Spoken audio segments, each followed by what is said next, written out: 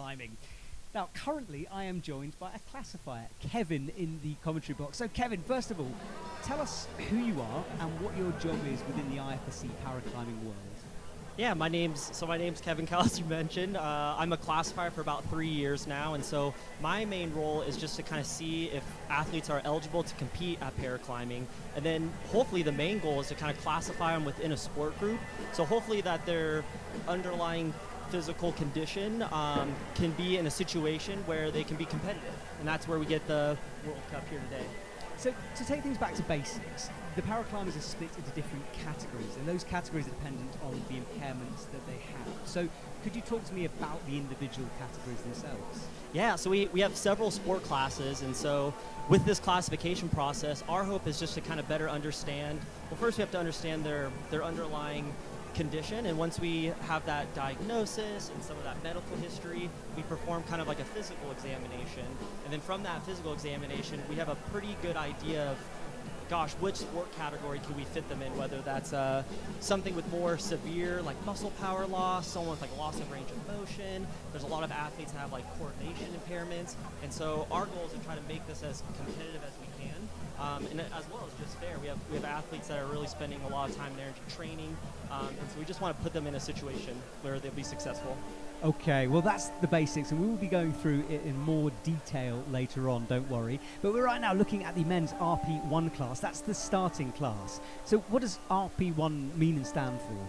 Yeah, so for this sport class, we're looking at more so of individuals with muscle power loss or maybe a range of motion loss. And out of the 3 RPE classes, or RPE, excuse me, RP1 tends to be the more severe cases where that physical ability is really limited for their sport climbing. And of course within those, so we have RP1, RP2 and RP3. Correct, yes. Okay.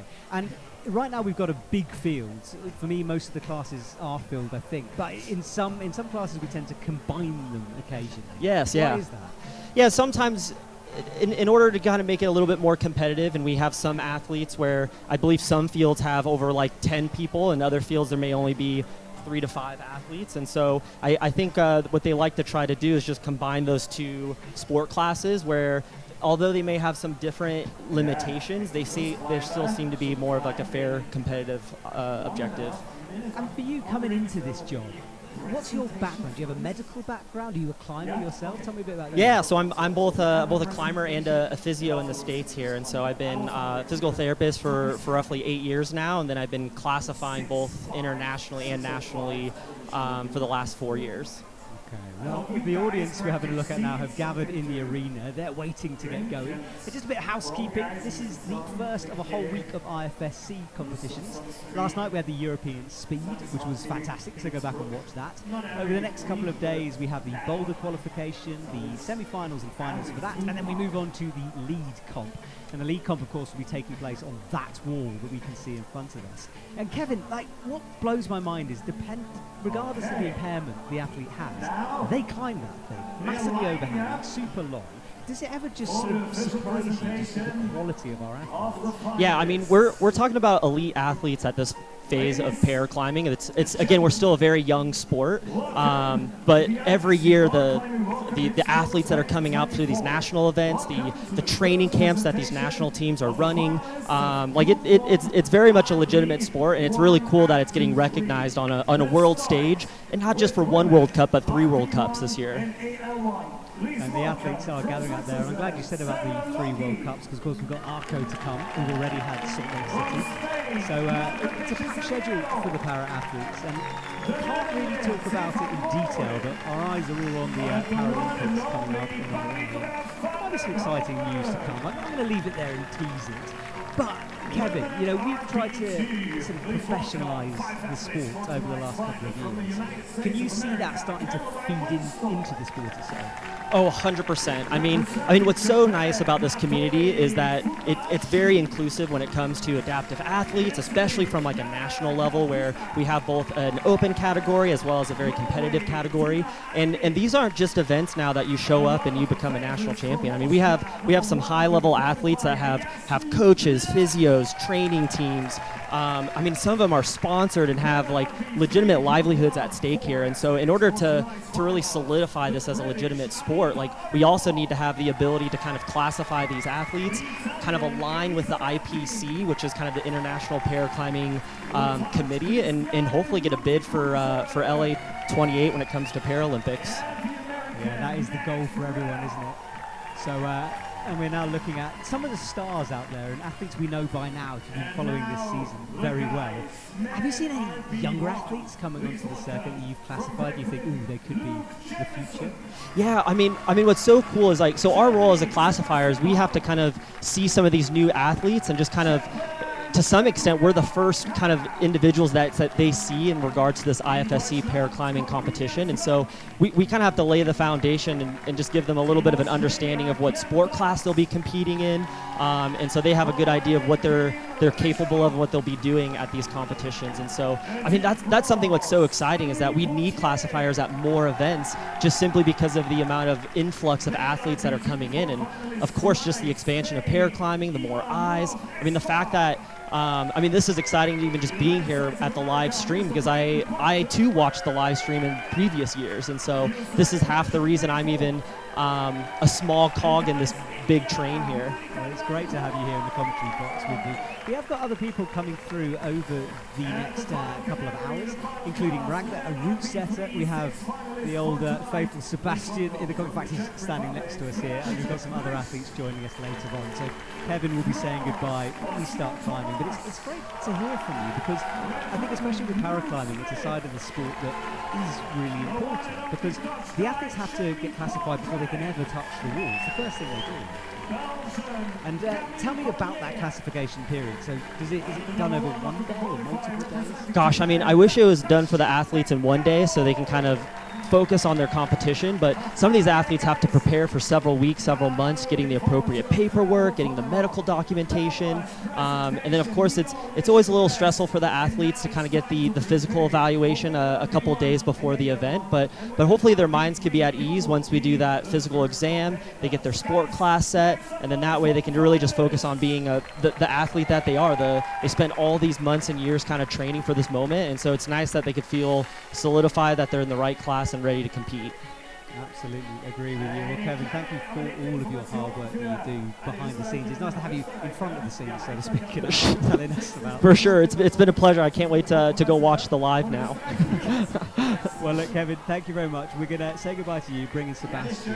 You can go out into the sunshine and look, condition report for us. It's baking hot out there, isn't it? Oh, for sure. I mean, my hands are sweating right now, which is not unusual for climbing, but I'm sure they're going to sweat even more once I get into that humidity. So, but we're excited to watch. This is probably a fan favorite, athlete favorite place to compete at. So, I think everybody's really psyched. Yes, agree. Well, we can look at the crowd. They're absolutely packed here in the stadium. Great to see everyone sitting. It's kind of like a little bit of a mini festival atmosphere. Everyone sitting on the ground enjoying it. Oh, I mean, it for sure is. I mean, this whole week is going to just be fun-filled. We had speed climbing last night. We have paraclimbing tonight, and then I believe we have some like bouldering semifinals tomorrow. So I mean, this whole city just kind of gathers around this like climbing community here, and probably one of my favorite places to watch people compete.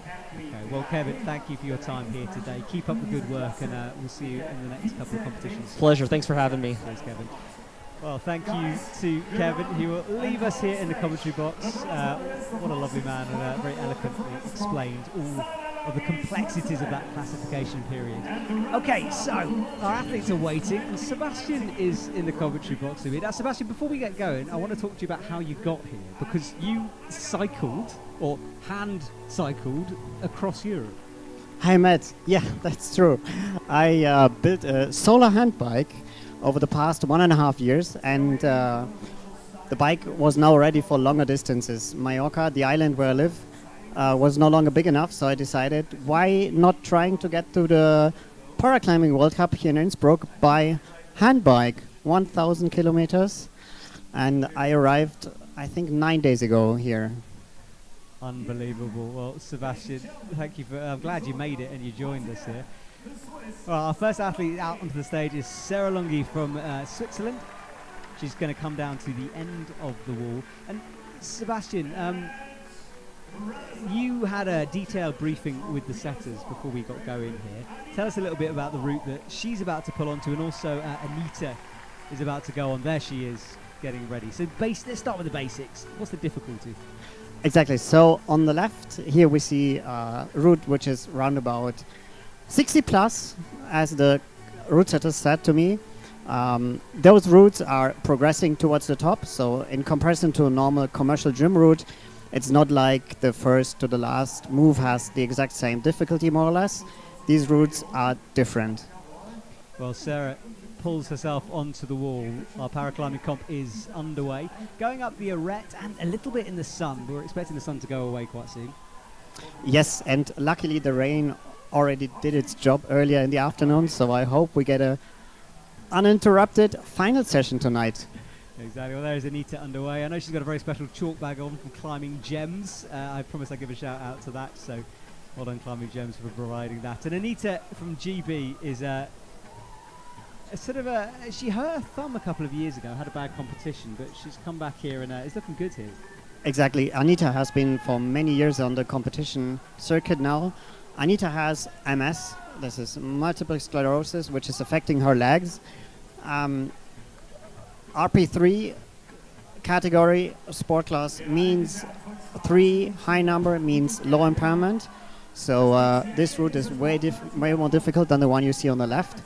The right route here, which Anita is climbing at the moment, is around about 70 plus.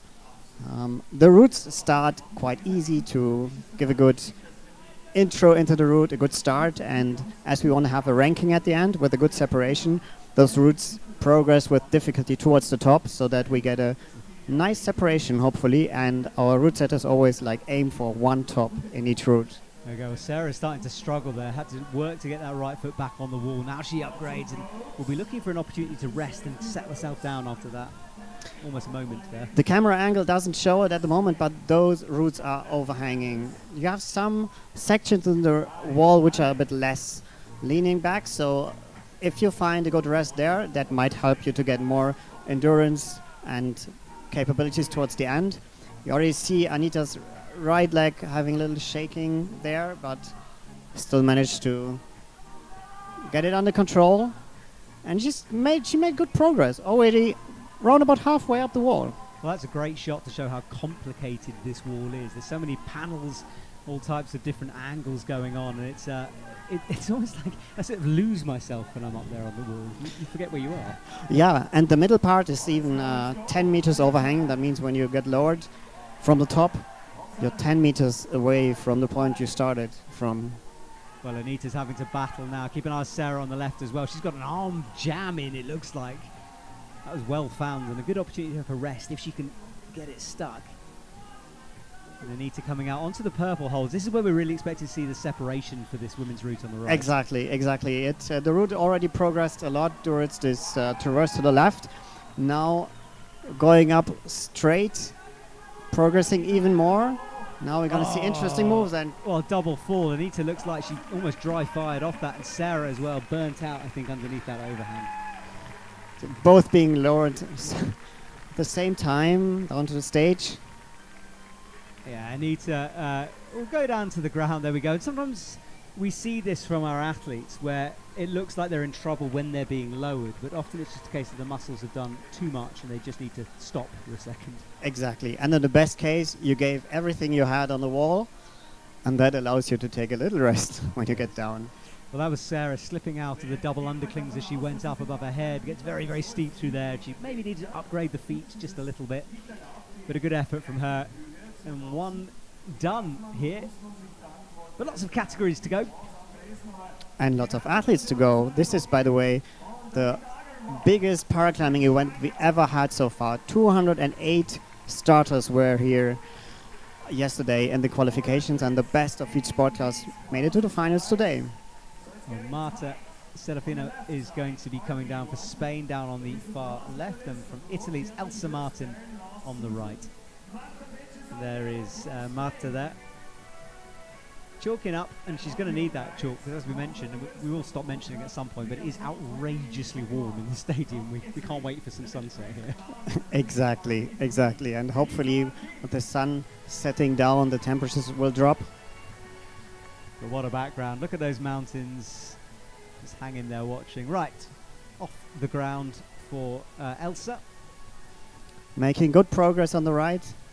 It's Yeah. always an interesting decision athletes make about their pacing. Do you want to get off the ground fast, make some distance, and to be able to like manage your endurance in a safe way? Maybe being a bit too risky, or the other way, like stay slow and controlled, but maybe wasting too much energy by just spending too much time in overhanging parts of the wall. Yeah, it's always that gamble, whether you're a paraclimber or an able-bodied athlete. It's you against the wall and the clock, of course. Exactly. And talking about the clock, our athletes have a 6 minutes time limit here. But if we look back into recent competitions, I think we almost never saw someone coming close to that 6 minutes mark. No, well, Marta is making quick work on the left as well. And Elsa pauses for the first time to chalk up. She sped through that bottom section. Now she twists out, big move towards the sloper. Not going to feel great in this heat as she changes her feet, and a big drop knee on the left. Every bit you can take off your legs, you can take off your arm with your legs will help you here, higher up. Yeah, that drop knee is a get out of jail card free maneuver. So Marta now passing the lower quick draw, the lower anchor from the double top rope system we have here. Yeah, designed to keep the athletes safe. They don't lead climb these routes yet. One day maybe. Exactly. Paraclimbing is on top rope, but the only exception or the difference to normal top rope here is that our athletes are attached by 2 ropes. So that's why we see one rope going up and one going down. The idea of that is that the lower anchor will protect the athletes from falls down below, from big swings that might then hit the stage. Well, Elsa goes up for a big move with that right hand, made it stick, now moves on to the white, the triangular volumes, but keep an eye on the left of your screen. That is Marta, who is wrestling with that right hand and not completely comfortable with this next move. No, that's a section where you need to commit and really make progress. The wall is quite overhanging there, and there's no time to spend too much. There's no time to spend too much time there. Maybe she can get some kind of a knee bar in there. I was about to say, she might get a bit stuck under there. You can see what she's trying to do, but that right Yes. knee is scraping against the volume. Exactly. You have to get it out at one point. Now going back down to find a more safe position. And on the right, Elsa with a heel hook, pressing that toe into the wall, almost a cam. Now she changes it back to a toe and matches that slope. And we have a fall for Marta on the left and a fall from Elsa as well. Both athletes falling a bit lower than we saw the previous two. Exactly, but those were the 2 sections where Rutzer just told us that's the part where we need to commit and to make progress. Well, there we go, athletes running on. Look at that stadium, that's the fullest I've seen it for a paracon.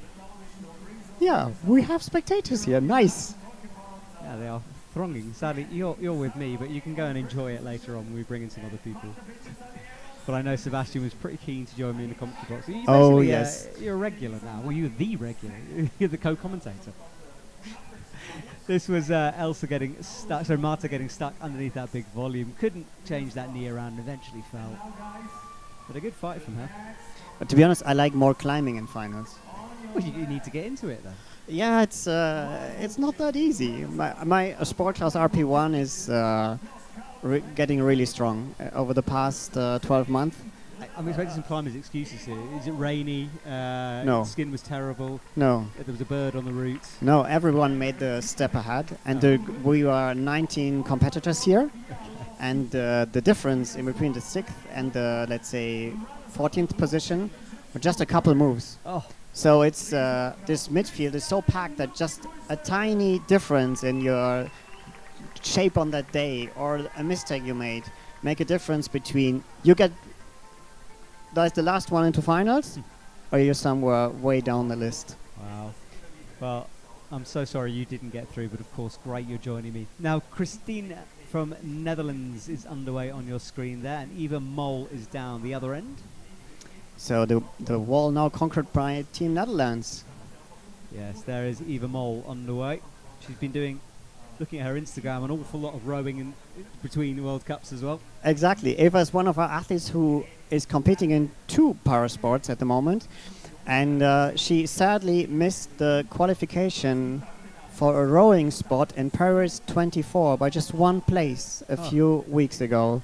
So sad for her. She almost got it. She was the quickest one rowing in the qualifications, and then 2nd place in the race, and just the first one got the ticket to Paris. No. So sad for Eva, but yeah, she's here on the wall and climbing with us as well. Let's see if she can get a gold medal as a consolation prize, because she's doing well at the moment, climbing quickly. So Eva has a progressing muscle disease. In the past, she was in the Dutch youth team of competition climbing, and this progressing muscle disease affects her whole body.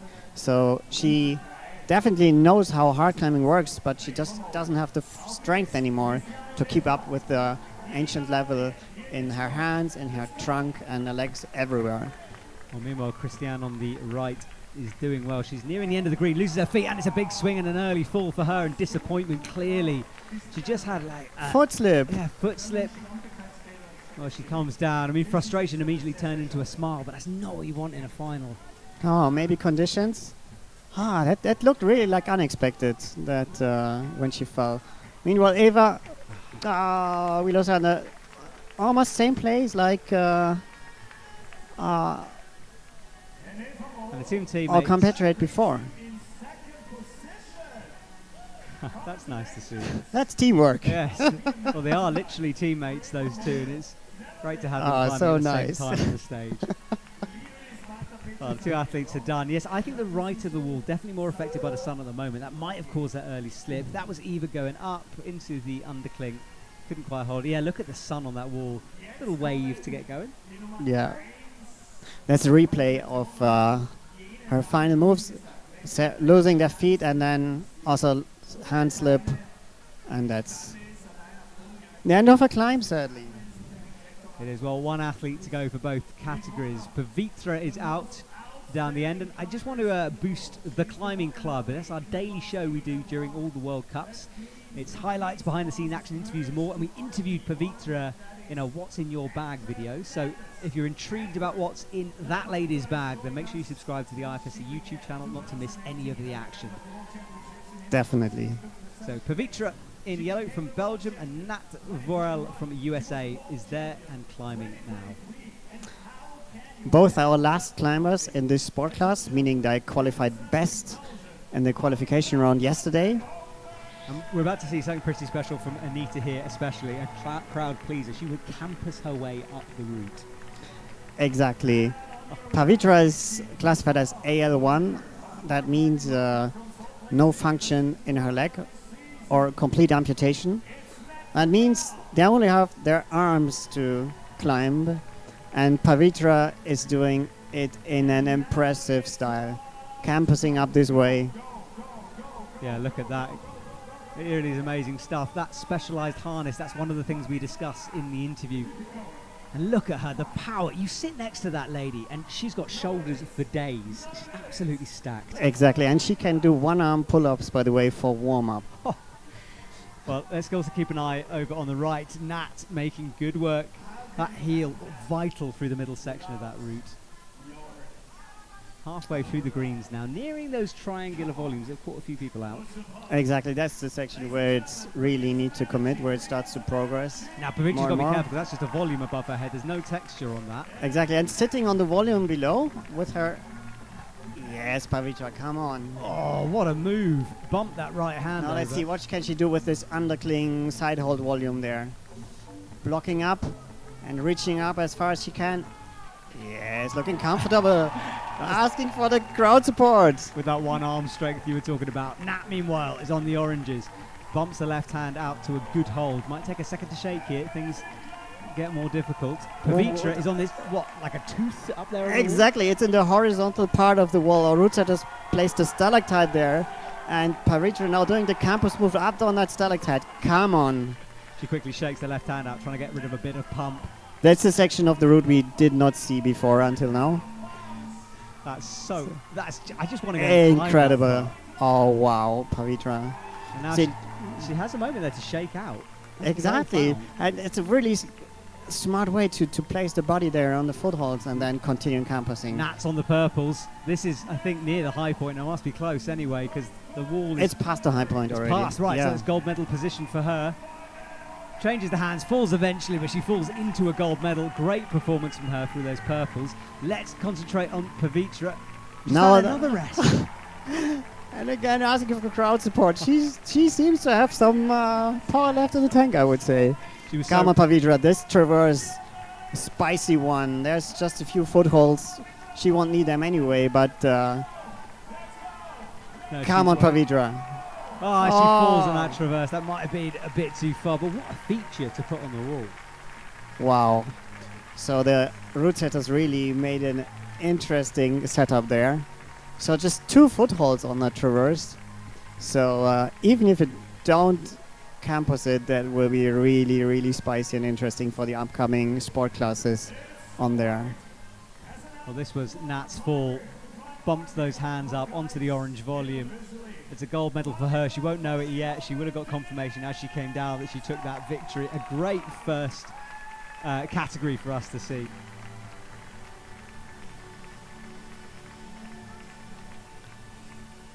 So now our first 2 sport classes are done. Yes, we've got Luke Jameson from the UK down at the end, and Ivan Escolar from Spain comes on. Ivan, part of a big Spanish team that have travelled here.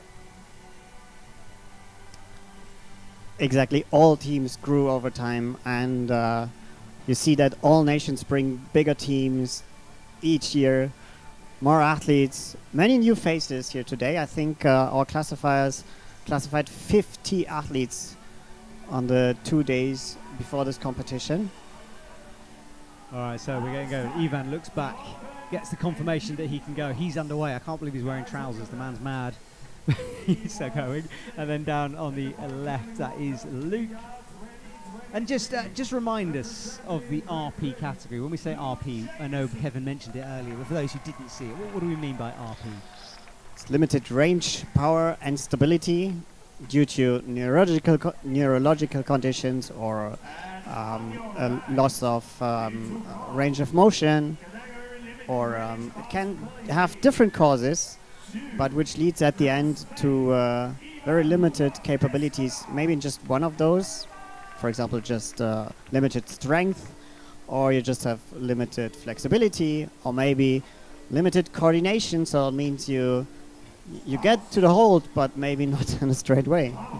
Oh, Ivan and Luke cutting loose, trying to get their feet back on. Luke resting now on the left of your screen, in the shadow, away from that sun. We've seen both of these routes before. And then Ivan has the heel in briefly, but doesn't rest as long as we saw the women rest on that section. So maybe not feeling the pump quite yet, or not seeing the rest. Yeah, but I think those holds are really hot, completely in the sun on the right on the RP2 route. Well, Luke is in a bit of trouble here. Snatches up with the left hand. Feet for the first time looking a little bit unsure as he starts to come up towards the big green volume, pushing his body back away from the wall. No hesitation through there, but we know it's easy to get your legs stuck underneath that feature. Exactly, but it looks like he's moving straight on. There you see already starting a leg shaking, and we lose him. Yeah, the high right foot was problematic. Couldn't get it over. He comes down. Ivan, meanwhile, continues up towards the purples. It's very significant for those neurological conditions that as soon as the pump kicks in, coordination gets less and less precise. There you see the steepness of the wall, the overhang. Ivan is climbing through. Now towards the last moves, towards the top and the head wall. This section he really needs to commit long moves, really powerful moves. Yeah, he's near the top now. A couple of sections to go. He'll hit the shade very, very briefly, which I'm sure he'll enjoy. But for the first time, really looking like he might have some problems now. Yeah, but also the first time we see that section here now.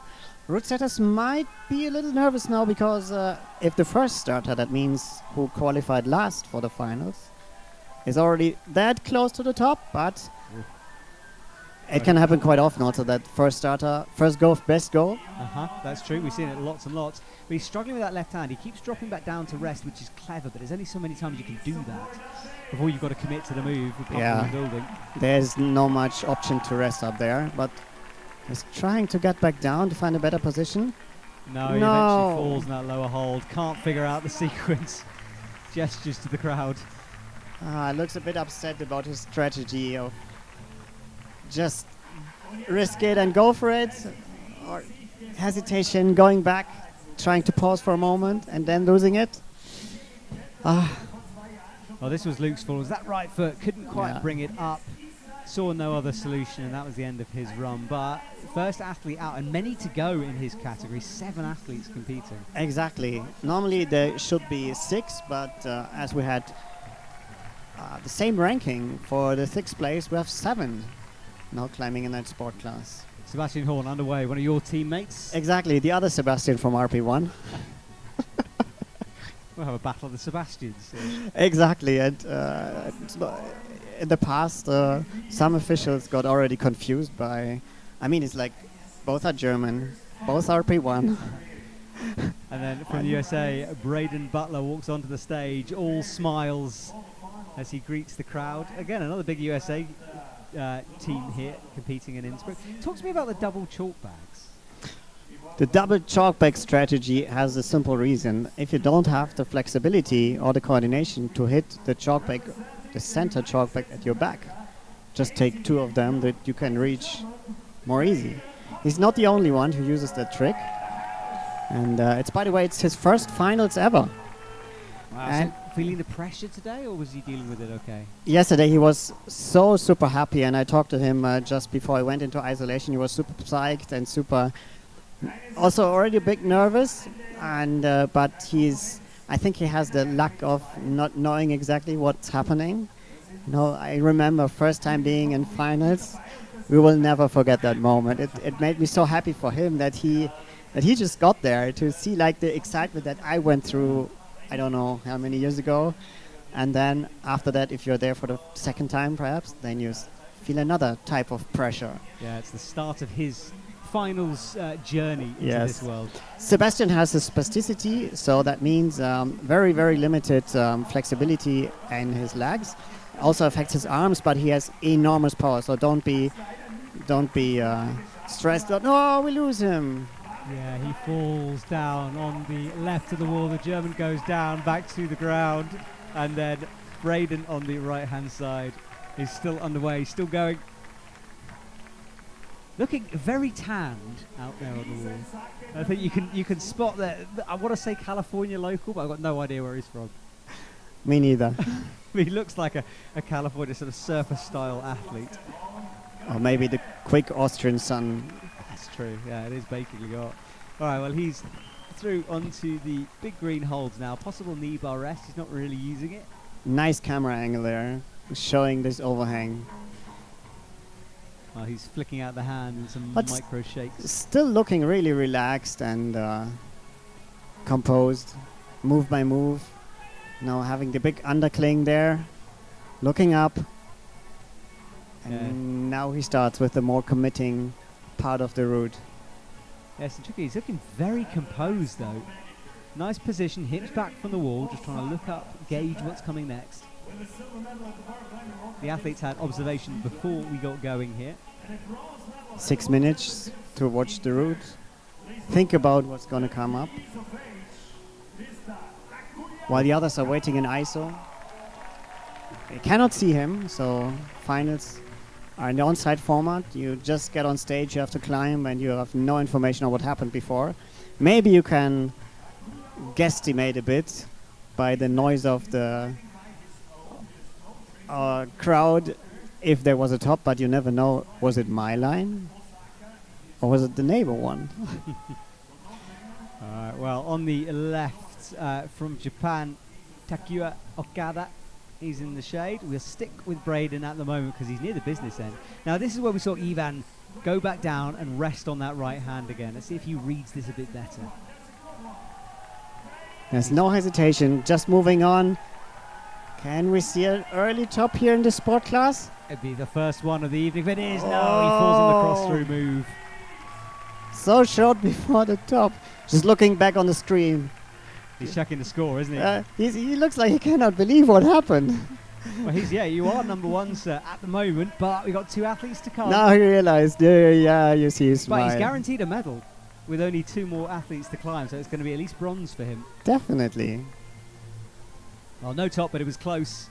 So let's have a look over on the left now. Takua has climbed fairly slowly down low, but we remember this with him. He climbs slow, but he never seems to fall off. Exactly, and even if he starts shaking in the lower parts, don't be worried. Benjamin Mayforth is out and about. Such a character on the circuit. Definitely. He's really enjoying his moment, and he should. Cameras are on him. One clap, get some chalk off your hands, and he pulls onto the wall. Meanwhile, Takua is deep into his run, about to enter the green section where that big overhang is above his head. Benjamin climbing quickly, swinging those feet through. So Benjamin has spina bifida, disease which affects his legs and flexibility, strength. But it's impressive to see what he's capable of doing with that. So see that?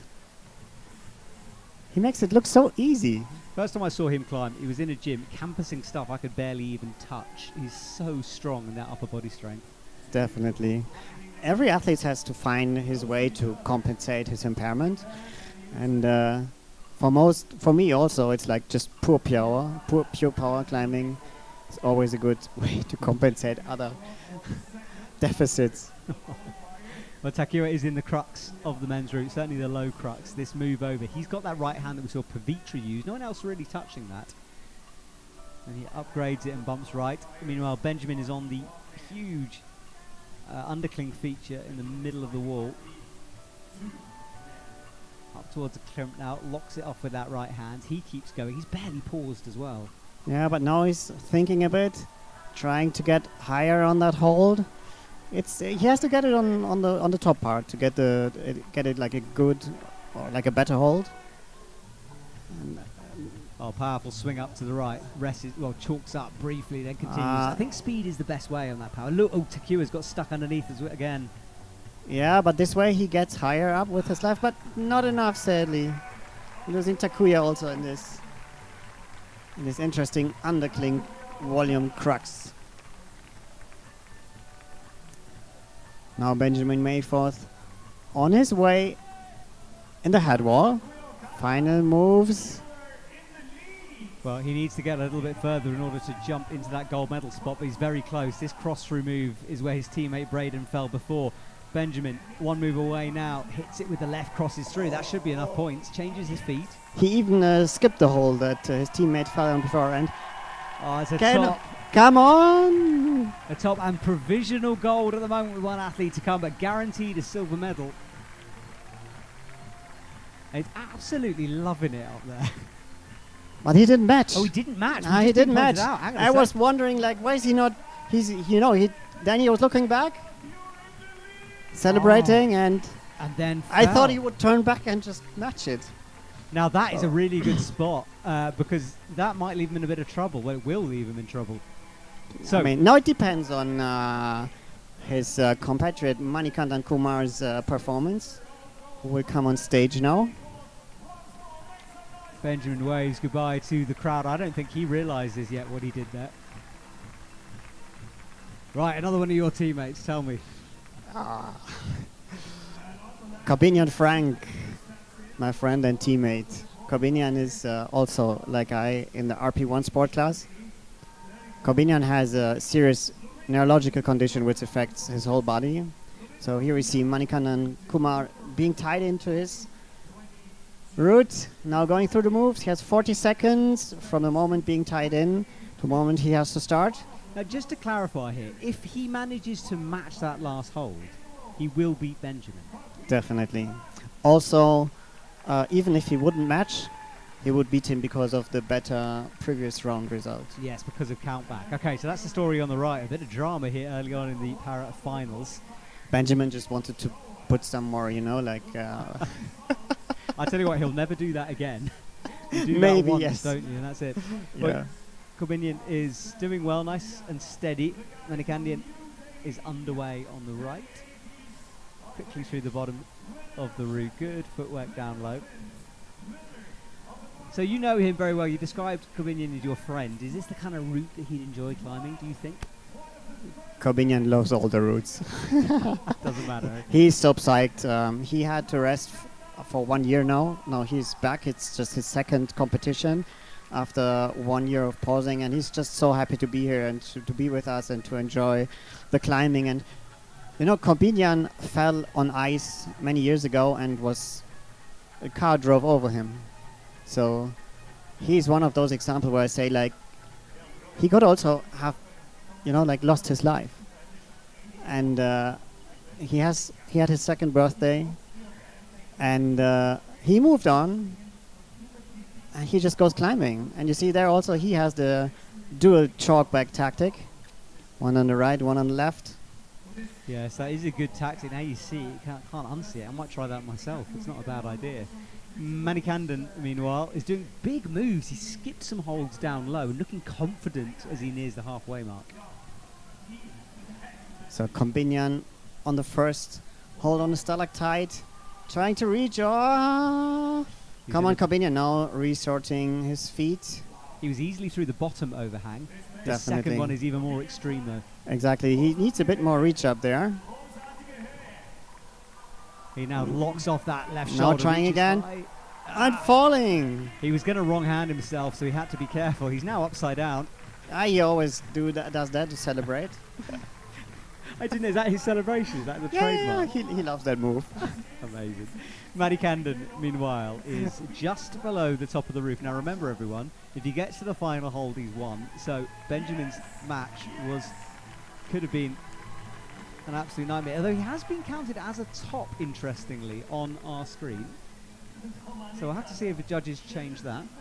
But he's got to get there first. And nearly slipped there as the right hand came up. Just missed it. Misjudged the range a little bit.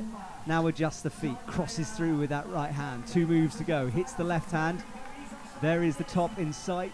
He'll just rest before it. It is a big move to finish off. That's the top, and that is going to be enough for the gold medal for him. Exactly. Celebrating, and there's the match. I think we're okay. Thank goodness for that. Well, that is the gold medal for him. He takes victory. What a performance. I don't know. Yeah, pointing at someone in the crowd. The coaches are down at the front, teammates down there, so probably indicating them. But let's see this last move again. He cleverly rested, popped out, kept that left foot on, dead pointed it almost, then forget the feet while you're strong enough to hang on with one No, that's arm. no feet on the left. That's a bolt cover. Oh, yes, it's not. It's You're not. right. That's the dual tax holds they Had to put to take the feet cover off then. normal bolts. So normally this is a climbing wall we can lead climb on. So normally there's a quick draw hanging there. And in order to avoid athletes stepping by accident on that and then being disqualified, our route setters invented this thing called bolt cover holds, which then protects the bolt. Right, well, So Glenn from Team Australia, it's his second World Cup. He had his first appearance in Salt Lake earlier this year, and there he was on the podium, winning bronze in his first ever World Cup. And there's Reese from the Czech Republic. Czech Republic having a pretty good able-bodied team as well. A certain Adam Ondra. It's also first appearance of Team Czech in paraclimbing. Yeah, it's great. I talked to him in Salt Lake, and he was just so happy to be here. Now, we're Exactly. looking at Glenn Todd. He's only been climbing for 2 years. And we talked to him earlier on, and he said about how he's enjoying his progression in climbing. He's getting better and better and improving his skills. So just loving being out here on the circuit. And I also love to see Czech not just being present in able-bodied climbing, but now also in paraclimbing. Yeah. Well, Team Australia getting a lot of support back at home as well as in the stadium. I know the people will be watching. Glenn was really surprised about his bronze medal in Salt Lake. So I asked him there, like, do you want to come to Innsbruck? And he said, like, he doesn't know yet how to organize it. But now he's here. He is here. It's good to have him taking part.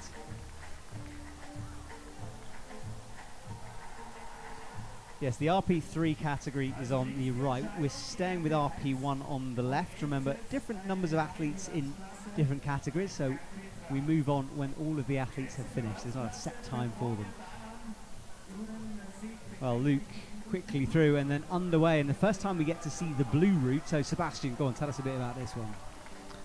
The blue route is meant to be something. Starts blue, I should say. Sorry. Yes, has all sorts of colors in there. Yeah. The route we see on the right is meant to be around about 8A. So all routes start for sure easier. Meanwhile, we lose Glenn on the left. Yeah, Glenn is down and out. That was a good fight from him, though. Not going to be the high point, but a good battle as he comes down to the ground. I like the inclusion of the plants this year. That's new, isn't it? Just noticed that.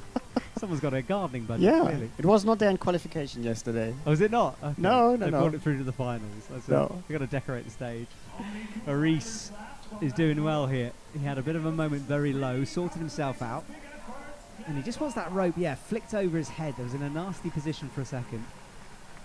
It is one of the challenging things about paraclimbing because of the double ropes. It's hard. And it traverses a long way to the left, the route. Exactly, that's the part where the route starts to engage and to ask more and more from the athletes. It will be then followed by these big yellow volumes. And after that, we see the traverse in the other direction. Yeah, feet first through here. Got to be careful. A big drop knee as well, but changing the angle with the hands is going to be hard. Stretching, he hasn't got the range yet. Needs to turn around now. That's an interesting position for the knee. Not going to. Oh, it is going to work. Surely not. Whoa. Look at that knee right there. It's almost.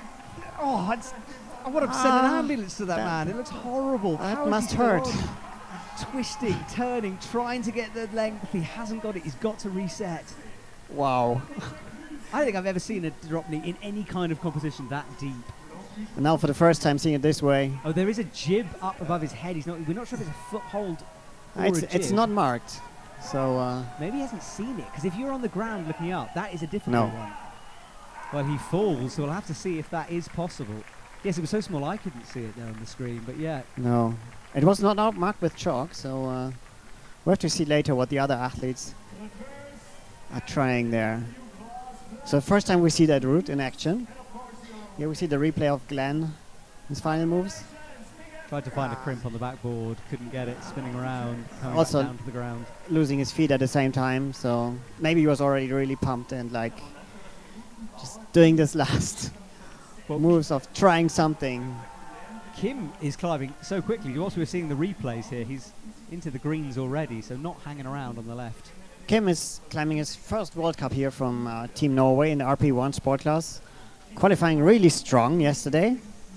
It's interesting that paraclimbing it's out there for a few years now, since 2011, where the first Paraclimbing World Championship was held in Arco, and we still see people appearing on stage for the first time, being in finals, and also being in medal positions. That's so amazing, because it shows that there's still so much more to come, and so much more para-athletes which just need to find their way here. They're already there. We just don't need to build them, we need to find them. Yeah, the sport is growing, and it's good to see fresh blood coming in. Right, so Thomas Bastien from France is climbing on the right of your screen. We've already seen some of this 8A route, remember? Exactly. Bastien had a traumatic incident due to a car accident, so serious head injury. That's the reason why he's wearing a helmet. You see some athletes doing that. I also usually wear a helmet. And but nevertheless, Bastien is climbing on an incredible level. And let's see what he does now here, where his competitor fell earlier before. Yeah, the jib is above his head. He doesn't use it either. He just cuts all the way across. Locks that off. Feet horizontal on the wall. That looked much better. Exactly. And on the left, Kim as well is nearing the tooth-like feature. He's going to have to cut loose here. Hangs above the crowd for a second. Brings the feet back on. He's got to find those feet again. He can't stay there. That's exactly the hole that my teammate Corbinian was hoping for, but didn't get it. And he will get just a bit of a better ranking. Impressive performance. And I think I think he should be guaranteed already a medal position Yes, we've there. only got one athlete left, Yeah. Alois Potier, to come in from France. Well, this is staying with Thomas right now. Thomas comes down. So Thomas done, and a wild swing because of that traverse in the route. Oh, he's got to be careful here. Route setter's catching him. We're taking out athletes all over Don't the kick shot. the plants off stage. Yes, true.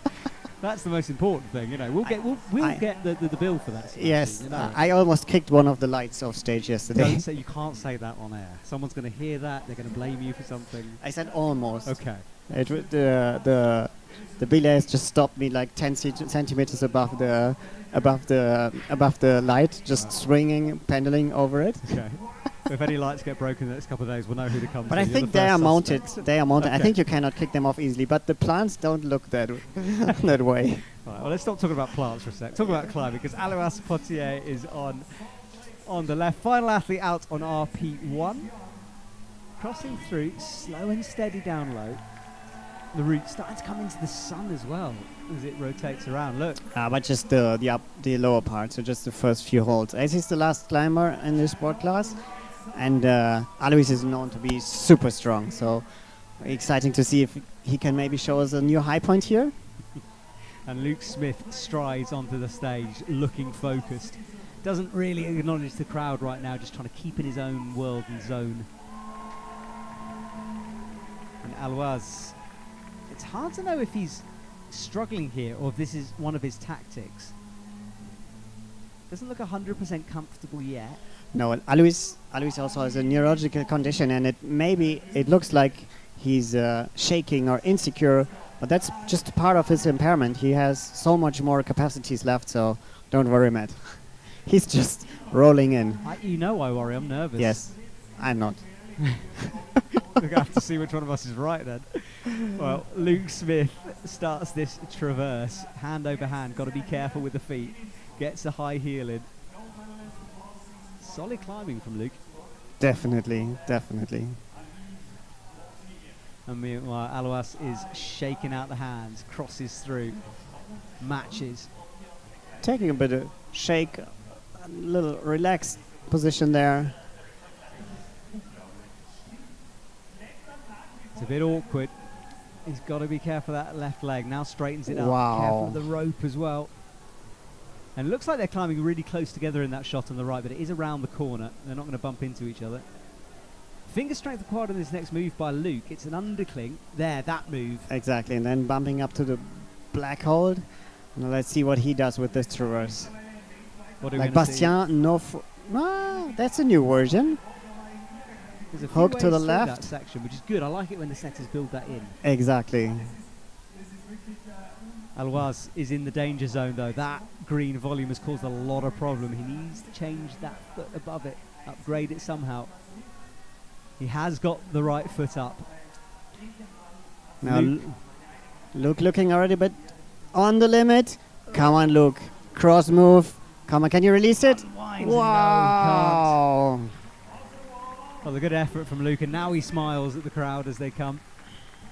He can be really happy with his performance. Alois on crutch number 2. Alois now on the stalactite, bottom hold. Trying to sort the feet. Pops the feet, loses it for a Loses sec. it and gets them back on. That's something, for example, try to find a route like this in a commercial gym.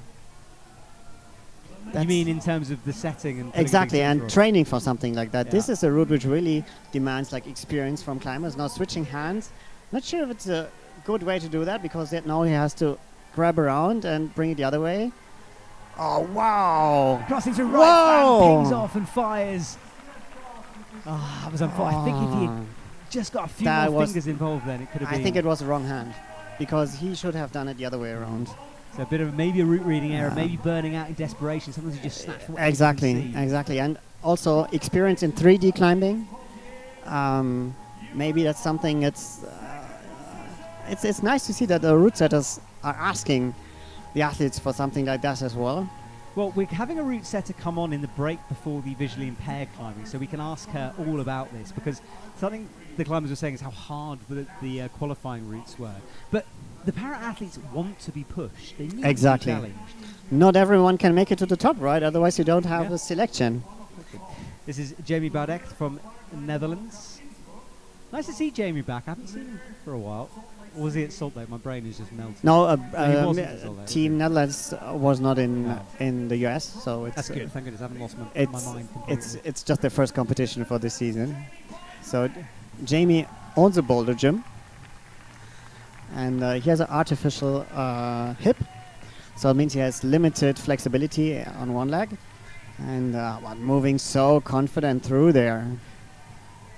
Yes, owning a gym has got to be helpful for your training. You know, you can put up the routes that you Definitely, need. yes. He can bet anything he wants, and he needs. Well, he's got good heels in that right heel. He's found a clever position in order to rest it. And he will take his time because there's some crimpy moves to come, and you can see them coming up as well. He was shaking and waving to the crowd, so that looks like a good resting position there. Jamie, come on. Show us the rest of the route. Yeah, stretches up to the yellow volumes, has a little glance to his right. He's rested here because of this next sequence. It's hard, bumps the feet over, power needed now as he hits that crimp and makes micro adjustments on it. His compatriots fell on that section before by releasing that cross move. Jamie doing it easily. I'm worried about that rope on the left. It's currently caught around that volume. There we go, now flicks over, we're all good. Right, final sequence, and we haven't seen this section of the route yet. No, we haven't seen it yet. Bastien was, I think, a few moves down below, but it will be very slopey there. Jumps and very insecure moves up there, described by the route setters. Only 2 climbers to come after Jamie, so we're really in the medal position. So Jamie has climbed himself to get some kind of a medal. He'd love to get gold. Wow. That's so stretched out there. Needs to get that heel engaged quickly. Just catches the left hand. And look at that ripple. That's is that light up there or is that the colour? No, it's the texture and colour. It's the of hold. texture. Awesome. Well, that right I'm leg. not sure, to be honest, if it's that hold, which is partly a He texture and falls on the friction up type match of, though. Tried to get 2 hands in. Couldn't hold it. but definitely a solid new high point on that route. Smiling and waving to the crowd.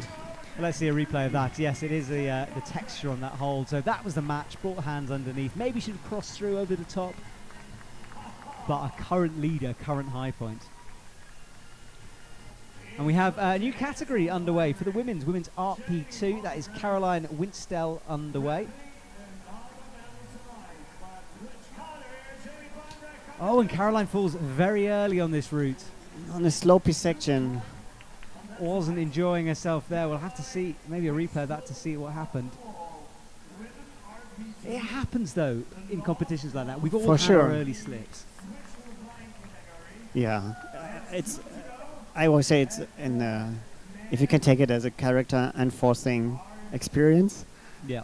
No, I think you're actually totally right. I think you have to have these moments. And that was Yes. the right hand that fired Yeah. off.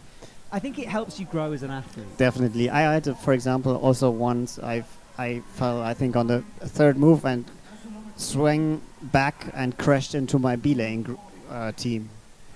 Yeah. It's a moment you don't forget. No, exactly. You But make those after mistakes that, and you learn. can just tick that box and said, okay, I've seen that. Well, Camille Collier is underway for Belgium in the bright yellow team colours of Belgium. You can spot them from miles away. Definitely. Bumblebees in the crowd. And next, I'm sure they'll be annoyed when we call them bumblebees, but I'm sticking with it.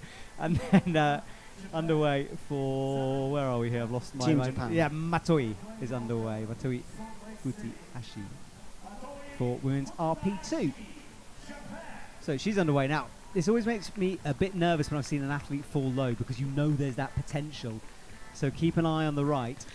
Yeah, that slopers look like, I hope they have cooled down a bit from being in the sun. Normally your route setters try to make the beginning of the route a bit easier so that you can find your rhythm, find your way Well, she's in the route. trouble there as well. But This is an early crux for the women. Yeah, it looks like it's not too easy, that section, trying to get the feet up. Well, she wants a knee in there, which would be good, but she maybe wants to walk left onto the I would volume. try the No, left. she falls.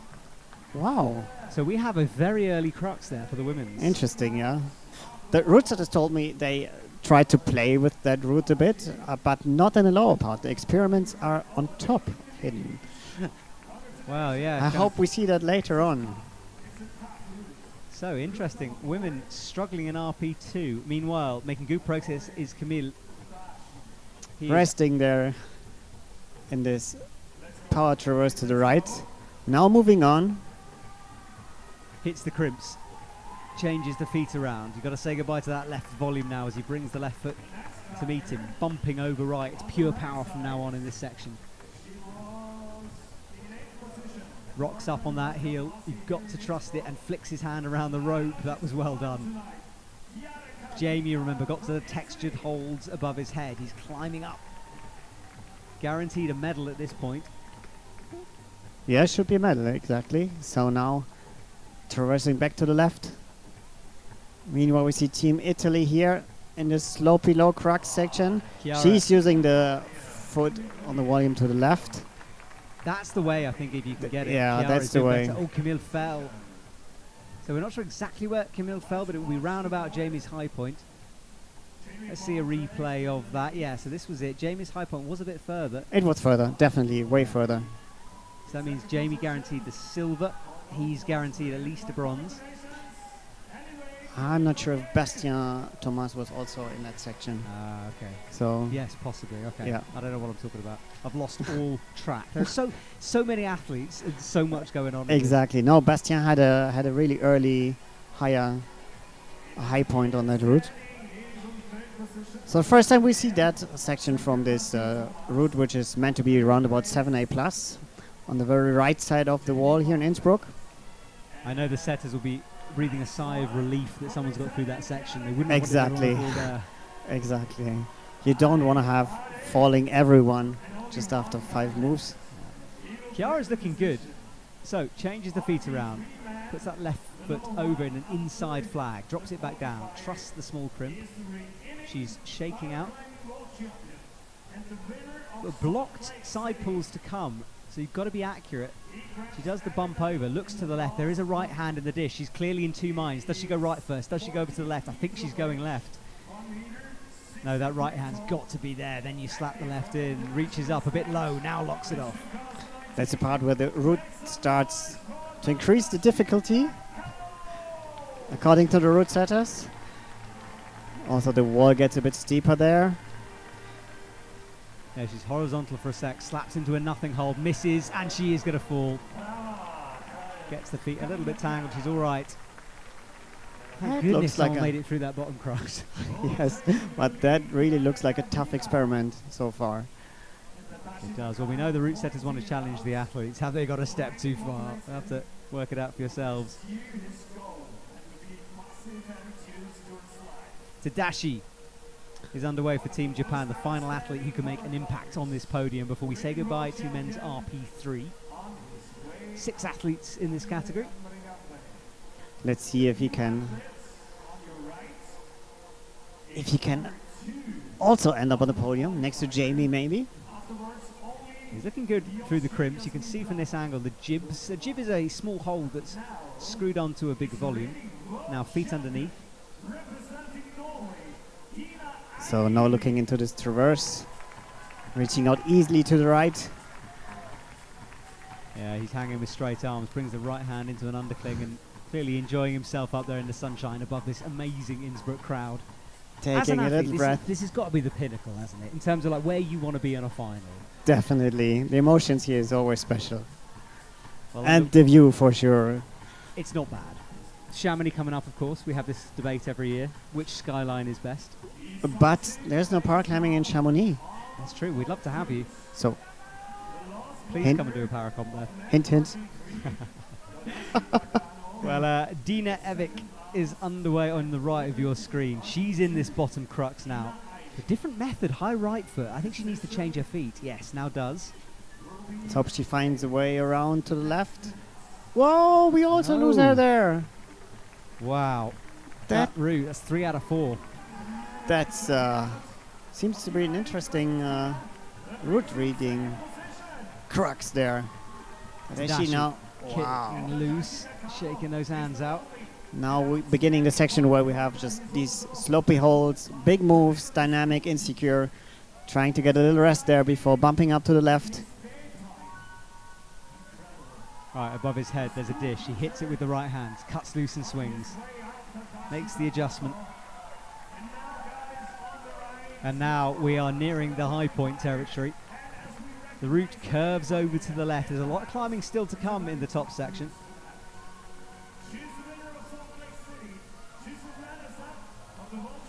And he's nearing, I think he's almost in the top position. Come on, the final moves to the anchor. We will see a Jasmin Plank from Team Austria starting in this route for the women's RP2 category. Yeah, she's got to be the favourite on paper here. Qualified in first position for this final, has multiple medals. Oh, we see Tadashi resting up there. He is, he's found some position, almost squatting down on that right heel. Wow. Wow, that's interesting. Can he get enough rest from that? The slopey holds trying to grab around somehow. Just bumping up to the next slopey hold. Tadashi Come on pure slopers now, just friction. matching it. And now can he do the final moves? To the anchor. Come on! Big move and a jump on a dino, but no, he Whoa. comes down. But that is a high point. And Jasmine falls on that low crux. Wow, well, I said she was the favourite. Clearly, I cursed her with that one. That route is brutal. Wow, it will be interesting to see the other sport classes on that. Wow, well, I just think you like have that. to ask our route setters on that. Well, luckily we have one coming in a couple of minutes. She's not here yet, but I know she'll be on her way. Because we are Yes. saying goodbye to that RP category. And Sebastian, a few surprises along the way, and this is one of them. Definitely, but that's climbing, you know. It's not like every competition the same thing we fight, so to say. Every competition is different. I think that's what makes lead climbing here in part climbing so unique and also interesting. Well, Tadashi celebrates. He came down eventually. That's what's on the line, those 3 medals. And let's have a look at our leaderboard. Sarah Longi taking the victory for women's RP1. Marta Pesch, Eva Mol and Pavitra van der Hoven after that. Sorry, that was, wrong order there for that one. So we'll sort those results out, but you can look at all these results on the IFSC website, and there's a free website as... So yeah, ignore that order for time being, but that's the medals that are on offer. And Kim did take that victory there, so yeah, graphics sorted. So yes, number 1 spot for Kim, Alois Potier and Corbien Frank in 3rd. That's our top 3 out of the 7. So a fall for Sebastian. So in the battle of Sebastians, I guess that Sebastian is ahead of you, Sebastian. Exactly. I finished in 10th position here in the World Cup. So he gets the Sebastian bragging rights in the hotel. This way. time, yes. And Manikan then taking victory there with the top. Benjamin also getting the top, according to the judges. That debate can go on, but whatever, he's got a silver medal because of countback. And then men's RP3, Tadashi on the top spot, 50 plus, a high climb for him, way above Jamie Bardek, who did well on 44 plus, and Camille after that, taking up that bronze medal position. And RP2 women's final, having Tara Javina in the gold medal position, 2nd place Jasmin Plank, and Dina Evik from Team Norway with the bronze medal. Okay, well, we'll have a small moment to pause here while we have a look at our crowd, who are certainly enjoying the proceedings. In a minute, we're going to be joined by a setter, unless she's got lost on the way, and Sebastian's going to take a well-deserved break for a couple of minutes. I know he'll be eagle-eyed watching us, making sure we don't mess up. But the visually impaired category is introduced to the crowd here. And a very different style of competition this. We'll watch the crowd or hear the crowd drop into silence. And a new rule this year, Sebastian. Tell us about the headset and the change, because you can't shout up at the wall anymore. Exactly. So our visually impaired climbers have a sight guide who has a radio communication to the athletes to announce the holds and the sequence. So and as we want to have multiple climbers on stage at the same time and not being distracted by other climbers, we made this season radio communication mandatory. Before, it was up to the team to decide if they want to use radio communication. Bring our setter in right now. The athletes are continuing to come onto the stage. Filing through as they're introduced to the audience. Okay. So I'm going to hand over the mic to Maragda, who is one of our IFSC route setters. I shoved the camera in her face earlier on, so she's also going to be on camera during today's climbing club if you're watching this wanting to find out more. So Maragda, first of all, welcome to the commentary box, and congratulations on the route. They're brilliant so far. Yeah, I'm feeling so weird. You and setting, because you set for able-bodied climbers, you set for paraclimbers. Right. What are some of the challenges with setting for impaired and paraclimbers? Well, my beginning of working in paraclimbing World Cups, I remember it was really difficult to try to push and to give like more movement and different routes for the paraclimbing, because for sure they have some disabilities that you cannot push far away. That's like the reality. But we try to give them like these kind of feelings, like new movements, and to improve, really trying to push as close as you said, no, for able-bodied competitions. And that's the tricky thing, to understand how far you can go, to understand, because all the athletes year after year they are developing new skills. They show us that they don't have any limitation, they can push themselves. So it's like we are learning every day, every competition, every year. So it's like, I don't know, a conversation, reality conversation. I like the way you describe that, conversation. That's such a good way of saying it, because it's a dialogue between you and the athletes. We are really excited and surprised that all the para-athletes, they are super nice with us, even if we made some mistakes. Like in all competitions, like you can see, sometimes you push so far, and all the para-athletes give to you like a good feedback, like maybe take care. And that red route we saw earlier, talking about pushing it too far, we saw lots of early falls on the right, presumably not necessarily intended to fall that low. No. Be clear, no.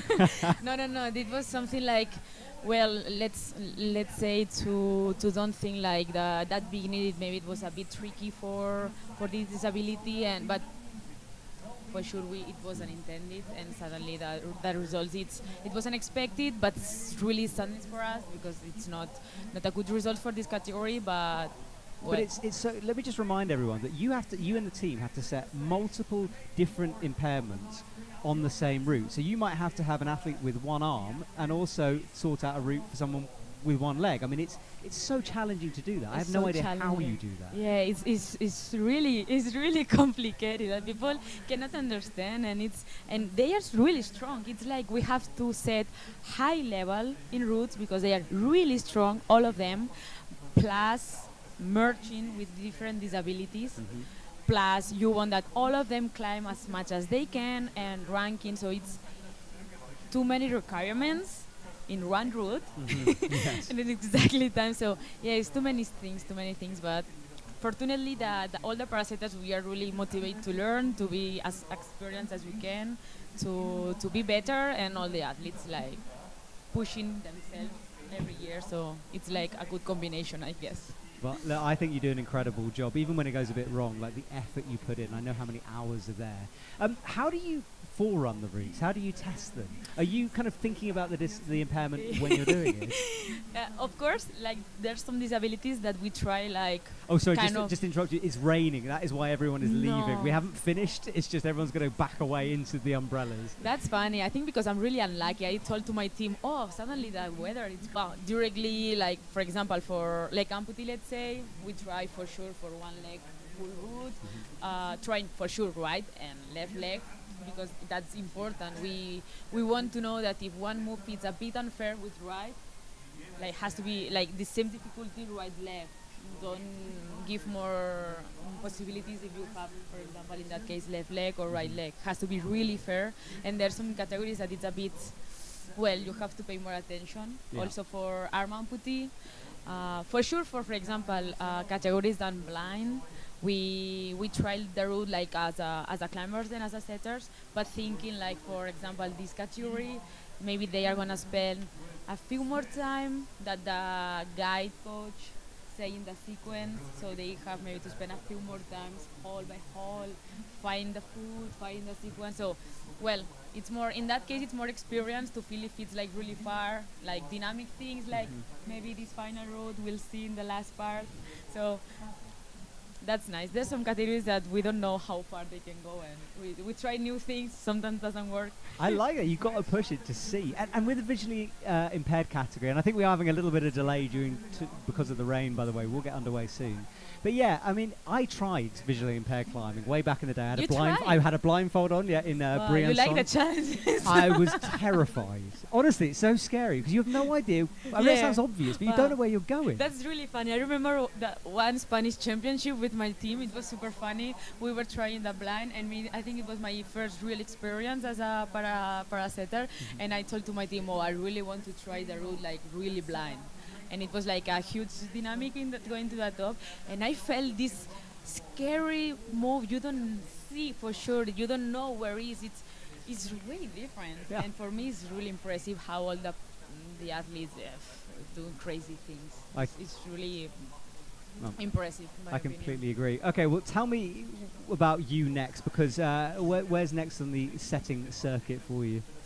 I will be in Lead Youth Cup next in Zelina next month.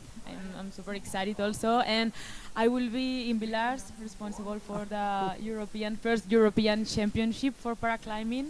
This is like a huge step, I think, and I'm very proud of that. So. Well, you should be, and again, thank you so much for everything you guys do, because you work so hard to try to get it right. All that team is super nice, so excited, and it's really easy work with people like really passionate and give the best. So thank you too. It's all right. Well, the athletes are waiting because of this rain delay. Yeah. I'm pretty sure the route is protected, so I think they might just be drying the floor and just making sure of it. Yeah, I think it's easy because there's some categories that, I mean, it's with that kind of rainy, the scenario is gonna be wet, so it's a bit more dangerous, I think, for some categories. So maybe it's better to wait a bit. Well, if there is a huge delay, we'll wait. But I think the first athletes are coming out. So, Great. Maragda, look, thank you for spending time with us Thank here you, Matt, today. as always. It was brilliant. And remember, Climbing Club to see Maragda. You can watch that this evening. It's coming out for your interview, and you're going to be a massive star. Cool. Thanks. Excited. All right, Maragda. See you soon. Thank See you. you. Ciao. Well, we're stacking people up here in the commentary box. We've got Jamie coming to join me from the Netherlands. So, Jamie Hound, you're not on mic yet. I'm going to put a mic in front of your face. Yeah, sure. Hi. You hold that, Jamie. Yeah, and then, thank you. So, tell me, while we get we're looking at Roland here. Roland Paliak's getting underway. And I would just say his site guide, which is Jessica Pasquier, right there. And then for men, we have Lila and... I've got many pieces of paper here. Lila's site guide I can't see, but I'll let you know when I get it. Lila is Delilah Bless. So, Jamie. Yeah, hi.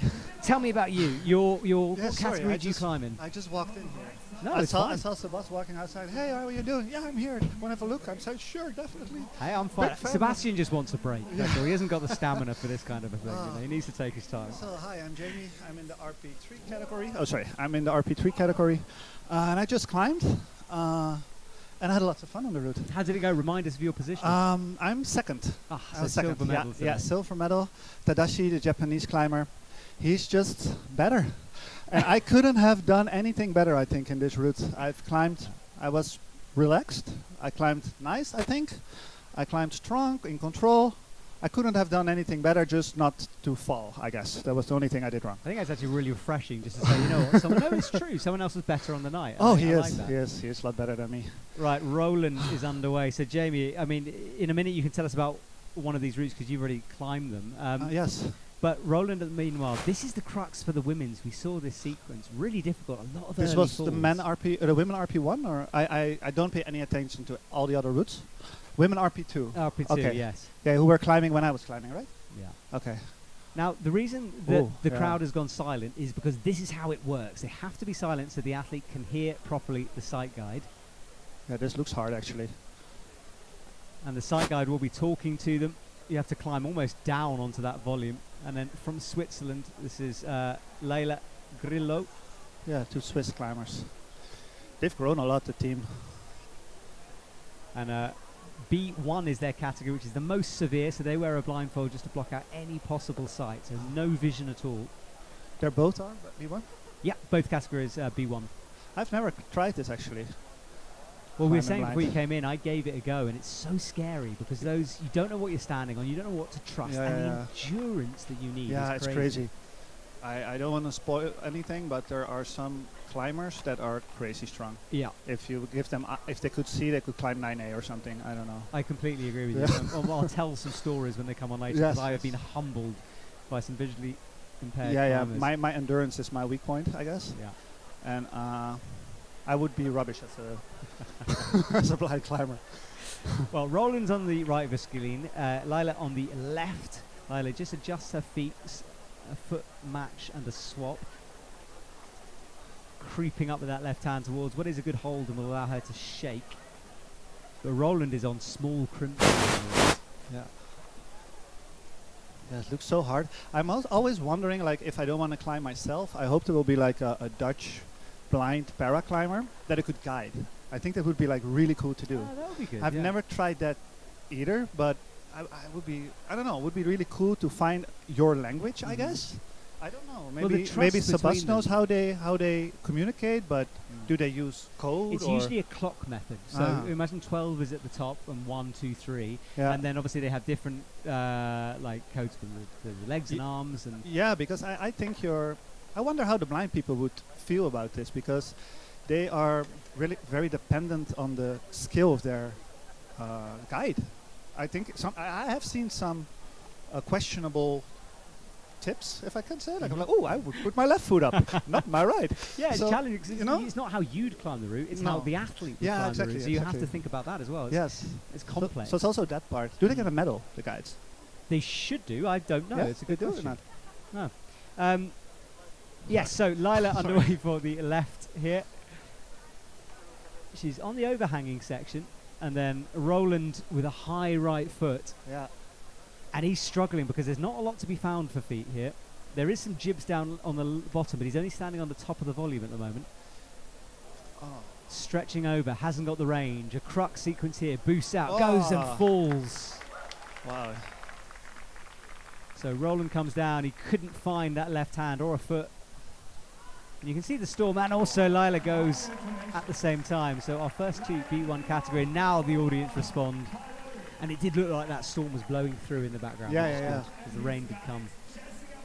Yeah, it was starting to rain, like really fast, but Yeah, it then came I out- found Sebas because he was Yes. taking care of his bag that was outside. Oh yes, his bag was outside. I told him to put it out there because it would be safe. Sorry, That's how I Sebastian. saw him. That is completely my fault. I told Sebastian to leave his bag outside of the truck because it would be safe Oh, and dry. Yeah, yeah. I failed. All right, well, sight guide and athlete leave the stage. Next up will be Emily Lacrout from the USA. And you can see there our setting volunteer team are just cleaning the stage, making Yeah. sure it's dry for the athletes. Because wet climbing shoes, especially when you can't see, Yeah, is not definitely. ideal. Oh, you can even see that they're wet, I guess. But they feel it probably. So in men's B1, Javier comes on to the He's so stage. strong. I see them warm up. What? Oh, look, Matt, they're cleaning his climbing shoes. That's also what the guide's doing. Ah, there we go. So they are drying off the shoes. Yeah, Javier's They're getting taken sight care of. guard is Victor Estella. And then there is Emily Lacrout for women's B1. Yeah, the Spanish team, these two, the guide and the climber I've seen before. The Americans are new to me. Yes, is there's it quite their a first few comp? new athletes here. I'll check that stat, not too sure. But Emelina's sight guard is Carissa Delia. So that's who is underway. And the sight guards are allowed to show them the first couple of holds so they know. Yeah, where they're bring going. them to them. Mhm. Yeah. Yeah, shoes being dried down on the chairs there. Actually, the rules changed this year. Before a guide, that's what I know. Like a guide could guide multiple climbers, which was a bit unfair. Yes, that's a good And point. they changed that rule, Mhm. and I think that's a fair one. Yes, that- exactly. Yeah. Because then the site guide knows the route Yes, better. exactly. And, Yeah. and it makes it harder for teams to find guides because it's doing these comps is costly. Like some teams get funded completely, some not at all. So if you're blind, you have to fund everything yourself, and you have to get an extra guide. Yeah, that makes an impact, but I think for the sport, it's more fair. Yeah, well, Francisco Yeah. is underway there. A very good point there, Jamie. Trying to find the feet. There is jibs on the dish. He's hit the bottom dish, and there finds the jib now. You could see that thought process. Yes, He touched yes, it with yes. the foot. Yeah, that's a good Creeping up hold. slowly. He's on the second jib as well, not quite as well, and then underway I is always Emily. wonder how do they really remember like sort of 3D where the foothold was? Because once I've hold a hold, I know how it will feel when I'm standing on it, but I can always see the hold and check.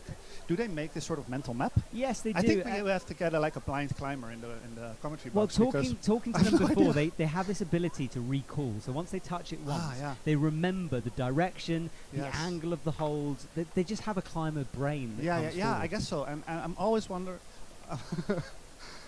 I'm wondering if it makes a difference if they're born blind or got blind like later in life and already climbed, for example. Because I know some of the Japanese, the one that is really good, I think he's born blind, but I don't know. I would like to know more about it. Yeah, me too. Ah. Well, Javier is making good progress. He hits the black crimps on the left. Made that transition that Completely Roland blind. couldn't do. So, Insane. but he's got the rope caught, and he can still Yeah. adjust the rope. Crazy. I don't know how they do that. No. And Emmeline is on the pink holes, salmon-coloured holes. I've been living in the same house for 10 years, and I have to put the lights on if I go to the toilet at night. Otherwise, I hit my shins to stuff. And That's a bit too much like information here. I'm learning a lot about you, Jamie, in the commentary box. yeah, like Yeah, Jamie's got the giggles. I'm now imagining him staggering around his bathroom. But let's turn our attention back to the athletes Sorry, here. guys. Because Yeah, no, it's about done. we want a bit of this. It's fine. Emmeline, though, is reaching above her head onto the matches here. And Javier has done quick work to get into the second of the angle changes. It's insane. And there's another twofer type thing coming up above his head. Yeah, it's 3D climbing here as well. Yeah. So that memory we were talking about really comes into its own here. Yes. Yeah, usually I'm just looking, see who's doing better, but now I'm trying to think like, how would it be to be there blind? I don't know. I'm gonna try it now. And I'll knowing tell you next time. Yes, please do. Yeah. Let's do an experiment and let us know. Oh, gee, what the? He's got a high heel. Look This at is this. also communication, I guess. Yeah. If you don't have like a good synergy, is that an English word? Synergy, Like yes. Synergy, which are your guide. Things like that won't work. Yeah, to spot that heel and commit to it to Yes. that extent was a Yes. smart move. Matt, it's there. Okay, buff. you Yes. know? That's impressive. Well, Yeah, Javier is pretty climbing pretty quickly here. He's nearing the head wall, whereas on the left, Emmeline is approaching the first of the women's cruxes, this big feature. Which route did the RP3 women climb? The left one? Whoa, you're testing my memory there. Sebastian, RP3. Second to the right. Okay, was, so- so not that one, no. And I'm just asking for my teammates, Christiane and Eva. I haven't really talked to them, but I'm wondering which they climbed. Okay, so Javier on the head wall. This is where the angle gets less steep, but usually we find more technical climbing here. He's on These big holds were in the green holds were in the qualification. Well, tell me about them. What were they like? They looked really bad, but the friction was really good. Okay, Yeah, I was surprised about the friction. so grippy holds, Yeah, grippy holds. and that's what Emmeline would want because this is a really hard couple of moves coming up. She's got to get Oh, through look, this he's first going to overhang. do the dual text. Oh yes, so he's got to be careful here. And of How many course people are coming on the men's route after this? This we've got one more athlete, One so he's more. guaranteed. I mean, there's only 3 competing in each category, Ah, so all yeah. the athletes are guaranteed medals. But Okay, cool. it's all about the colour, and everyone wants gold. Javier is Yeah, close to look at topping him, look at out, him. stretches out to the Oh, right. come on. He's on a barbita hold though. How nerve-wracking was He's got to match Come it on, little somehow. He doesn't want to stand on that bolt hold over. It's out there. He can feel it. Big drop knee. Also, and now he falls just before the top. Yeah, good job. Good job. So Try to beat Javier that. comes down. Emmeline, though, is still going. So the crowd want to cheer, but they're not allowed to yet. No. And now Nice, she good falls, and now climbing. we will hear the crowd. There we go. Good climbing, Emmeline comes impressive. down. Well, stay with us for one more, Jamie, and Yeah, then sure. we'll say goodbye to you so Yeah, you can yeah, go yeah, and awesome, enjoy awesome. the competition and bring Sebastian back in. Yeah. So this is where Emmeline felt, reaching up sure. to the overhang. Felt like I intruded a little bit. But I Not just at wanted to all. have a peek, and now I'm having a mic in my hand. I mean, you which were is kinda uninvited scary. and you crashed the truck. Personally, I think it's brilliant. I've learnt about your toilet habits. I'm enjoying myself. No, it's lovely to have you. Thank you for joining me. Well, this was Javier. He fell, waved to the crowd. They had to be silent for a moment. They didn't want to do that. But now they will turn with his sight guide and celebrate with the audience. Really cool to see. Okay, you remember 2 years ago when they did the blind category? It was 2 years, 1 year, I think 2 years ago. They did the blind category last when it was getting dark and everybody was quiet. They did it for the first time at night. Yeah. It was awesome and epic. Well, there is Nadine Bradici. Sonia Cipriani is her sight guide. Nadia will change her shoes. The athlete's walking in on trainers because of that bit of rain. And Shoaita, I mean, this man. What else can you say? If you would about do a him? lattice test with him, you know, like this lattice, when you do this laps and laps and laps and laps, I would think he will climb forever. Seiji Tanaka is his sight guide. Now, I want to tell my Shoaita story because I love this story. I was with him on a beach in Thailand climbing. Oh, really? The para crew went out there. He was on sighting, like 7B, 7B plus routes, taking enormous whippers. On site, on touch. Exactly. Well, yeah, no sight. On guiding. Crushing the routes. There was audiences gathering on the beach to watch this man climb. He is unbelievable. You know, I think to be a para climber and to be here as representing your country, how can I put this in a way that I'm not regretting it? Be careful. Just be careful. Whatever you're about to say, okay, remember we're on air. Let's say differently. Like, I'm Dutch. I'm the same age as Jörg Verhoeven. Jörg Verhoeven was in my category. He was miles and miles and miles ahead of me. Like, I think I started climbing earlier, but I had no chance. Like, I don't have the illusion that I'm like a world class climber. But some of these guys could be. Yes, and absolutely. I think he could be. Yes. I don't know, but you're saying if he had vision, he could climb yes. 9A hard. Well, I totally agree with you. You know, it's hard to say, and it's like I said, I will probably regret saying this, but at the same time, I think I do really well. No, I think you're right. But he's having a bit of a moment here because he's misread this sequence. So he's got to go maybe down. He's deciding to go up. It pushes his body really awkwardly across with those big volumes. But now he makes it through and sits on that right foot. Nice. So that's the composure, man. If I just miss a hold, I panic completely. Now he never gets flustered. It's crazy. Nadia, meanwhile, is on the salmon holes. Doing really well. She's around the corner, up to a big jug. The funny thing about the blind people, I think you said this before, that they all bring dogs. So you're in the isolation, warming up. You're sort of walking around the dogs, and it's really funny. It's my best bit. Is stroking the dogs is fantastic. And sometimes you see the dogs, which are really well trained, like go to each other, like, oh no, I'm working. You're on the clock. It's really funny to see. Yeah, they're on the clock, exactly. Yeah. Well, Shoaita is into the crimps now. A little shout out to Roof, Eva's dog. That's our mascot. Not as well trained as the blind dogs, but but one of the best. Oh. Nadia, okay, what's going on here? Shoaita's missing the He's foothold. actually now struggling a little bit, beta-wise. Well, thing is, he looks like he is sometimes, but that man just never lets go. Yeah, it doesn't matter how much he's struggling. I'm honestly curious if you would like put him on a lattice board and make an assessment of his endurance. I think you'll be shocked. Tom Randall, if you're listening, get on it. I'll drop him a message. So Shoaita tries to find that foot. Now gets a heel to match where his hand is. That's got to be painful. Luckily, it doesn't heel his own hand too hard. It's also the first year that it's like obligated to wear a mechanical. Yes, we talked about that pieces. earlier. Actually, we covered that one. Yeah. Because do you know maybe? I think it was just like how do they responded to that, because the Japanese were used to screaming. I've heard a few things. Obviously, the expense is more, but I think as a system it works better. It works better also for Japanese. Yeah, they're used to it. Yes, I think that we're getting. I mean, clearly, Shoaita crushing here. Sure. So he's made the adjustment. Right, Nadia is. It's hard to tell where she is, but she's nearing that green, the big green overhang feature. You see, it looks like she's listening to her guide now. Okay, do this, do that. No, right foot there. That's a small one. Get your left foot up. I'd really love to have the sight guides patched into our feed. That would be cool. That's the next step. We're working on it.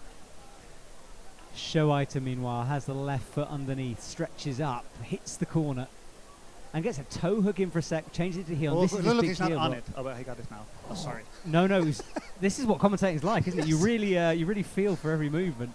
Oh man. Well, he didn't do that crazy heel that we saw. He committed to the toe instead. No, he tried to heel, he missed it, and then instinctively went to the toe. It's worked for him. Here again. No, a little closer, higher. Yeah, no, that's it. You feel it? Got it? Now, put your weight on it. Good. He shakes out that right hand. Nadia drop knee on the right in order to get into those grippy holds that you were saying. Yeah, you they were recognised the actually quali. surprisingly good. I like them. So Showaiter moves his feet through, always secure of his movements. Horizontal now as he flags inside. A little higher. Come on, come on, come on. No. That's not a hold. Now he's on the hold. Man. Come on, Aita. Oh, this is so tense. Come on. I don't know where to look. Yes, the two athletes See, he's separated shaking, by a so I lot think of he wall. found a good position. But why isn't his guy telling him to hold the left hold? Maybe it is. I don't know. Oh, Sometimes it's awesome. hard to read it from Yeah, the ground, sure. yeah. But he's into it now. And they are good holds, but he needs to bump his Can way you see up. somewhere how long he's on the wall? No, we can't have a clock here, but it's 6 minutes. He's not coming near that time yet. Okay. Nadia, Even in training, if I try, I cannot reach 6 minutes. yes, I know what you mean. I can't even count that high. I was about to say, which is a silly thing to say. Yeah. Nadia has a hard move now, reaches up into the undercling. If she can just Okay, get come that on, leg out from underneath, she can progress, but there's more steepness to come. Showaita, meanwhile, is still stuck on his V-like volumes at the top. Oh, it's getting. Hits the dual Turks. No right foot yet. That's a bolt hold. Don't stand on that. Now he's Oh, found come some on. friction. Maybe heel. Yes, a heel that would work. Yeah, now he got it right. Yes, he has it. Matches. He's 2 moves away now. Nadia as well is about to launch into the stalactite. It's all action here. Yeah, he's got the gold on the right. If there's no abuse or anything. Yeah, definitely a goal for him. Yeah, He'd yeah, love to definitely top this gold. route out. And honestly, I missed it on the women's route. I think that's. Yeah, Nadia You is have a hard job, Matt. well, a wonderful job. Eh? Both. You can have both. Climbing is hard Yeah. and wonderful. too. Showaita's, he Come on, needs come on, come to on. hit that right foot on Come the on, come volume. on, come on. Match it. Nadia falls on the tooth. Can Showaita show us something here? He's made the match. Will I you do think it he's- dynamic? I think he's come got on. to kick Do it that right dynamic. foot all the way out. Do it for show. He doesn't know where he's at. And it's no text on the very top. Yeah, he will go for the static solution, but it would be. We saw these holds in the World Champs. We're now seeing them power. Don't stand on that show. That's got no friction. No. Well, it was a heck of a fight, but it will be the gold medal for him. Well, Jamie, look, Yeah. I know you weren't expecting to be here, but No. I've loved you being here. It's it's I been hope I entertaining. didn't make a too big fool of myself. Like, well, what's in my brain and what comes out of my mouth doesn't have like the biggest. When you're sitting next to me, you can never be the biggest fool. It's all good. Jamie, thank you for joining I wouldn't me. mind like making a fool of myself another time again. Of course. You're always welcome back. Well, look, Sebastian has been waiting in the wings, so we're going to bring him back onto Yeah. the mic. Jamie, thank you so much. Thank you. Feel Good free to job, chill guys. if you'd like to, but we're going to bring Sebastian in. So thank you, Jamie, and I think you will never forget the story how to get on a live stream microphone for the first time. Yes, he's been grabbed by you and shoved into the spotlight. Right, Exactly. We move on to women's B2 and men's B2 categories. So Yvonne Lawrence from my teammate, now preparing for her route. It's her second final she's climbing. Yeah, So- Yvonne's site guide is Darius Blum. So that's Yvonne So Lawrence. athletes putting their climbing shoes on now right before the climb in order to keep the climbing shoes dry. I think the rain has stopped, but the stage is partially wet, especially the part when you leave the holding zone, so the zone where you normally wait before you enter the stage. Simone Salvanini from Team Italy, now on his way to his route. Simone is, by the way, for a long time on the competition circuit, and he was, many years ago, he was the athlete representative, one of the first ever for he's the IFSC. So been on the circuit for a while. he's been on the experienced. first, yeah. I think he's not sure if has been in the very first ones, but for sure Simone is one of the very experienced and long time around athletes on our circuit. Yes, and his site guide is Alessandro Biggi. It's great we can read the site guides out. We didn't have this information before. It's a new thing, and I really like it. 'Cause the site guides are so important, as is that relationship between the site guide and athletes.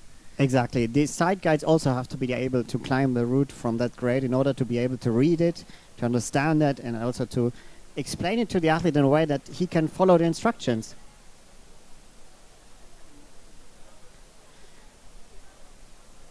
All right, so she is underway. Is Team Germany in one giant house at the moment, or are you spread out between a few? This time not.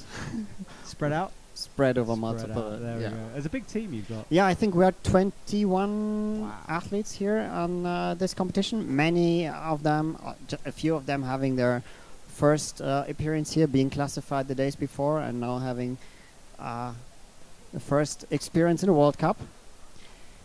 And we're going to see a few teammates later on. So there is Yvonne. She gets her left foot up.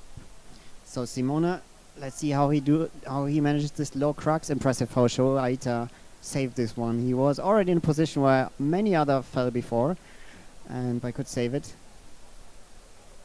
Simone gets a good way around to left about this big slopey volume. Meanwhile, Yvonne on the left, exiting the, let's say, easier sequence from the start on the route. Quick to get to that place.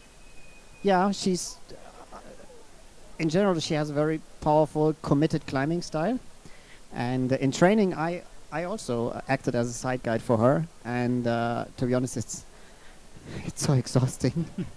The pressure as well. It's not just the athlete. You have to explain so many things at the same time, and if you're not trained well for that, you think right, you say left. You think it's the foot, but you say it's the hand, and especially if it gets tricky and hard, and you need to commit quick. Also, as a side guide, you really need to know how to communicate in an efficient and quick way, and it's not easy at all. So those teams need to be well trained and experienced in their climbing style and the way the athlete wants the instruction, and also if there's discussions, for example, if the athlete says like, no, not going this way, different solution. Well, Simon is reaching up towards a crimp. Now this is another crux for him coming up in terms of the foot placements, because there's not a lot there. You need to go around the corner a little bit as well. Exactly. But Yvonne is, she's into the tooth already on the left, so quick work. Exactly, and she's going to launch here. She's trying to rock up on that left arm, but it's a powerful move in order to do that. And you're hanging like in the roof, really almost horizontal there, high foot, trying to reach up. Yes, getting that hold. Smoothest we've seen through there. Yeah, definitely. But this sport class was the B2, men and women at the same time. So that means in comparison to B1, what we saw earlier before, they have vision left. They're also not blindfolded. So they have their own visual information, what they can also feed into their process of decision making and also climbing. So they do not rely 100% of the side guide instructions. They can also feedback like, no, it's not there, it's not that good. Simon falls just past that crux section. It's hard. Absolute veteran of the sport, but he's going to have to wait. The first athlete out, 3 more to go, so not guaranteed a medal. And Yvonne rotates through. We haven't really seen this second half of this route at all. The last bit, I should say, of this route. Pavitra fell up there. Yeah. That was the only athlete, but from a completely different sport class. Yeah, she fell round about here, didn't exactly. she? But that was the women RP1. Well, she was merged in the women RP1, and interesting to see how the visually impaired athletes do the very same route. Well, she's missed the jib. She tried to adjust into it, but couldn't save it. But that was a strong performance from her. Definitely. She doesn't know it yet. And we have to wait to see how the others perform on that route. But I would say that was already a really good and strong first performance. This was Simon when he fell. Reached up for the right, didn't have the range, and I think he was starting to get tired before he really made that. He had to do a big move up to the red. Okay, next up, Guillermo Pellegrin from Spain is out. His sight guide is Tony Curiel. There he is. Just staying focused. Now he's told to start, and they will enter the stage. Shoes on, of course. And then Linda Lebon will be up for women's B2. Linda's sight guide, Alex Guster. There we go, crossing in front of the camera. Now Team Austria back on stage in front of their home crowd. That we saw last night in the speed. oh, for goodness, who's Lucas Knapp? There we go, winning gold in front of his home crowd. Oh, wow. And it just seemed like he enjoyed that atmosphere. You know, he could feel it and he relaxed Definitely. into it, and it was a special moment. So socks off, shoes off, climbing shoes on, but Guillermo, I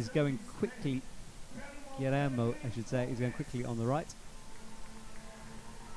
He's ready to climb. Sight guide backs off so he can see the wall properly. So conditions now definitely have cooled down in the meantime. Yeah, the sun has finally gone off the wall. And behind the clouds. And he's hyping himself up here. I'm not quite sure what he's waiting for. I think it's for the other athlete to be ready so the audience are quiet at the right moment. But he could start, I think. Yeah, I mean, he just has 40 seconds, and now they're going through the sequence a bit. Last communications on the ground here. Sidegain taking a look a bit further from the left. Well, he steps off the towel, and with that he is underway. Remember, a low crux for the men. We've seen a few athletes show height to really struggle with this earlier on. These volumes push you away from the wall.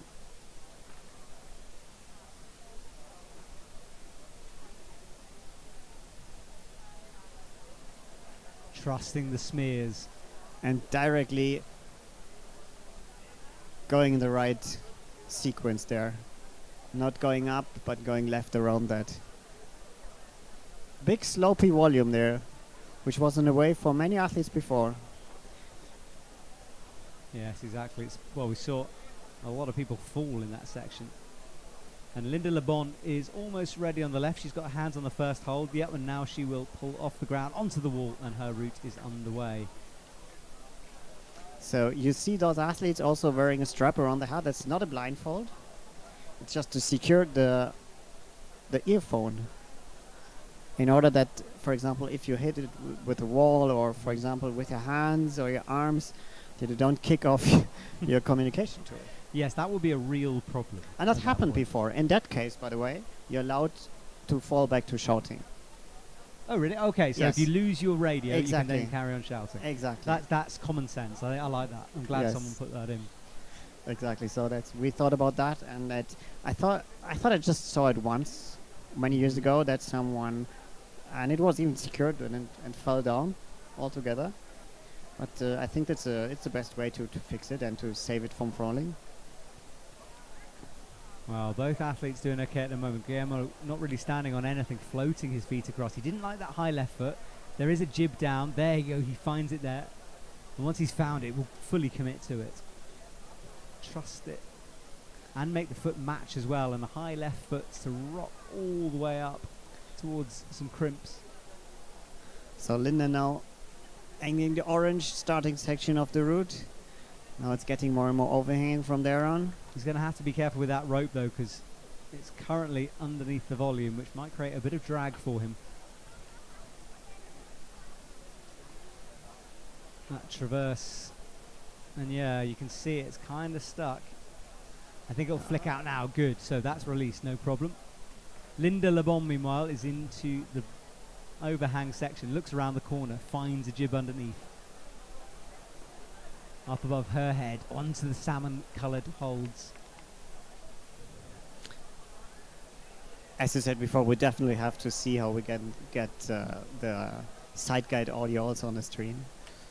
Will be Yeah. interesting to hear how they communicate. I would love to hear that. Yeah. Might hear a few swear words, though, so we wouldn't be able to police it. It might be a risky one. Yeah, but the question is, depending on the language, just a part will understand, I would say. Well, Linda Le Bon hangs for a second underneath that twofer feature. She's got one hand up on it, brings the feet a little higher, which is good. We'll need to cross through with that right hand. Hits the next hold well. Meanwhile, on the right, yeah, I was about to say, he looked into a bit of trouble, got his legs kind of stuck underneath that hold. He does fall. Linda Le Bon, meanwhile, resting up, hip in action as she presses it against that twofer. Interesting to see how she gets out of that overhang there. Nice close-up view on that. Good hold up there. Wow, Linda, come on. Yeah, great camera Now angle. to show exiting that. the roof. All right, she's on good holds, but the feet are a bit tricky here. It is an opportunity for her to rest. You can see how shallow actually that dish is. Definitely, definitely. It's blocked by the wall, so you don't get that much friction in there. Also, very high foot, which pushes you off the wall. So Linda now in the traverse section. We're losing Yvonne just a few moves from here to the right. Let's see how she does it. Yeah, she's nearing the high point. Needs to keep driving though. That was the jib on the right that she fell on. Which Now she was pointing and asking, maybe. Do you mean this one? That one? This Really? is tricky, this, because you've It's got far away. Yeah, you got to cross through, and you got to be so accurate on this move. And it's just a tiny hole there. Come on, Linda. Well, she hits in with that, she'll move into the gold medal position. With 2 athletes to go, she's guaranteed a medal. Crosses through, trusts the feet. Makes the match on the dish. Come on, Linda. Now the final moves to the top. And she's still strong on the way. Wow, losing feet now, bumping both up there. 2 moves to go. It's a So bucket jug almost- at the top, but she's got to get that. Finding the feet in the friction zone on that volume down there. It's no texture there. Come on, Linda. Yes, finding some friction on the other volume. She's to got the to left. she's got to upgrade her feet though. It's No, way too low match to them. jump. Surely, yes, she Wow. was low. I think she just needed one more foot movement in order to get into a better position. But it's no tech, all those dual text volumes. You cannot stand on them on top. True. So she would have gotten her foot at I the think- height of her hips. I think she needs and to move it over to the right, stand on those side pulls. But Or we'll see. you find a way to stand on those On the no-tex. no-tex. On the very top, maybe. Maybe, yes. All right, so underway is Razavan Nerdu on men's B2. Razavan sight code Delia Liskan. And Edith Scheinecker will come out for Austria. But we'll stick with Razavan right now. Delicate with the foot and very accurate. So good communication. And him and his sight guide, they've known each other a very long time. They work as a unit, they travel together, and they are clearly as one. Exactly. And Razvan is also a very experienced climber, around for a long time on the circuit, and also doing alpine things aside these activities. The whole Romanian team is very active in that in general. So shout out to Team Romania. Their visually impaired climbing team is showing consistent and strong performance over all the years. Razavan loves dynamic moves. Gives him faith he can reach any objective, regardless of how far it seems. So it's something that he practices. It's his ethos. You note dynamic moves and visually impaired. Madness, isn't it?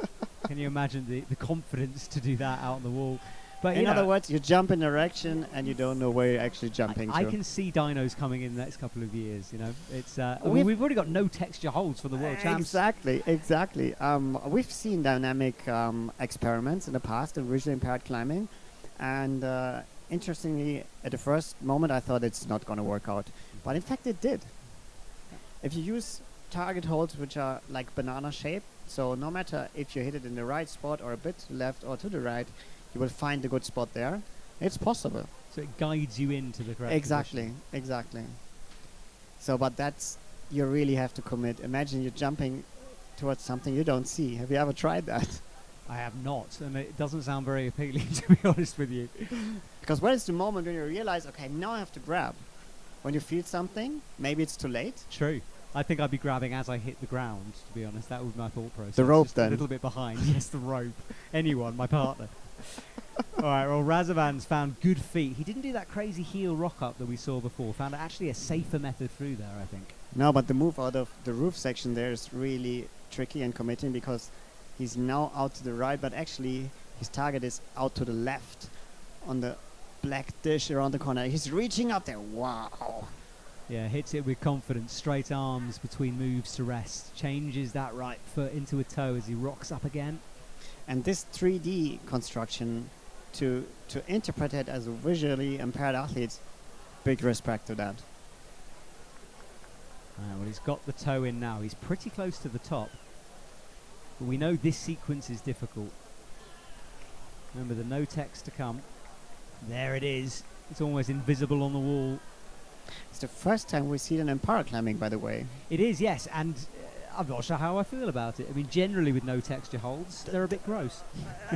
Definitely, the route setters said to me it's an experiment this time on that line, and it will be very interesting to hear their feedback at the end of the competition. But in general, what we saw so far, it's working. So, so these holds, I was told, you have more friction on them if you have no chalk on your hands. That's true. Yep. So, wipe off your chalk. But Razvan's got to then- get there, first of all. He looks like he's struggling here. Yes! He was getting burnt. Hands sliding down that V feature. And he won't have a go at them. Speaks to the side guide. That Razvan, strong performance. Congratulations for that. So, the next climber from Team Austria, Yeah, Edith. Edith is also experienced climber out in the circuit for a few years now. Yeah. Always psyched to bring things to the next level. Qualifying in second place for this final. The qualifying was yesterday. And hundreds of athletes. You said over 200. Exactly, 208 athletes appearing here on stage. The biggest event before so far was the World Championship in Bern, where we had almost 200. So we see paraclimbing is growing again and again from event to event, from year to year. For example, if we look back to 2016 to the World World Championships in Paris, at that time it was 70 participants, 7-0. Wow, so you've tripled. Exactly. At least tripled. Wow. Exactly. Incredible. Well, And congratulations to you for that. I mean, I know it's not just you, but you're a big part of this. Well, as chair of the Paraclimbing Commission, I coordinated and accompanied the development of the sport since 2019 now, and we've seen big ups and downs in numbers, first due to COVID, but nevertheless, it didn't stop the growth. No. It's growing and growing, and we're thrilled to bring the sport to the next level. And as we were talking earlier, the Paralympic dream, it's on. And we'll see how it goes. Yeah, we'll talk about that in the break, I think, because at the moment Edith is, because there's lots to say on that matter. And Edith is doing well. Meanwhile, Fumiya Hanoi is, he's on the crux at the bottom, just got things going.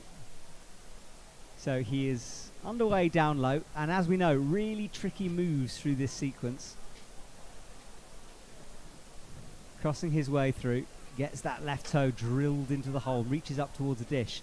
Edith is on her crux, and this has got to feel scary. Cutting loose and being this high up on a feature like this is terrifying when I think about it.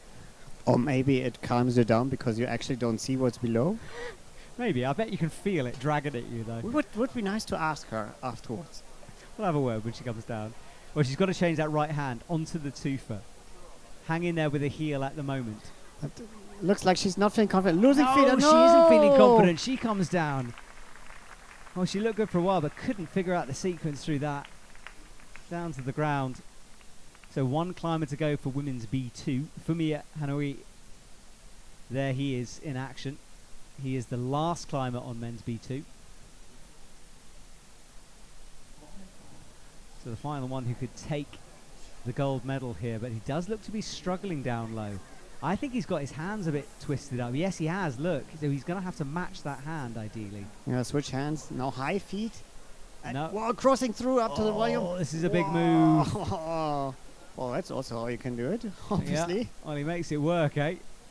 But was in trouble for a second. Bumping out to the left around the corner, bringing the feet now.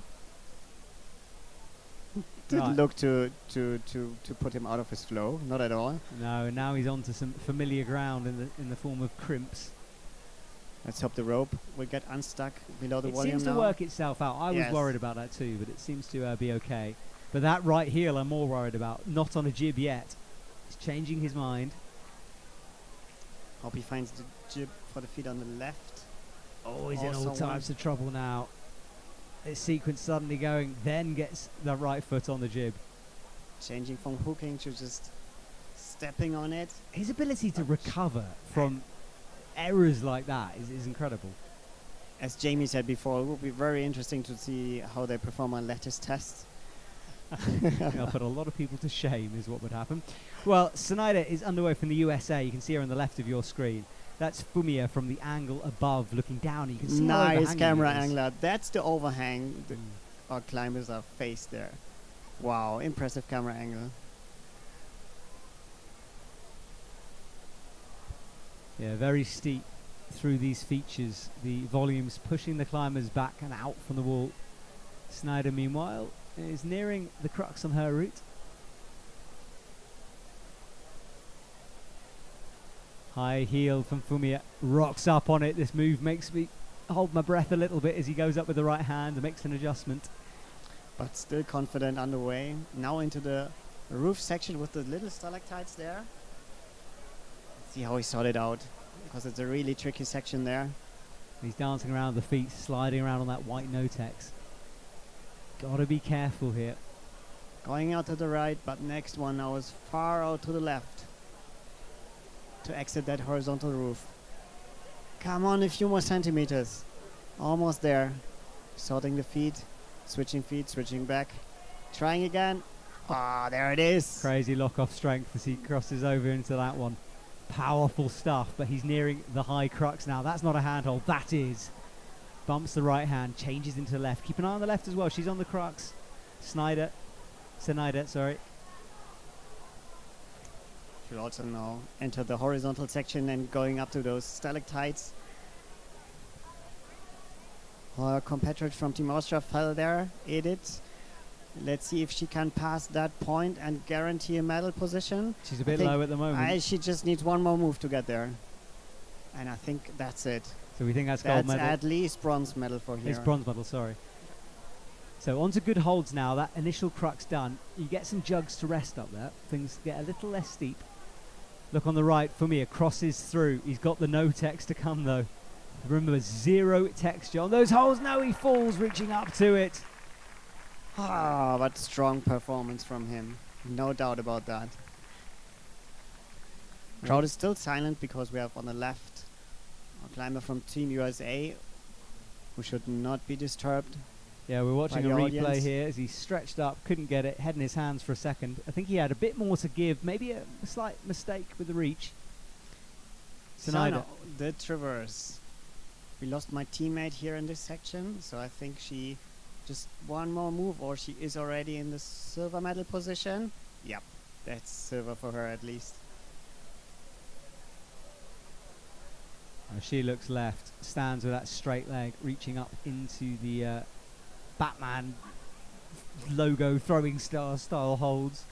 Still confident, maybe finding some rest there. No, it's communication to the side guide organization. Those volumes have just few places with friction, so be careful on where you place your feet there. Just one more move to the top. It's a big one though, and no text for the feet. So is she going to jump? She might have We to. saw Linda falling up there, so She does fall and comes down. Well, look, we've got a couple of other athletes here, but I think the way to do, Sebastian, if you stick with me through the visually impaired last category, and then we'll bring our other two guests in for the AU category coming up soon, because they represent those categories, and they're going to take us through all the nuances there. So 6 athletes left in the visually impaired category, men's and women's B3. And the rain that soaked the stadium does look like it's going around in a bit of a storm, but it's held off at the moment. So we see a few replays. Oh, no, it's No, next athlete. That is Andre Daniel Beb-Vescalilia, which I'm just going to say Daniel. Let's go with Daniel. that's easy. Yeah, much easier. So Team Romania again on the wall. The first timer for the men B3 sport class here. B3 means they have the most vision left in comparison to the other sport classes before. But that doesn't mean a lot of vision. does No, it? you won't get a driver license with that. No. Right? So that means you have, the definition says you have a visual acuity better than, I think it was 1.5 logmar, or you have a visual field which is less than 40 degrees.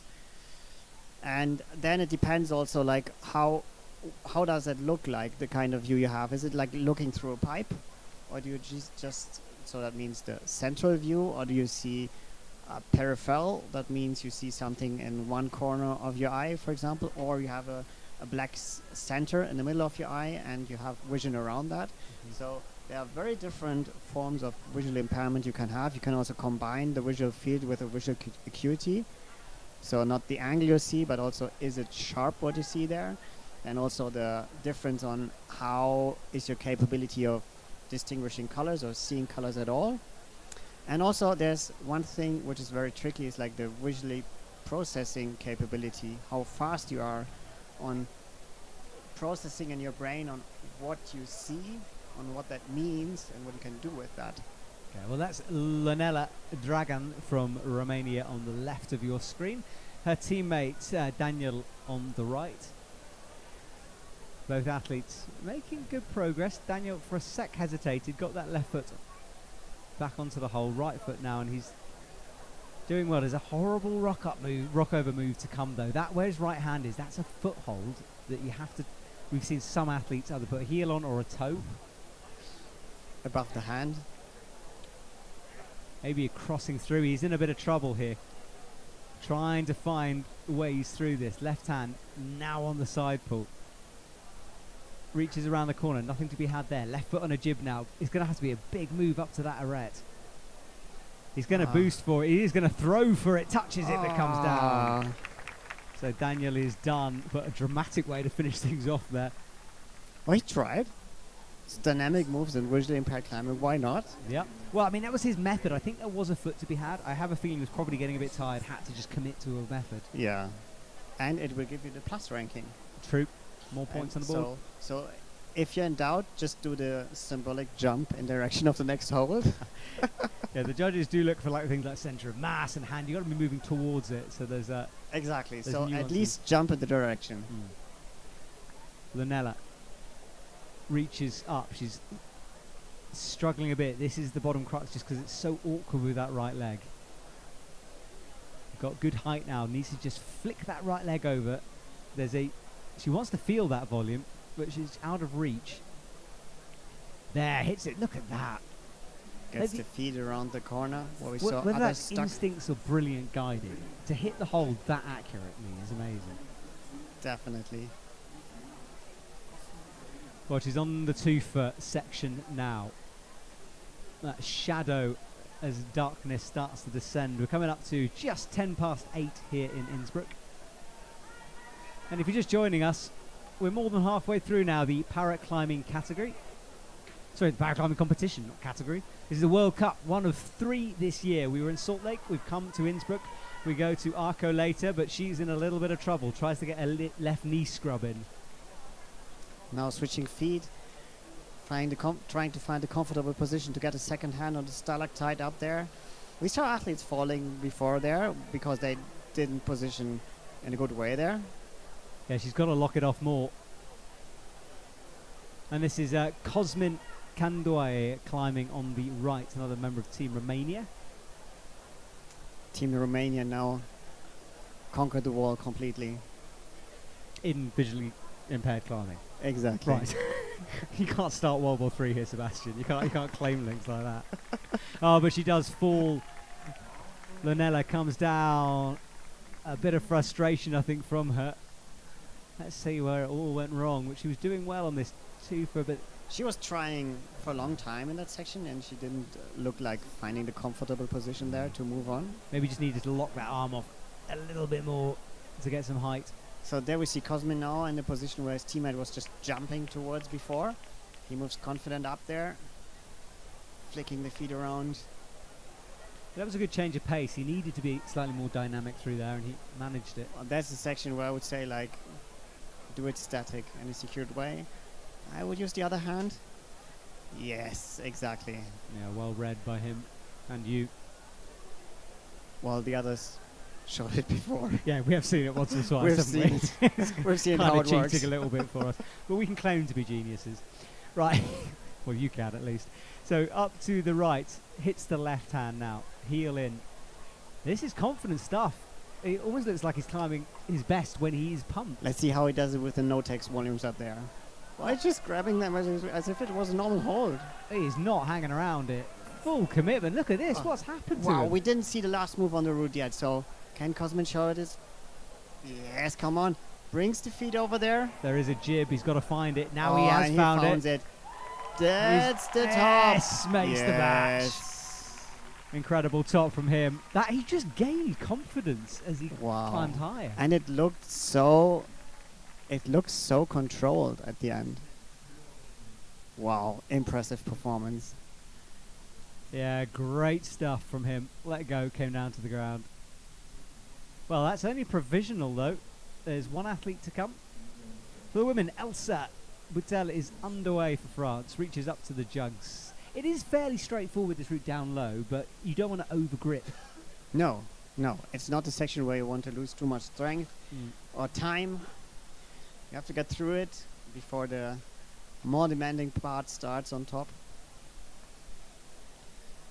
Well, she's got good holds here, but just needs to keep driving, keep going, not hang around for too long, tire yourself out. Exactly, but she's making good progress. Just a second starter in the visually impaired B3 category. Kazuhiro stands. Wait, sight guide will guide him to the wall. It's already his the last starter of the sport class on the men's side. His sight guide, Masu Kang. And Elsa chalks up. Only 3 athletes in each category here, so each athlete guaranteed a medal by getting through to this stage, but all of them will want the gold. Exactly. And everyone wants to get there. You see still dark clouds in the background around the wall, but looks like the weather is stable for the moment. Yeah, it is staying away from us, which is a blessing, but it did cool things down for the athletes. Okay, so Kazuhiro is on the crux part. Mistakes can be made here, but he is confidently through. Chalks up, trusts the feet.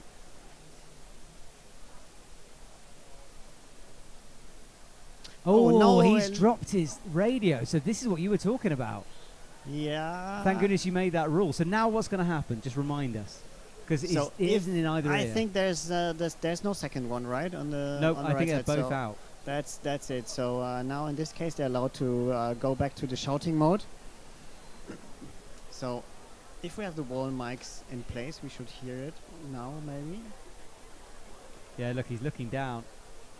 Maybe trying to hear him. So drama here. And this is why we get the audience to be quiet, just in case. He has a little strap around his neck, but it's just for the glasses. I think it's fully, no, it's kind of tucked up in his shirt maybe. Yeah, not on anymore. So he's got to manage that. Elsa, meanwhile, on the left is onto the twofer.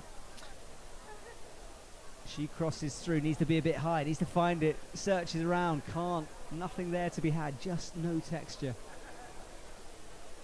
She goes again, locks it off, tickles it this time, holds on. Kazuhiro has that rope deep behind that volume though. It looks like the loss of his earphone didn't slowing it distract down, him too much, no. That's absolutely fine. So, respect for that. Didn't expect that. No, that rope is still caught under the volume though. He'd love to flick it out. It's causing him a bit of drag. So Elsa already in provisional silver medal position. Yeah, just one athlete to go for the women's. And bypassing the high point of her competitor before. Ooh, Kazuhiro pops a foot, and that radio now swinging around, getting in the way a bit. That must be distracting. It looks like he's not distracted at all. Just looking, okay, where's the next one? Sorting the feed. I wonder if the crowd know what's happened here, because those feet are not good at the moment. He's going the wrong direction, needs to go over to the left. Remember this big boosty move we saw? Exactly. Is he going to commit to that? He twists in, chalks up before committing to it. Yes, that's well worked out. Elsa in the traverse section now. Let's see what she does with the last moves towards the top. Now getting the feet up. Now it's a high move to come over that no texture zone there. And she's searching around for something. Very high foot on the left. Keep an eye on the right of your screen. I think, oh, Elsa falls as I say that. I was about to say I thought Kazuhiro was in trouble, but Elsa takes a tumble. Kazuhiro now, what's he going to do? He needs a left foot somewhere. We zoom in on that radio that's now just hanging on by a thread on his shirt. Found the right one. And there we go, she's shouting up. There you see it. Radio's just in her hand.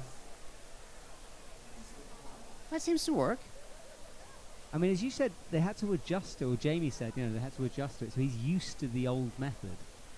Yes, definitely. So I would say it's back to normal mode for them now. Maybe it's also a sign of like they do it now this way. Oh, he does fall though. Well, it was a great effort considering the technicality. He says goodbye to the audience, but that will be disappointment, and that is the radio he grabs. Not ideal for a final, but this was the final move. Slapping left, slipping down the hold. But anyway, very strong performance on that route. So we see the replay of Elsa falling here, with a high foot on the left. Also at least silver medal position for her. Okay, final athlete out, Lynn Poston for women's B3. She qualified in first position, the favourite on paper. Didn't see her in Innsbruck before, I don't think, on the last couple of years. Right, underway though, quick climbing down low, powering through these fairly simple early moves.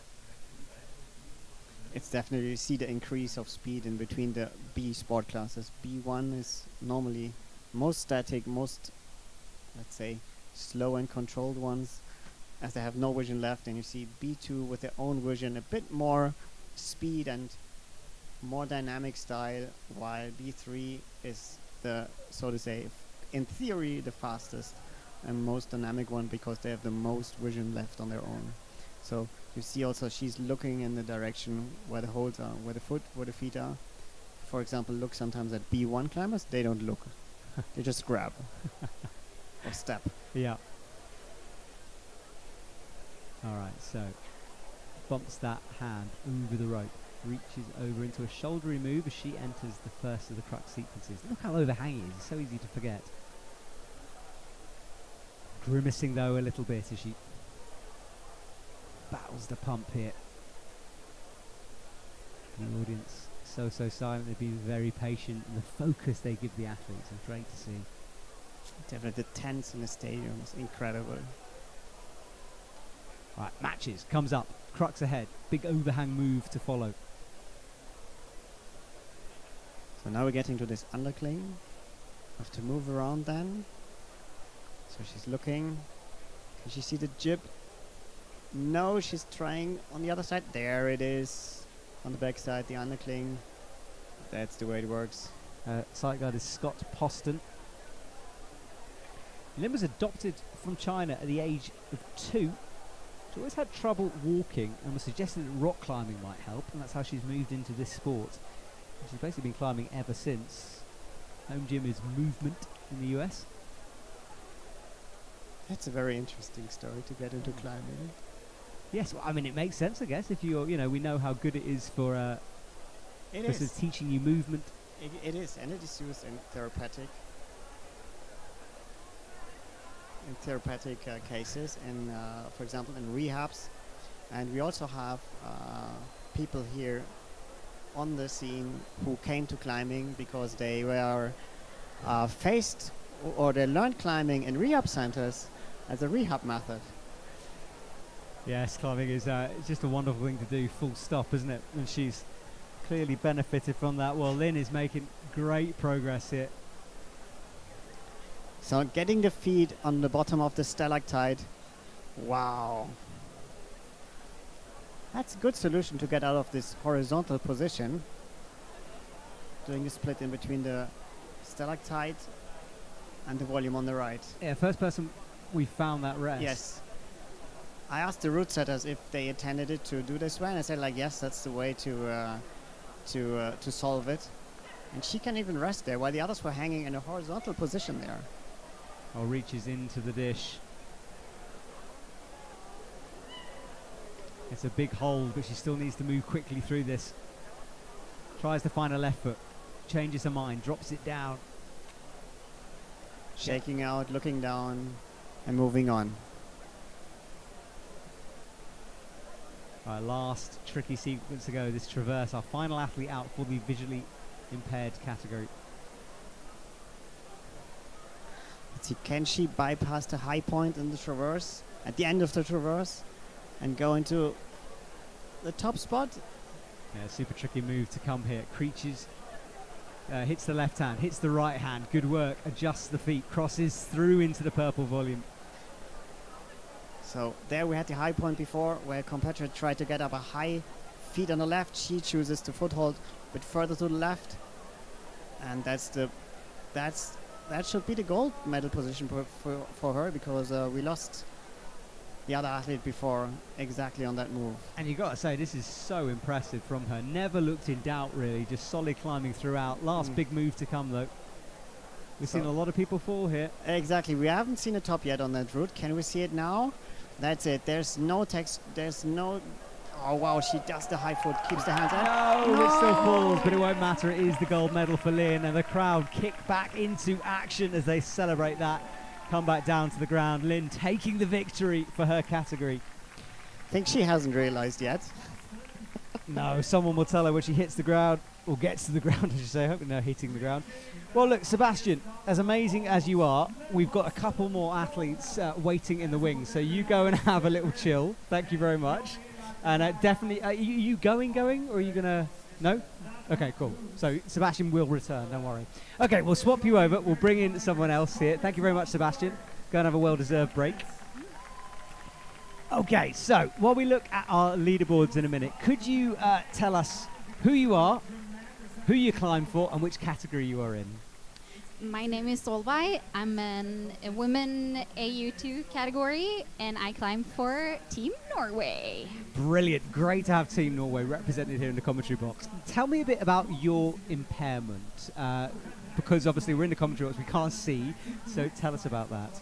So in my category, we have the elbow, but no wrist. So I compete against everyone who has an elbow, but no wrist. And my stump is like 5 centimeters below my elbow, and then some others have a longer. Yeah. And are you using your stump with tape on it, or do you not tape? Which category do you fall into? I tape. Okay, you tape. You're Yeah, a taper. I do. Okay. It hurts too much on my skin. I if would I agree, don't. yeah. It looks if so I don't, painful without yeah. that tape. And if I've tried, or my husband works with making prosthetics and stuff like that, so he's been wanting to make like a glove, and there is a girl in my category who is wearing a glove. But it seems like she has a little longer stump than me, so maybe she's able to, yeah, it works for her, but for now, I haven't been able to make anything like that. Are there any rules about putting rubber on your stump, like a sort of a knee pad style system? Are you allowed to do that or not? It seems like we're allowed to do it. It's either tape, no tape, or something like a glove, but... yeah, nothing else than that. So we need some Vibram rubber on the stump at some point. This is a good way to get sponsored, you see. Like yeah, that's true. So we're just introducing the AL and AU finalists, so the categories that you climb in. So you're in the commentary box with me, so it didn't necessarily go as well as you would have liked yesterday.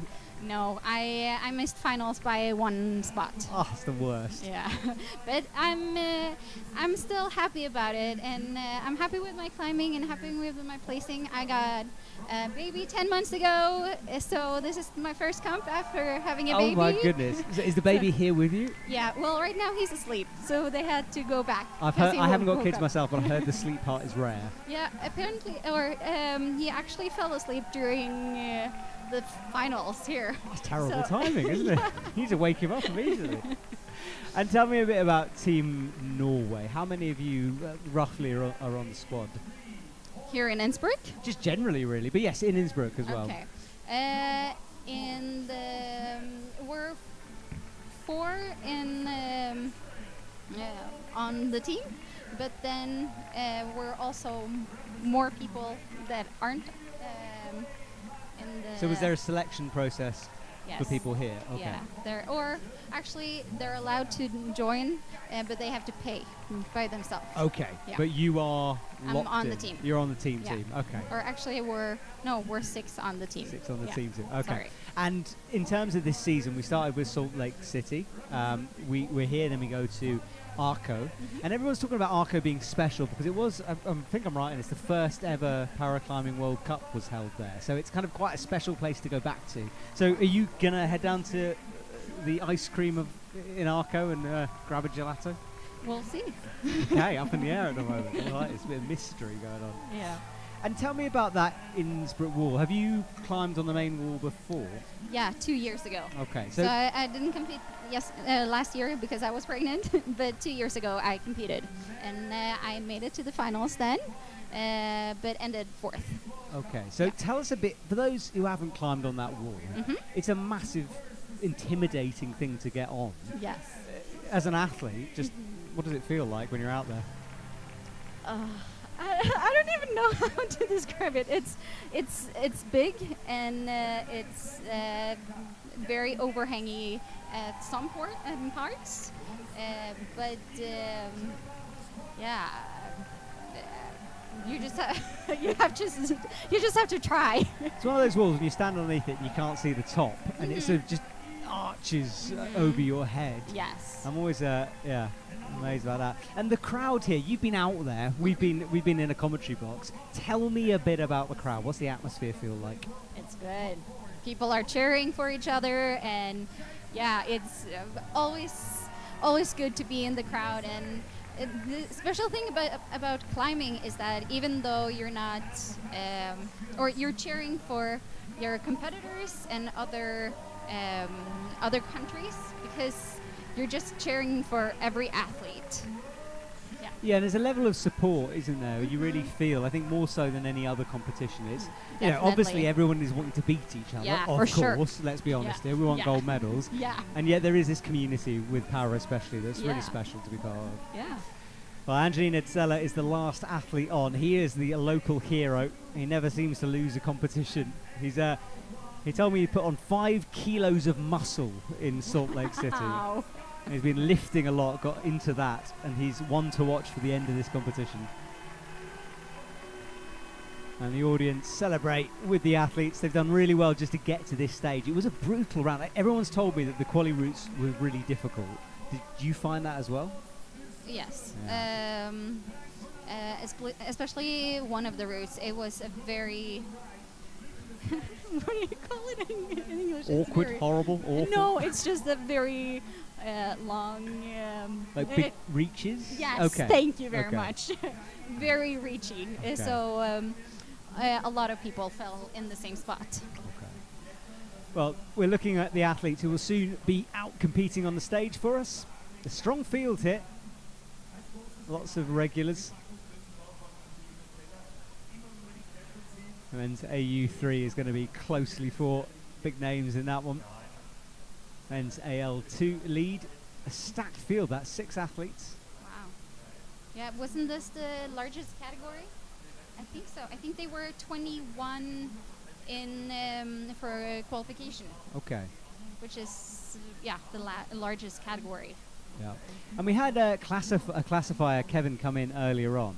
Just we heard the sort of classifier's perspective on classification. What's it like as an athlete? Because it's got to be a nerve-wracking moment because your whole competition can be changed or taken away from you. That must be stressful. Yeah. Well, the thing, because I was born with my impairment, it's not stressful because I can't do anything about it. Yeah. But for the B categories and RP categories, it can always change. So that is stressful, and the classifiers, they can move you in different categories during the competition. So yeah, that's stressful. Yeah, not what anyone wants. Suddenly be told you've got to be in a different category, Yes. but something the classifier said is, look, we have to follow certain guidelines, Yeah. and you know the rules are the rules for everyone. So it's one of those jobs where you sort of hated and loved, and you have to put yourself out there on the line. I wouldn't want to be a classifier anyway. Yeah. I wouldn't want to be many things. Judge, belayer, Yeah. stressful positions. Mm-hmm. And Innsbruck itself, like you said, you'd been here a few times now. Only once before. Okay, once before. What's it like coming back? 'Cause for me, it always feels pretty special walking in here. Yeah, because I've only competed during one World Cup before, and that was here 2 years ago. It's special to be back because, this is where it all started, and it's so big. You meet so many athletes that are in your category that are similar to you, and also the event is very well done. Yeah, so it's nice to be here and meeting all the athletes. Yes, it is. It really is a special place. Well, we're almost underway here. The audience, you can hear how excited they're getting. The belayers are in position. I can just about see a couple of athletes in the holding area underneath that big Red Bull sign on the right of the stage. In fact, there we go, walking forward. So first up will be Sebastian Mousson from Great Britain. But walking onto the stage is Caroline Herberle. I've said that wrong, haven't I, Sebastian? I've murdered it. How do I say that now? I'm going to pass you the microphone. Heberle. Herberle. There we go. Still murdered it. Name pronunciation, not necessarily my thing. Right, Sebastian, though, doing a bit of air climbing, trying to figure it out. It's been a long time since he's observed this route as well. So pulling on, and so when you were talking about your impairment earlier, you were saying it's quite a high impairment. His is fairly low, so he's got more of the limb there to be able to use. Yeah, that's true.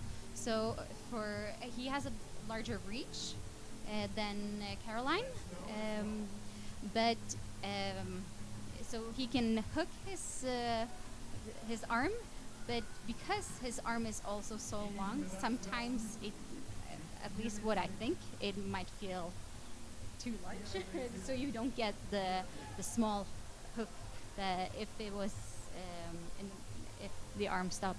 Well, so looking at Caroline, she's got a smaller stump. Yes, so for her it's very hard to hook, but yeah. And does someone? Oh, that's a really awkward position. Look at that right arm that back is above her very head. typical to see in my category. So why? Why is that typical to see? Because you're not able either to reach or to hook the hold. So then you go with Got some thumping music kicking through here. Yeah, so you have to reach. then You have to find a different method. yeah, Okay. you want to go with your good arm. And does anyone? I mean, I know this sounds like an obvious question, so forgive me for asking it. But does anyone teach you this stuff, or is it something that you have to figure out when you're on the wall yourself? I think for most of us, we just figure it out and try something that works, because we're the ones that know our bodies the best, and especially for trainers and other people that don't have the impairment, they can try to imagine how it would feel like and how you could solve the problem, but then it's hard to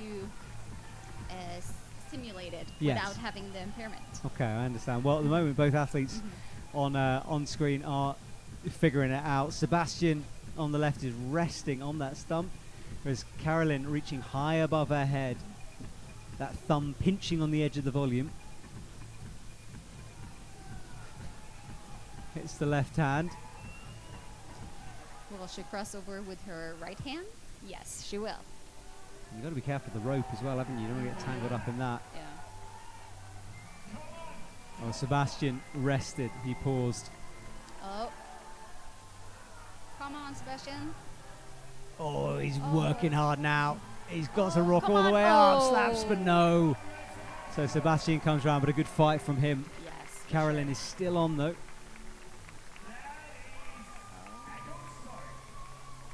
She needs to do a big move, and this is where the reach comes in, doesn't it? Because that is a huge move. Yes. She's almost going to have to die. She's trying to figure out a different solution as well, maybe going left, but there's not much on the edge of that arete. Oh, she's able to hold it. It's very good. There's a lot of pressure going through that stump, though. She's got to bring the right arm through. It's going to be a snatch, do or die moment. She does find it. Oh. That's so good. So Fingers found that crimp beautifully. and can drop that down and rest.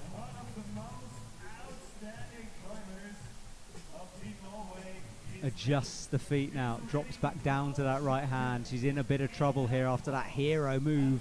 She's fighting. That right arm, the elbows are coming up, tries to find a foot. She'll want to twist that knee in. Changes her mind and comes down. You get the feeling this could be close to a fall here. Can she fight through?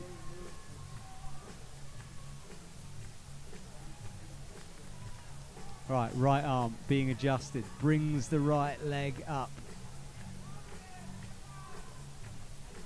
She is in a bit of trouble hanging around almost. She just needs to work out a solution. She's got to go here.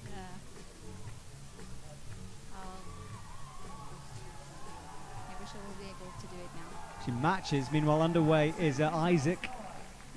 From Team Norway! So your teammate. She's just saying, hang on a sec, audience. I'm figuring this out. Give me a moment. She will go soon. So you can tell me about Isaac in a sec. We're just going to stick with Carolyn here because I think this could be her last move. Oh, come on, Carolyn. How is she still on the wall? I don't know. I'll be exhausted right now. Surely not. No, eventually she goes. Well, what a fight from her. Right, tell me about Isaac, your teammate. Awful personality, terrible human to be around, or is he all right? No, he's a good person. He is. Yeah, he won the world championship last year. Yeah, he's a good climber in his category. Well, there he is. He's very tall. And he's been working the last few years with hip mobility because that's been one of his weaknesses. But it has really been improving. And he's very good at dropping his knees and finding good rests. Yeah, he's making good use of his height at the moment, making sure of his feet directly underneath him. That's why it's so annoying when I try to get beta from him because it's just way taller than me and his stump is longer as well. So normally we have to do different betas. Oh, he's doing really well through this sequence. And does yeah. Team Norway train together or are you all separate? We're separate. We live in different places. But the people that live in different, in the same place, they train together. Well, he is halfway through this route now, approaching that purple section at the top where we know the hardest moves are on this route. Walks those feet through, breathing hard as he rests on that jug. Take a moment, and then underway down at the bottom is Eleanor Rubin from the USA. Big USA team here in Innsbruck. Yeah. They're growing almost by the competition, it seems. So, Isaac going again. Up towards a sharp left hand. Hold. But through the crux is Eleanor. You know, it's difficult down there. She crosses through. Hard She crosses over as well, even though her stump is way longer than Carolyn's. But this move... Oh, wait! That was a high knee. That was a high knee. Well, she looks up. She wants to throw that right hand. Crosses it under. This is where Carolyn got a bit stuck. Took her time. Isaac, though, is on the hard part here. He's close to a top.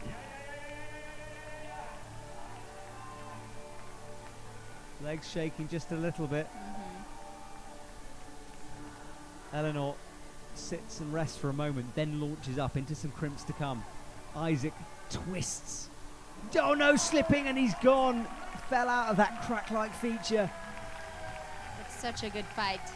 Good job, Isaac. It might be enough, just 2 athletes to go. That's guaranteed a medal anyway. Yes. Well, this is where Isaac fell. It's So close to the top. it's so awkward, that move. You have to cross through. It's very shouldery through that sequence. Well, this is Eleanor Rubin. Slaps out right. She's still making progress.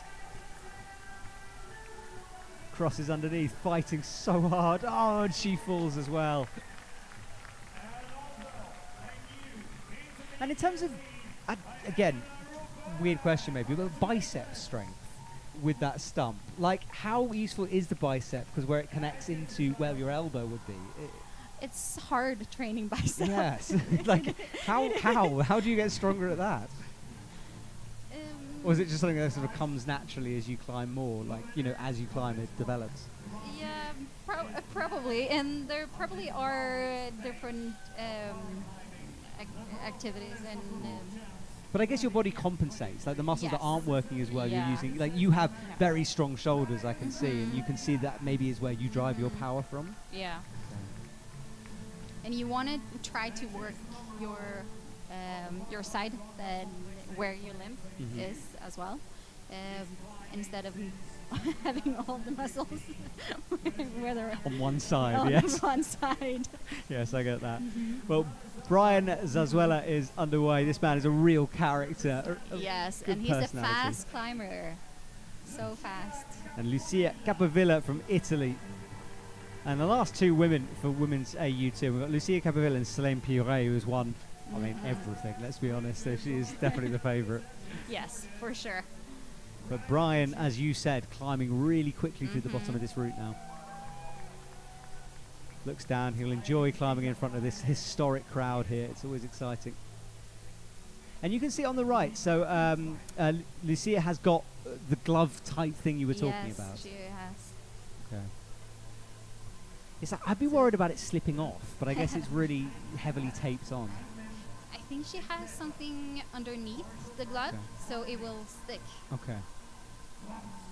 Well, she's got a different method as well. Went up with the left hand, then brought the right hand in. Yeah.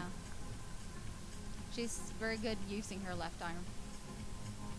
Yeah, you can see the difference in the way that she uses it compared to the others. Yeah.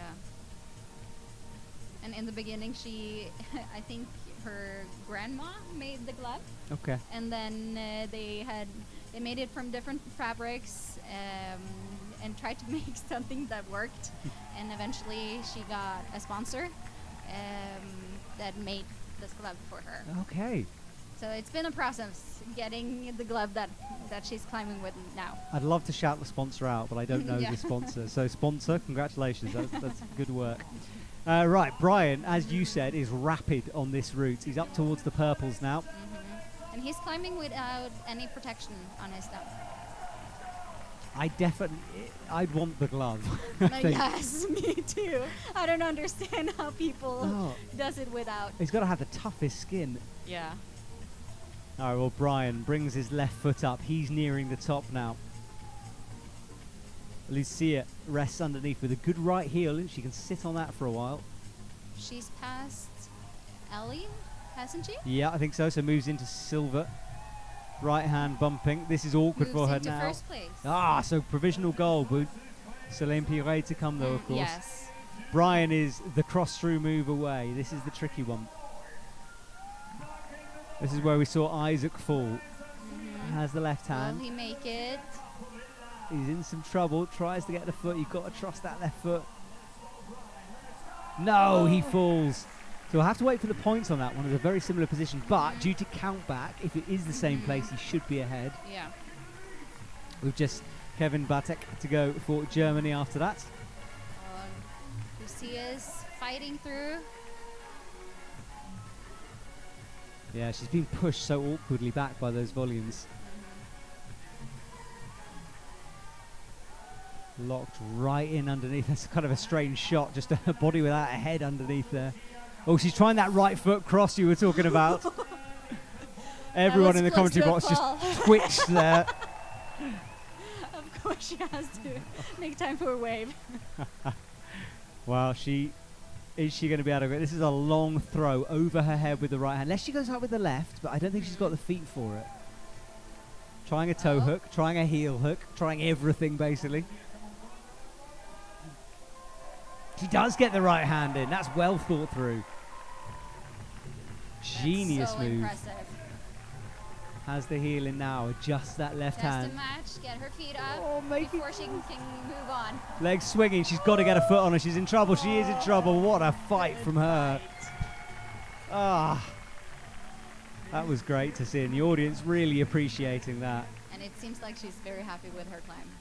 Oh, she should be. That was epic from her. Well, let's see a replay of that again. That's where she lost her feet. Needed to get something on quickly. You could feel the energy draining away from the arms. Couldn't find a foot, but what a performance from her. Okay. Well, this is, sorry, before I say okay, let's watch Brian cross through. Might be a point ahead. We'll have to wait and see what the judges gave on that, but as I said, countback will be important. Okay, final two athletes in this category. Kevin is underway. And Solène Perret. Solène, yes. So Solène is someone, you know, she climbs really hard. She's got this amazing social media presence. Is she someone you look up to as Yes. someone to get as strong as? Yes, I do. I remember the first time I met her, both her and other athletes that I've been chatting to online, and then finally meeting them in real life. I was like, wow, I'm meeting you. I want to talk about that in a second, but watch Kevin right now as he goes up. Because when you started, was it difficult to get into the paraclimb world? Did you sort of bounce off other people? Actually, it went well, getting into the paraclimbing community. It kind of just ended up there. Ended up being part of a competition in Norway, and then from watching or getting to know other athletes there, I got to be a part of the community, and then watching some of them being a part of the Team Norway. And watching the international competition, it made me really motivated to give comps a try again, because in the beginning I thought, no, this isn't for me. Well, I'm glad you stuck with it. Well, Kevin right now is approaching the crux sequence. He's climbed really quickly to get to this point. Hard moves are waiting for him. Solène Perret, meanwhile, she's through the lower crux, but she's got to do this awkward sequence, which you can see her on the bottom right, has left hand, but obviously a different side of impairment, so it's changed the way she did that move. Definitely. And that's what's fascinating, especially with these categories, is that the moves can change within the category itself, within the group. Oh yeah. So it's so hard for the route setters, because they need to make it equally hard for both people who are missing the right side, and also the ones that are missing the left side. All right, well, Kevin is in the business end now. He's got to get right up and engaged with these purple volumes. Hits the left hand, brings the left hand through, crosses underneath, shoulders being pressed into the wall there. He is close to a top here. This is close to a gold medal, which means Sebastian sitting next to us is going to go crazy. I'm more watching Sebastian than I am Kevin. Kevin, meanwhile, shakes out at the top. He's got a big throw to come, though. It's a long way out there. Changes his foot. Last move, he's got to come around the rope as well. He makes that adjustment. Brings the right. Could this be it? It is it. That is a gold for Kevin. Brilliant in Innsbruck from him. He comes back down to the ground. Kevin Bartek taking that victory. Well, just Solène to go then. She's up on the wall. Shaking out. Solène leans backwards, tries to get that pump out. Yeah, I love the fact that Solène seems to enjoy climbing outside as much as she does climbing inside. Yeah. And so does Lucia that we saw earlier. That's a clever position from Solène. She's pressing almost her back in, like bridging. Ooh, almost in trouble. But this is where her impairment might be more difficult through this move. Stretches out with the left hand.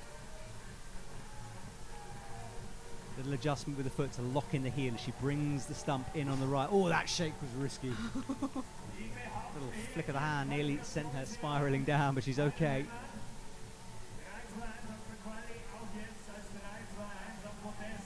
She looks right, can't find it. Hooks on with that stump again. Finds the left hand.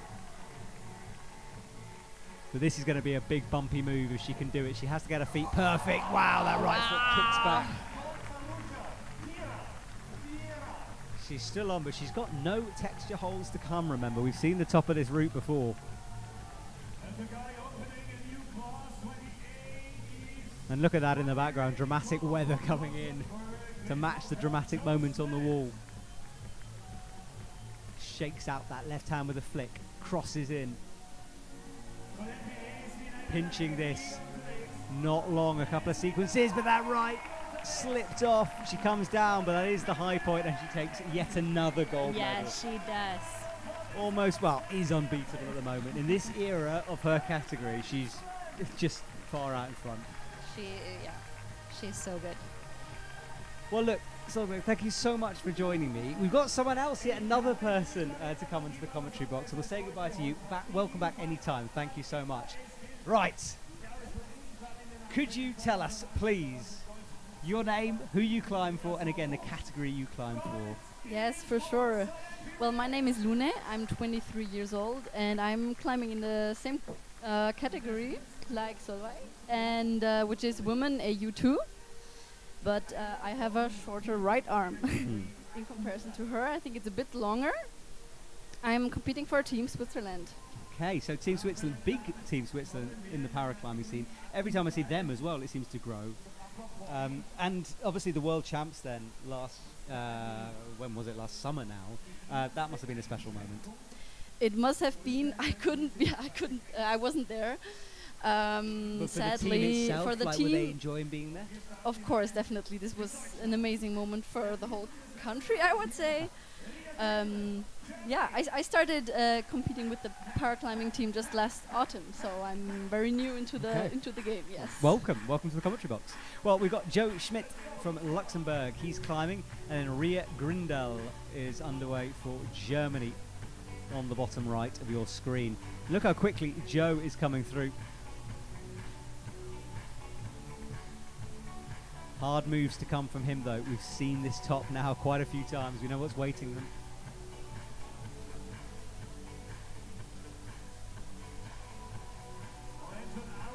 Joe really fighting, slaps up with that left hand, but can't progress from there. 4 athletes in his category, just 3 in Ria's, so she's guaranteed a medal for Germany. There she is. In this sequence, definitely, I think, more awkward with the left impairment. Yeah, it seems like.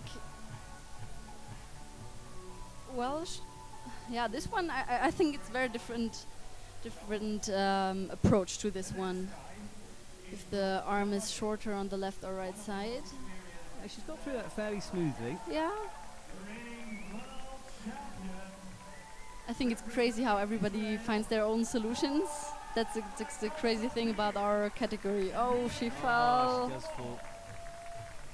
So finding a solution. Yes, you're right. It's a bit like a chess game, really, sort of figuring out the moves. You know, we call boulder problems, but I think they're problems for para athletes. Had that knee in underneath briefly, and this was Joe's fall.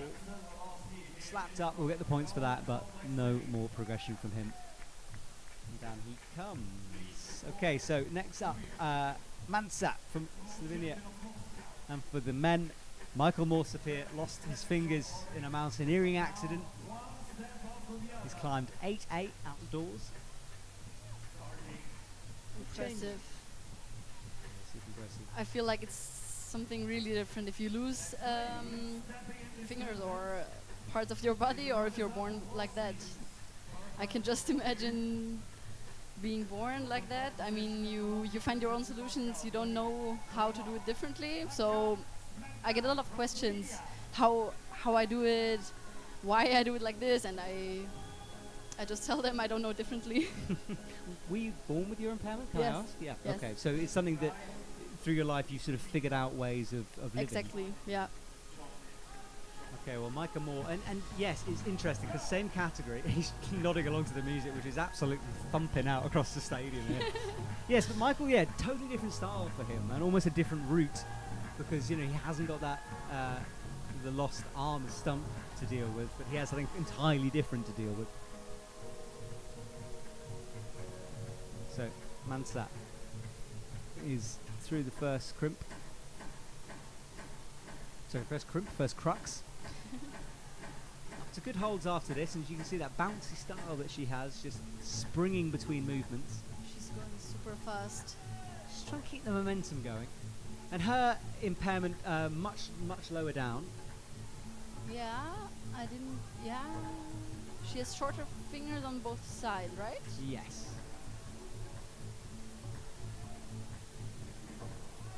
This swingy style changes the feet, sits down, looks up above her head, reaches through. Michael Moore, meanwhile, he has just been getting on with things on the left and is nearing the top now. Steep section of the wall, as you can see. He wants the crowd get behind him. I think the venue and the landscape, this is so special here in Innsbruck. It's my first time here and I'm just impressed. Yes, it's like, I like the fact that the mountains sort of watch us as we climb. It feels like there's some gods up there, if I'm going to get poetic for a second, which, you know, no one can stop me. Because no one's going to take the microphone away, so I'm going to say it. All right. Michael Moore is resting. He's been in this position for quite a while. Now he commits to the next sequence. Crosses through. Out to the right he goes.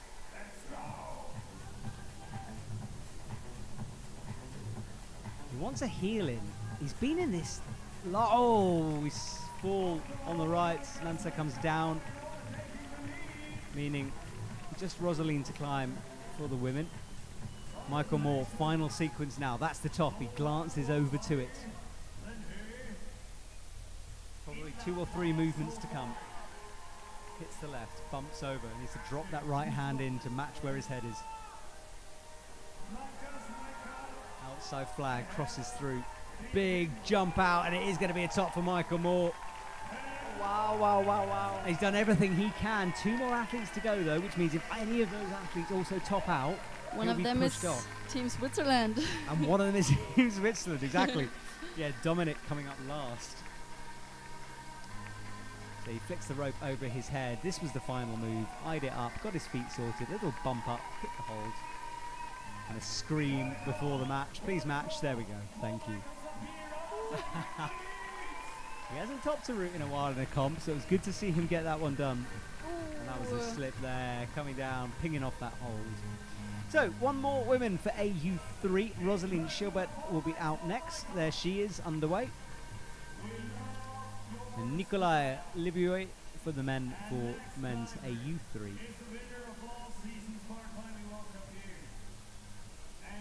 So, Rosalind, her comp's underway. She's been waiting a long time backstage. All those nerves will have time to have built.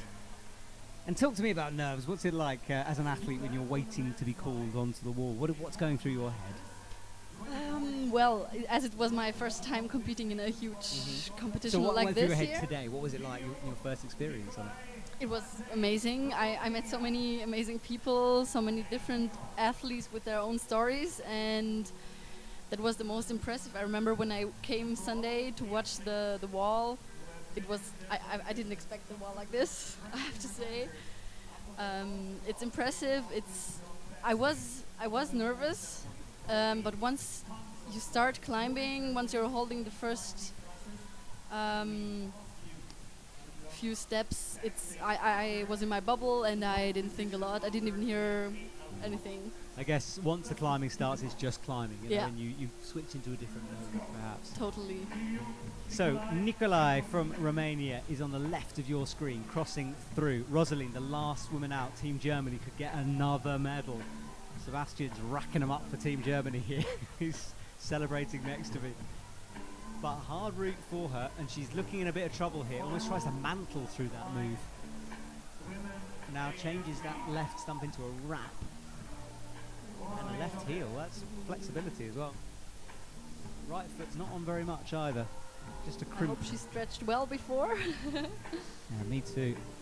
Yeah, the flexibility of you athletes always blows my mind. My old bones creak looking at it.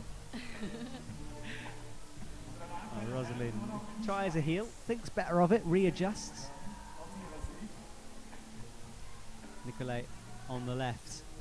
He's on the undercling. Yeah, here we see well how much overhanging it is in real life. Oh! Rosalind falls. So we'll wait for confirmation of that, but I don't think that's the high point. But it is the high point. Yeah, we think it is. Sebastian thinks it is. Yeah, we do think it is. So that will be gold for Rosalind there. Well, we'll stick with Nikolai. Nikolai is up to the purples now. cracks in a heel, breathing heavily as he finds that left hand. Adjusts with the feet. Loving the way he is climbing. It's a solid sort of method, left, right, finding nice tic-tac-toe movements.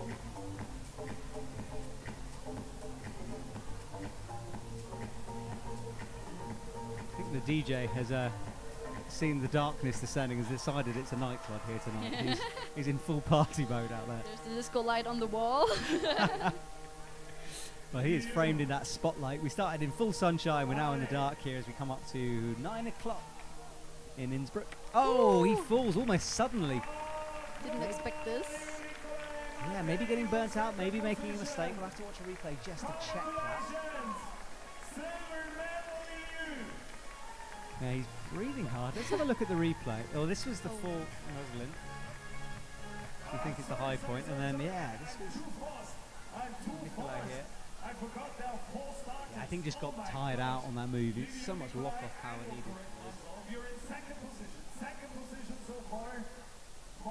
Well, final athlete out, your teammate.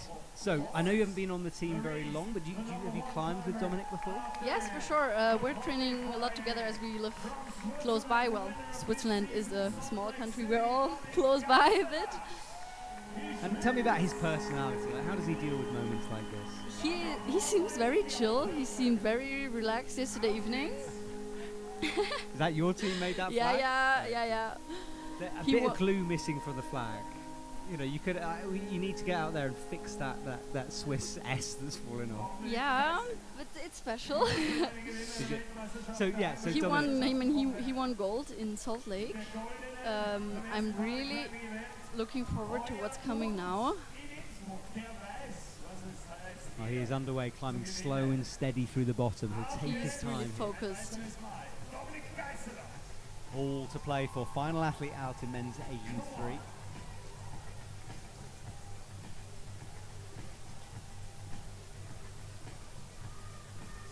I don't remember. Did one athlete top or two before in the same round? Well, we saw Michael Moore top. I think he's the only one to do it in this round. So, yes, he's the only one to do it. So if he can top, he will take this win. Careful with the hands. Nice and slow at the moment, making sure of each movement. And in terms of impairment, we're looking there. Fingers missing on the left and right. So similar to Michael Moore in terms of that impairment, the style that he climbs. Yes, I think in this group the impairment is really similar here.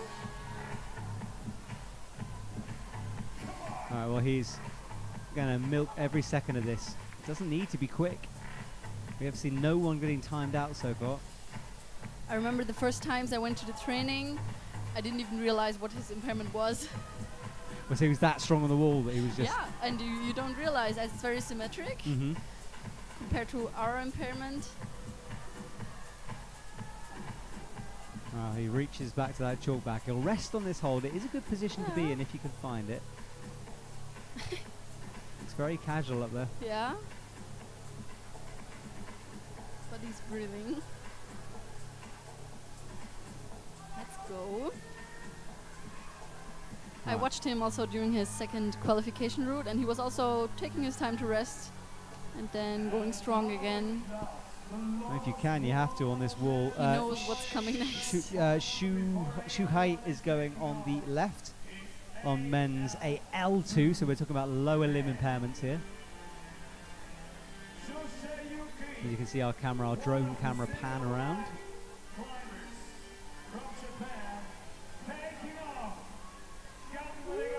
He's going strong. Dominic adjusts the hands.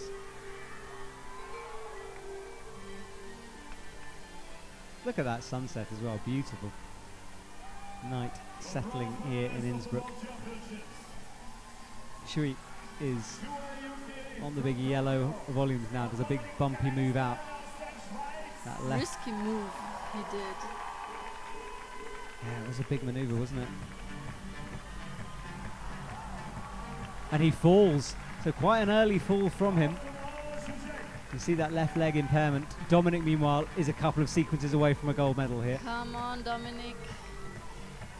Crosses through with light, tries to find a good left foot, can't yet, now is better, rests for a second before he launches into these last moves. This is looking pretty solid, he's never really been in doubt, has it? No, and he's so tall. Easy stuff. Reaching this. He needs to make the match. Oh, he's got to find a heel. There's the match, and that is the gold medal. What a win. Dominic comes down, waves to the crowd. Job done from him. Strong, super strong. Oh, he leans backwards for a moment.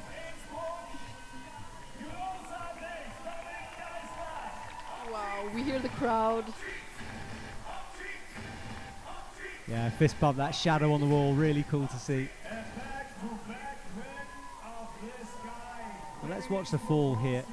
He made the match okay, had to make room for his fingers, but no, couldn't quite make enough room. And down he comes. So, a couple more to go for men's AL2, and then we'll say goodbye to you and bring Sebastian back in for the final little bit. He's been waiting. Frederick, no, you can stay for a bit longer on this. So, Frederick Lays, a man who's never seems to be out of a final. He has a very interesting prosthetic as well. And then taking off her prosthetic for the women is Tanya Chavez.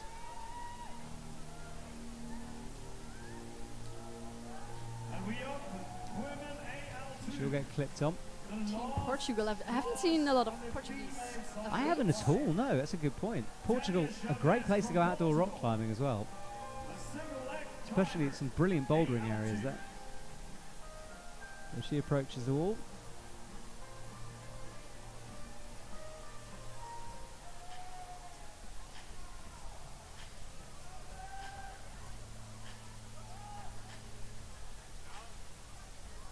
Right, so she's underway. Tanya Chavez. First one for women's AL2. Frederick Lays climbing up through the blacks there.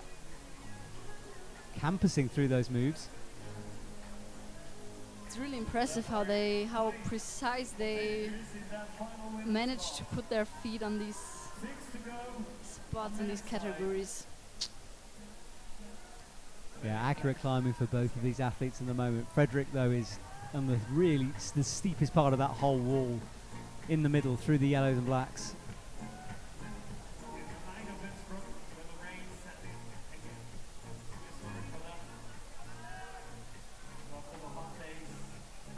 Yeah, you can see that prosthetic I was talking about there on his right leg.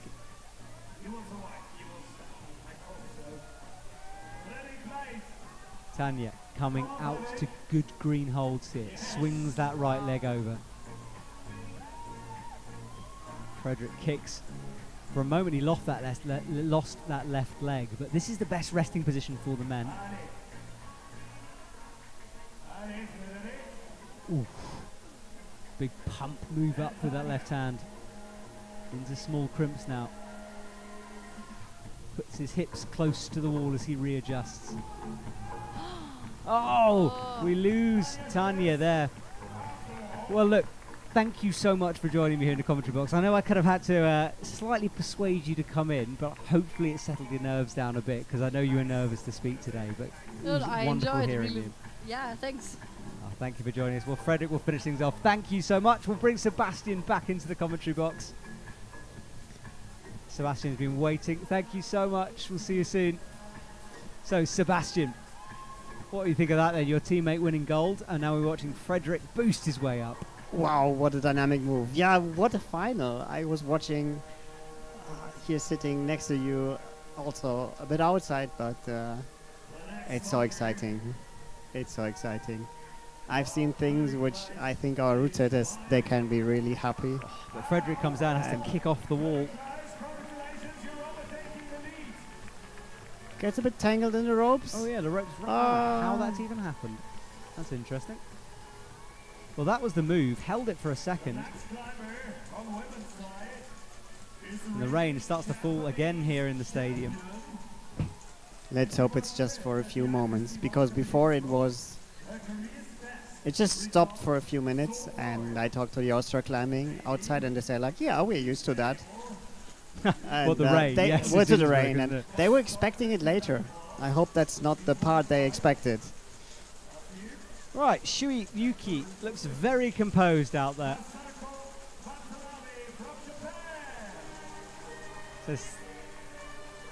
So the rain is kicking in now really hard. You see it a bit, Oh, it is and the falling. lights in front of the wall. Yeah. So as the wall is very overhanging, it's especially the middle part is sheltered quite okay from the rain, as long as there's not too much wind.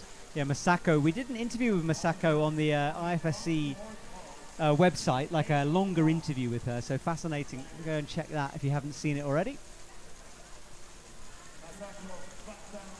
And then Gavin Nix will be on for the men. There he is, walking across. Yeah, this storm cycle that's clearly been coming around is really brutal right now. Definitely. Before it was a DJ making the background party sound. Now it's the rain taking over a bit. I think I prefer the rain as a sound effect. So in the AL2 sport class, that's the only sport class where the athletes may decide on whether they may use a prosthesis or not. And it's like a strategic decision that climbers take once and then they never change. So you see climbers either climbing always with or without a prosthesis. So this is Gavin with the prosthesis. Exactly.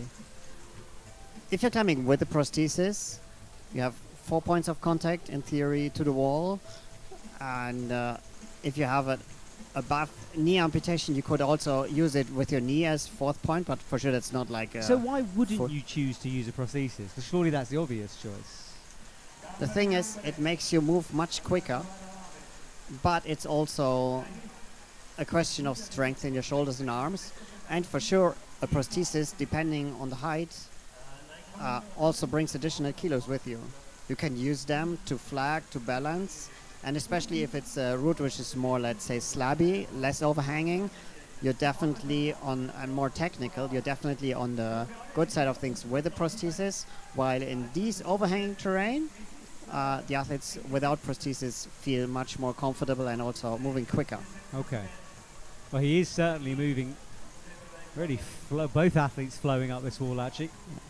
Masako pauses for a second to shake out, changes the feet. And Gavin Nix bumps up towards the slope and makes the adjustments with the hand. Powers up to the next slope, cuts loose, sticks that left foot on. But both moving constantly and confident up there.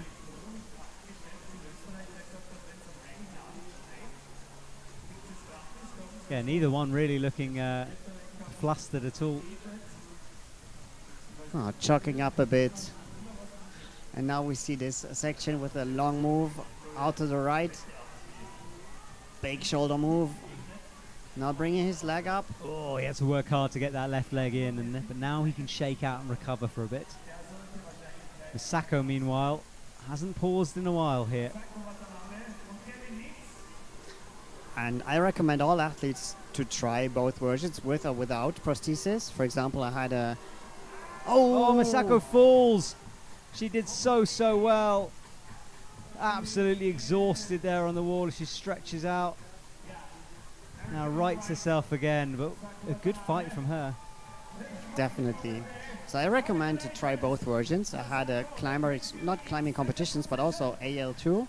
And he was always climbing with a prosthesis. And then we once motivated him to try it without. And for him, it was coming down and his eyes were like shining, saying like, whoa, why didn't I ever try before? I feel much more comfortable this way. I'm much quicker, it's much better this way. So don't be too fixed in the beginning on one version. Try both and then make a decision. So, no, he falls two at the top. He falls right at the section where he needs to make the decision to commit to the blue dishes. There's jibs there, releasing the cross move, but couldn't really hit the jib on the left. Yeah, he struggled with that one. Masako there as well. Eventually fell, but it was a good fight from her. I think that rope was all tangled up, stopping her to come back into a straighter position. Okay, we move on. Next up will be Jonah Newton from Great Britain. And then Ivan Pascual will come for the men from Spain. There's one category to go after this, men's AL1. And there he is from Spain.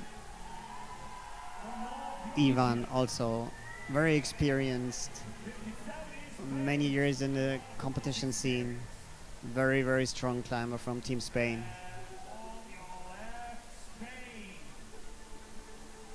Joanna there, she's taking off the prosthesis, I think.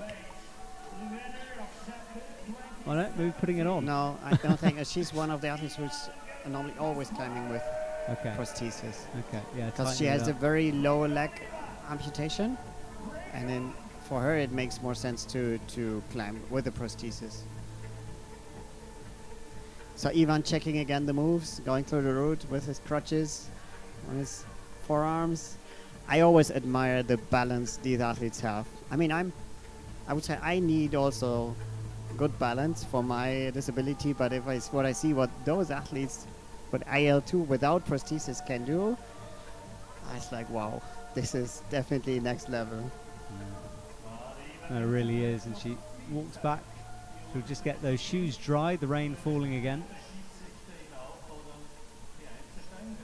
So now she's looking up the route, going again through the moves. It has been a long time since she had the route observation. I think must be around about 3 hours now. Yes, almost. yes, 3 hours, 15 minutes, more. in fact. Yeah. Okay, well, she gets the nod. She starts her climb up from Great Britain on the right. Ivan, I think, is still observing the route down on the ground for Spain in men's AL2. Big move out left for her. Up into the real guts of the route where things get steep. So in the meantime, it's completely dark here in Innsbruck. Before you had the mountains there in the background.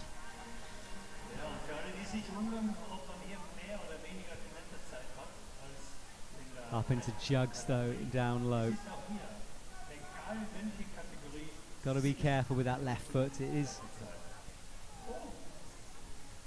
you know, you can stand on it, but you've got to be careful which part of the hold you're on here. With the prosthetic side, you don't have the flexibility. You don't have a flexible ankle, so it's not easy to, for example, like turn it in, whatever. You are quite limited in the way you put it on a foothold, and also with the prosthesis, you don't have the feeling. So those athletes always have to visually check, and just if it is in place, also is it placed correctly, to replace this missing sensation on that part. So Ivan starting confident in his route. Got his climbing shoes on. Yes, underway. I like the fact he took that time to observe. You know, you can sometimes kind of want to rush out there. The crowd wants you to climb, but the fact he calmed himself down and took his time is smart. Exactly. I always have the same rhythm, the same ritual I do before I climb. What's your ritual? I get tied in the rope. Then I sit down on the ground, look up the route. Then I stand up, I put a smile on, and I go into the route straight away. You go to war. Well, both athletes are battling out there. Ivan cuts loose, swings that right leg all the way over. Another shoulder change around. Confident. He read that well, actually. Yeah. No real hesitation at all. No. Just turning the foot in. Wow, impressive. But we lose her. Johanna Newton on the right, also getting tangled in the ropes. Ooh, that was nasty. Hits it on the way down. Yeah, unfortunate. So she's done. We'll see a replay of that in a sec. Ivan, meanwhile, he's not rested that long on that. No. Now he's just shake for half of a second, so to say. Now he's towards the end of the yellow section with the little jibs on the yellow volumes, and now he's approaching into the zone where we have the big slopers, the sections where need to get even more dynamic, more committing, or even... He could be in trouble here. That's better. Wraps that hand all the way around the lip of the jug. A long way to go, though, on this men's route. Definitely.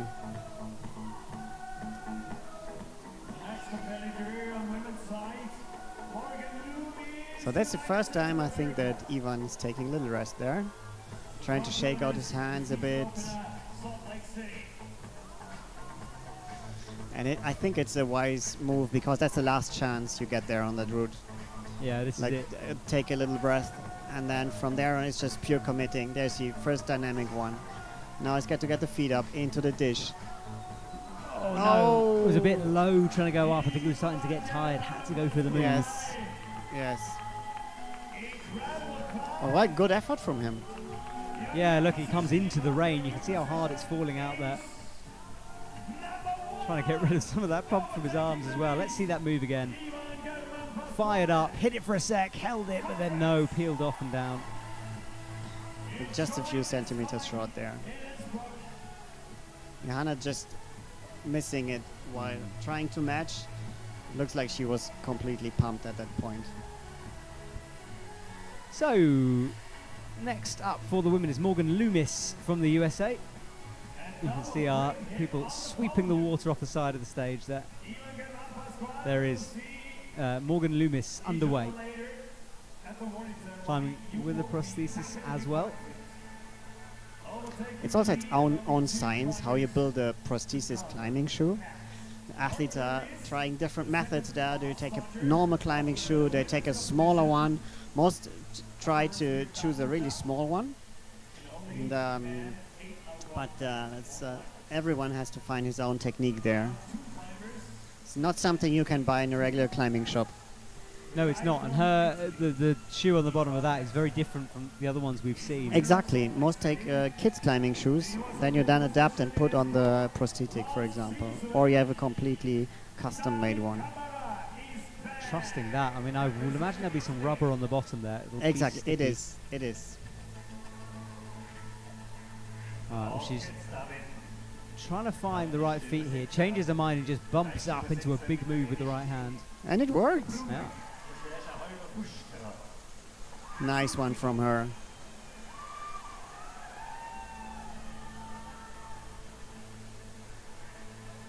Meanwhile, putting his shoes on the left is David Camera from Italy. David got the gold medal in Salt Lake. Yes, he did. So we're excited to see how he performs now here in Innsbruck. Yes, it's three-parter series. One in Salt Lake, one in Innsbruck, one in Arco later on in September.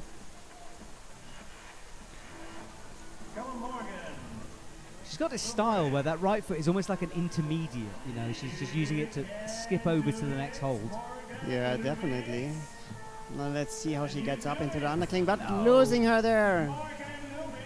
It looks like she was already really pumped, and that last move was just... But it for sure will secure her the plus. All right, well, there is David. He air climbs his way through the sequences. That was a replay from earlier on. He's about ready to climb. Final athlete for women's AL2 will be Lucy Javish. David with a smile to the B-layer. She begins. There's two B-layers with this system. Two ropes. And David quickly through the bottom. Confident swing over to the left. See, for example, David used a big climbing shoe on his prosthesis. Oh yes, you're right. And that's just down to, I mean, I'm sorry, I know you're speaking for the athletes here. You maybe don't know all the answers. But like that sort of style of prosthesis, is it trial and error, or do they tend to commit to just one? No, it is. I know some have multiple versions that they try and iterate it over time. And well, the question is, do you find the best thing working for you? And some even then have, for example, knee pads that they use to some partly active aid from there. So everyone experiments for sure around, and I also like that there's exchange among athletes on how to best. Launching over, he falls. But I think he. Right, yes, so there's between the athletes they're talking and sharing beta on how to do it. Exactly, and I think that's very. I like it from our community that it's open, that information is shared, and also for the new ones to just help them getting settled in somehow, because it's you don't get a manual like how to do paraclimbing. No. You know. Yes, exactly. I mean, we were talking earlier to the ladies, like no one's teaching them how to do these moves because everyone's impairment is different. Exactly, and for them, for example, for the AU2, most of them, they cannot belay in the beginning because everyone tells them you need 2 arms to belay. It's wrong. Yes. Yeah, you can even with the grigri, you can even do lead climbing and belay lead climbing with just 1 arm. So it's now the task for listeners for the commentary section. I'm trying to figure it out in Yeah, my head. you can do proposals, and we'll show you the solution later on. I want to know it now. And there is one. And the rules is you may not go against the official saying, like never let the braking hand go from the rope. Okay. So try to figure it out. All right, I'll have a think. Well, Lucy Jarige is easily through the bottom of her route, reaching up into these orange volumes where crimps are. Finds the sloper this time, puts a thumb into action as she boosts out to what is a good hold, and you'd imagine having a bit of a shake here. No hesitation, straight through. Ethan Ziltz will be somewhere on the ground for the USA, men's AL2.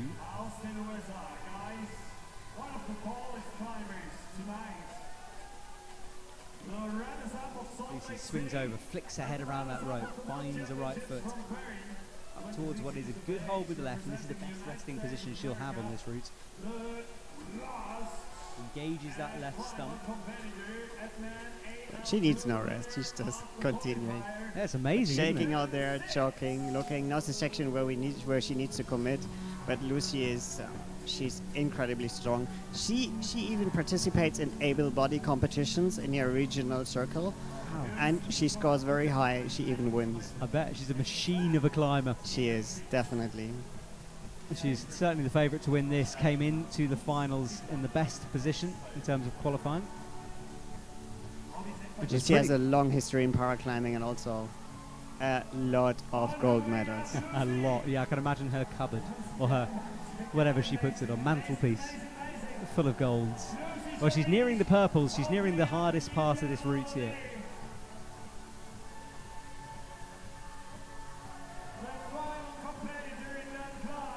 Crosses through, adjusts her feet.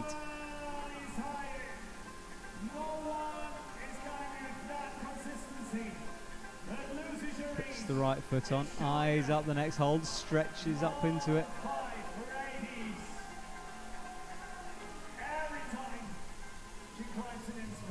Now what's she doing here? Just flicking the rope over the other side. But she's so confident. Yeah, she was looking, putting it to the side. No stress. I don't think she's pumped, put it like that. Alright, just a few moves to the top. Come on, Lucy, you can do it.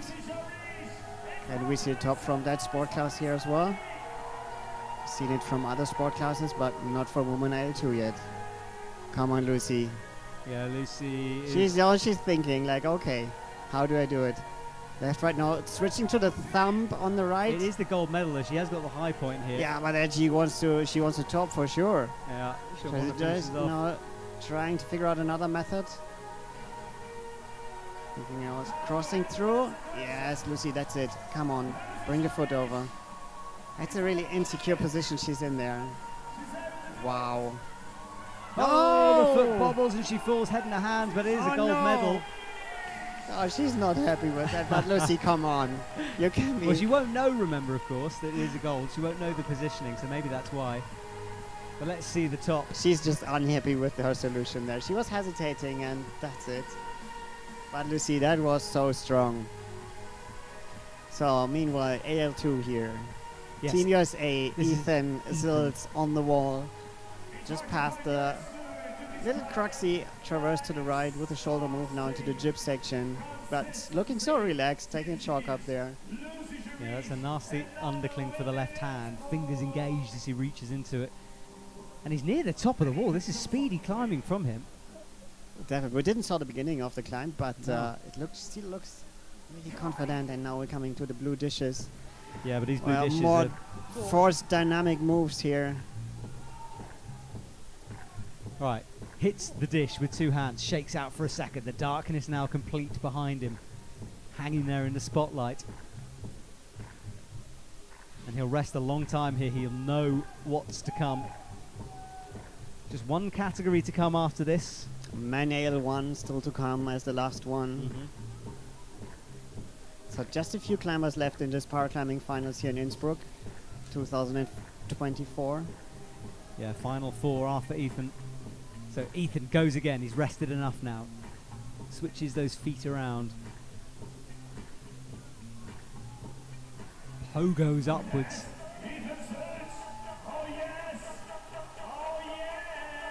And I think that is the gold medal for him as well. Yeah, slapping up. That should be enough. Comes back down to the ground.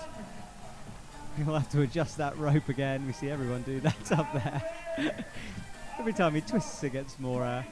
Oh, that's nasty. Yeah, there we go. Thank you. Now the question is, can they lower him now? This is exciting as this the is the climbing. right direction now. That's the post-climbing crux. Yes, exactly. When you're that pumped, you have a pumped brain, you know. Getting back down. Yeah. I saw once in a competition an athlete sitting on the official's shoulders and being taken out of the rope there because they just couldn't lower him the last 2 meters to the stage. And the route setters had to get up to untangle the rope. Oh. Well, he comes down. We've just got one category to come. Men's AL1. 4 athletes in this, so one of them will miss out on a medal. The other 3 guaranteed. Yeah, he sorted the rope out. That's good to see. Oh, being lowered off the stage. Of course, topping out, you sadly get lowered into the rain, which is your consolation prize for getting so high on the route.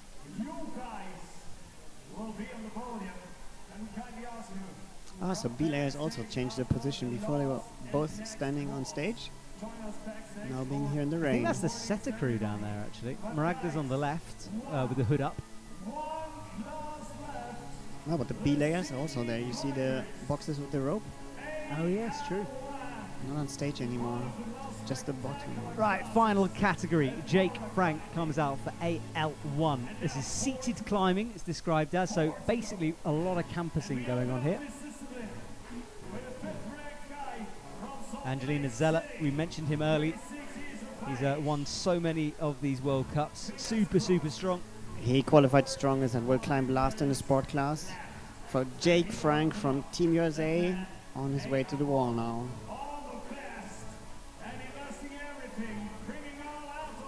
Right, here we go. The orange hole on the left. It definitely looked salmon earlier on, but it's much different now in a different lighting. Right, so he begins this campus. This is a dramatic way to finish off this competition. So if you want to try this climbing style, you can do it at your home gym. Just take the next juggy route and just don't use your legs. Yes, exactly. Just campus it.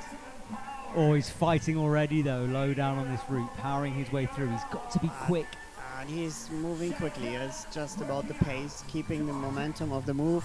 Just use it as good as possible for the next one. Control the swing and stay on it. But this has got to be hard. We saw Pavitra do this earlier on. No, take the jib. Yes. Oh, on the cling. Can you reach it? Come on. Just. And then reaches through. Yeah, he thought about doing what Pavitra did. Changed his mind.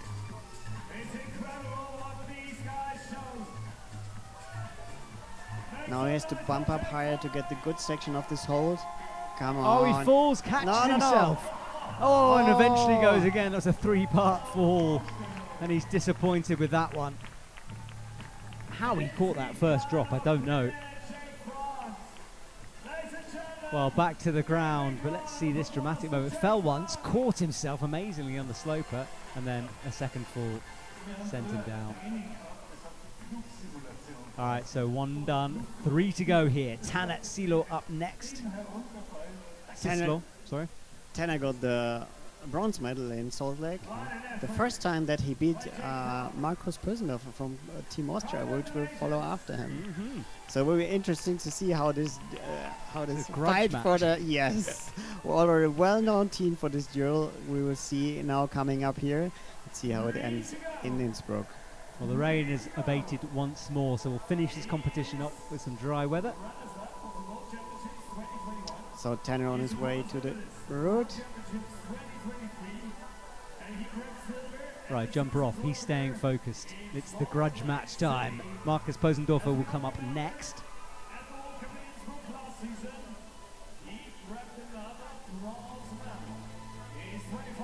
Right, dumps the jumper. He'll get out the chair.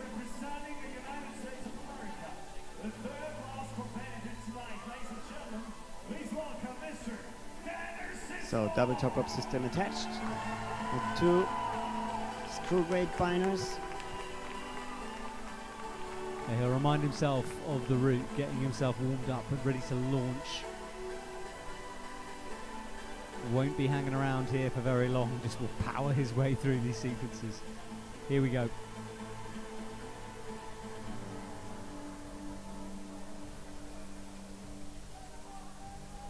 Takes his time. Shut the crowd out. Don't let them affect you. DJ builds up the tension now. Come on, Tanner. All right, he's underway. Wheelchair gets pulled out. So volunteers taking the wheelchair out of the way. Oh, he's so quick, the belay can hardly keep up with him. Quick hands here. Oh, just fingertips there, though. And skipping hold as well. Come on, Tanner.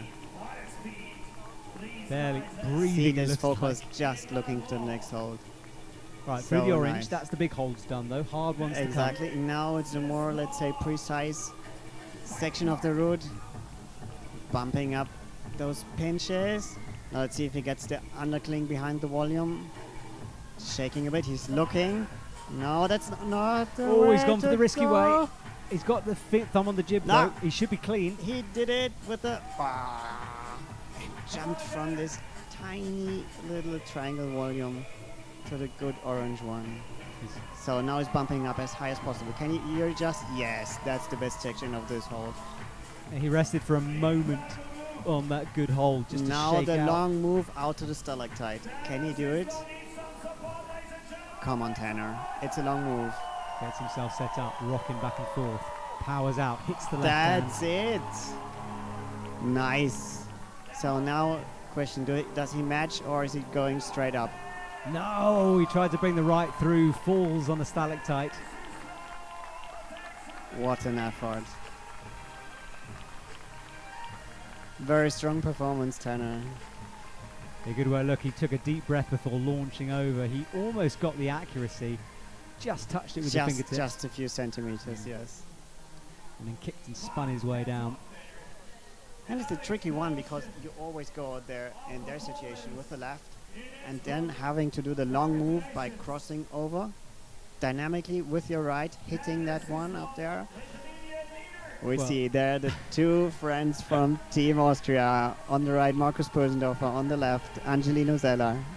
They both train together. They live in the same region near Graz. They spend so much time together. And now let's see what they can do. Markus is out first. Yeah, Team Austria looking like they meant business back there in the waiting area. Exactly. And by the way, the hand bike I modified was owned before by Markus. No way. Yes. He's my technical advisor for all the bike questions. So, Markus, thank you for that. And on the way, when I had technical problems, I called him and he just said, "Oh, Seb, with a video call, what's the problem?" Wow. The stories behind the scenes. Did he solve the technical problem? You've made it here, so I presume he sorted it out. No, but he told me how to keep the broken spoke in a way to control it, not to get a serial breakage. Ah, okay. And yeah, so his advice was always very welcome and crucial for this project. Because I'm not a bike mechanic.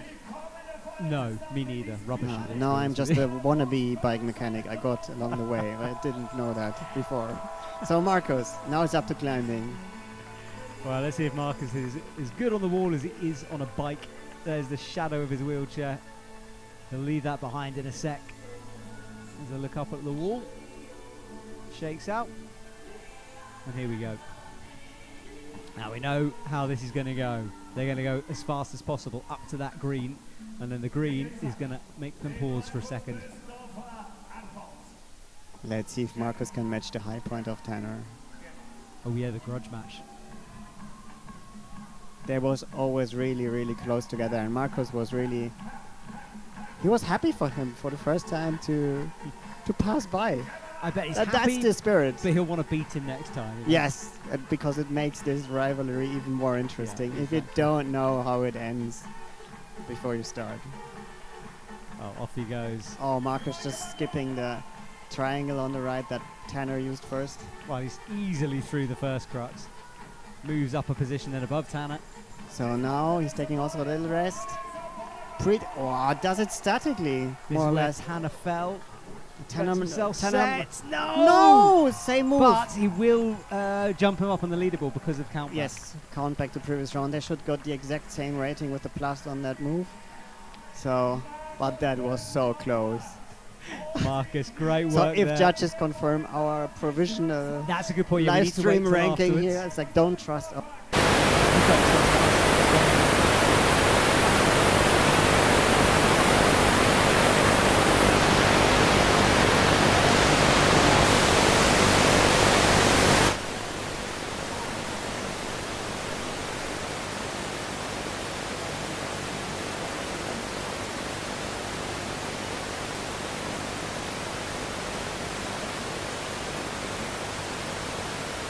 Yeah, he rolls onto the stage. Vorgelegt.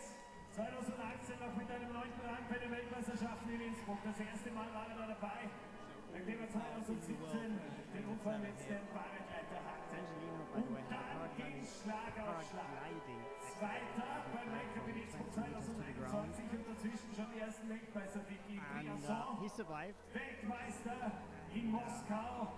Weltmeister in He's Bern. climbing outdoor Und also, trying really, natürlich really hard auch den moves. Season Opener in Salt Lake City gewonnen. Angelino's Wo really the der one from Mann the sport class, showing what the seine limit is. Technik hernimmt, wo der Showing Mann seine Kraft what und Ausdauer is hernimmt, possible. ich weiß es nicht. Ich So now weiß he's being nur, tied into auch wenn er bei anderen the Sportarten rope, teilnimmt, looking zum up the Beispiel wall, im Handbiken, waiting obwohl er the das nie macht, liquid chalk to gewinnt dry. er einfach einmal diese Kategorie Imagine und Zella dann über approaches. Stunden He'd love to win here in front of his Austrian crowd. They were showing videos of him early on. He gets the nod. He's the favourite to take this victory. Pulls on, no hesitation, starts powering his way up through the middle section, the bottom section of this route. Cracks the come, of course. Angelino is so confident and with full concentration. He'll save a little bit of energy as he approaches the hard part. He's so quick. Come on, Angelino. He doesn't know the high point yet. No hesitation with that move. Everyone else is No, he also takes the insecure triangle, then the undercling, and now doesn't even match on the orange one. Now taking a short look, yeah.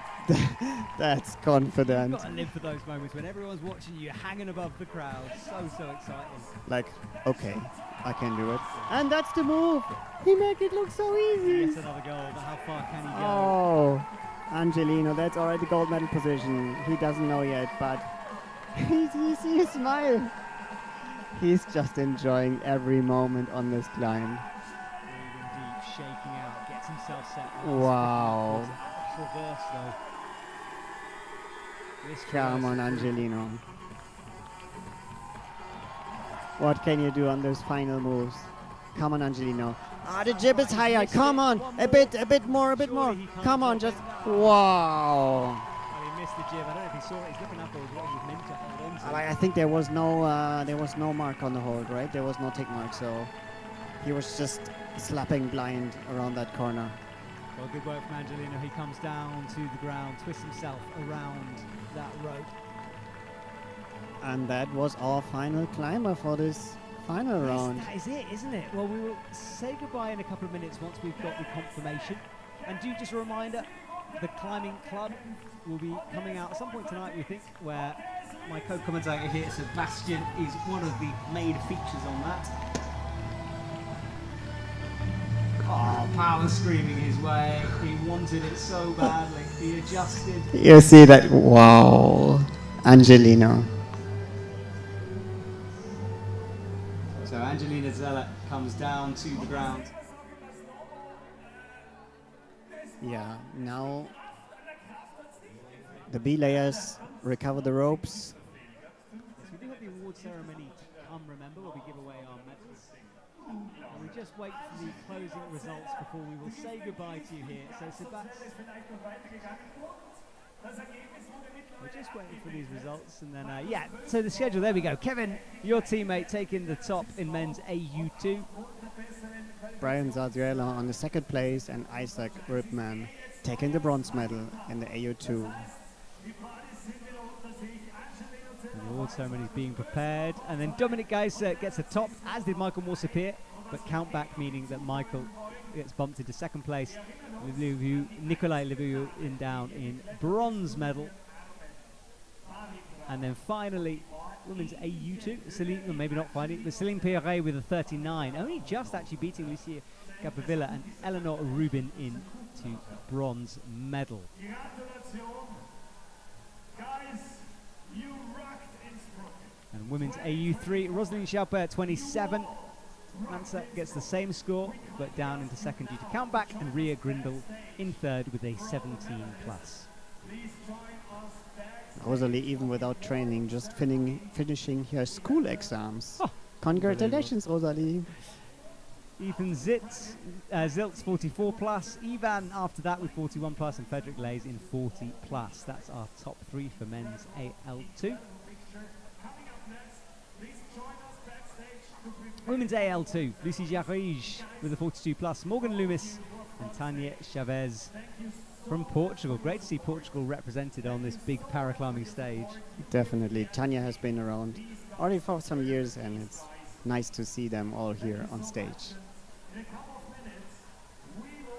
And then we just saw this, Angelina Zeller, 54, way out in front of Marcus Posendorf from 40+, and we were right, Tanner Cieslo getting 40+ as well, so the grudge match continues, 1-1 now. Oh, definitely.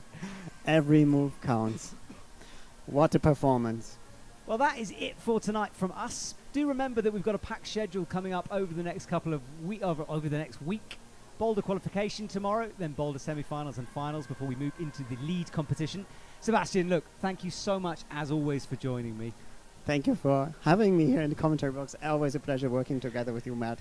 Thanks for everyone behind the scenes, on stage, behind the stage, to be able to deliver this amazing competition. Thank you. Well, we'll see you soon, everyone. Thanks for watching. We'll be back soon for more IFSC action.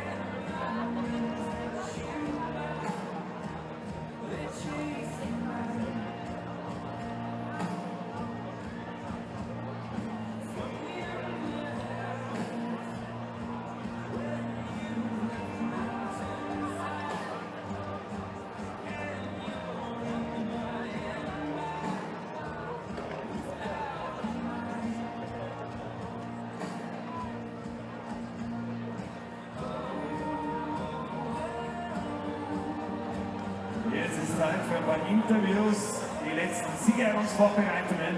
Morgen dann, das wird ein richtig schöner langer Tag. Morgen die Qualifikation im Bouldern der Damen ab 9 Uhr und jeder der Herren ab 15:30 Uhr. Also da geht's durch. Von 9 in der Früh bis ca. 21 Uhr. Das Boulderfinale der Damen dann Donnerstagabend, jedes der Herren Freitagabend. Lead-Semifinale, dann und dann Samstagabend und Sonntag die großen Lead-Finalen. Jetzt allerdings die 19 Siegerehrungen des Powerclimbers.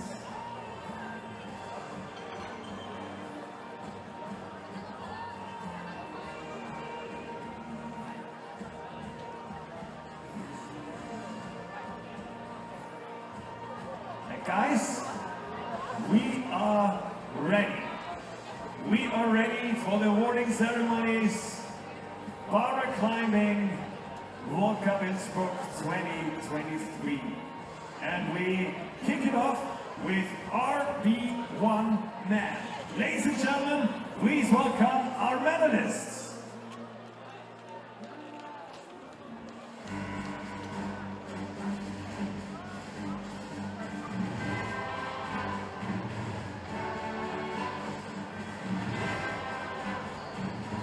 The medals will be presented by Wolfgang Babel, Vice President of the IFSC, and Inge Steurer, the Vice President of the Austrian Climbing Federation.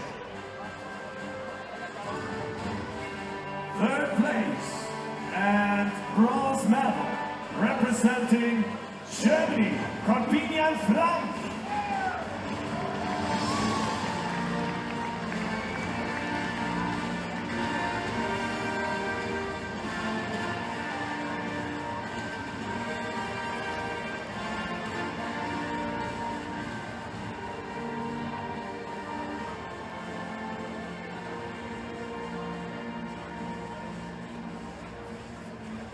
On second place, silver medalist, representing France, Aloise Portier.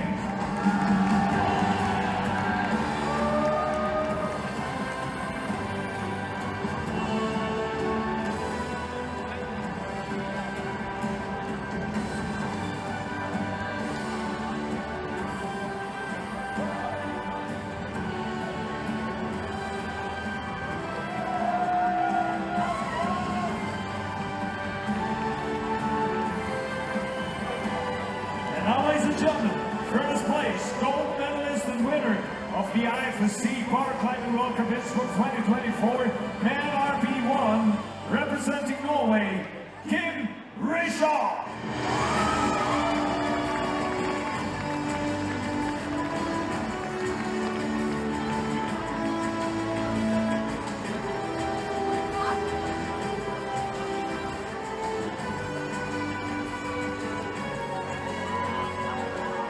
Now, ladies and gentlemen, in honor to the winner, some seconds of the national anthem of Norway.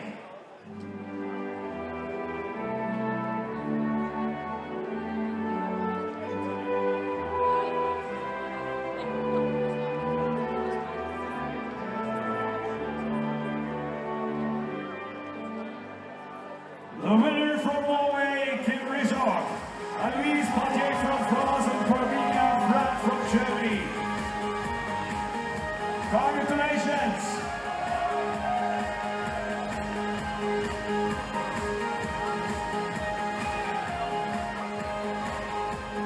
Thanks to the guys, RP1 and AU2, 19 awarding ceremonies.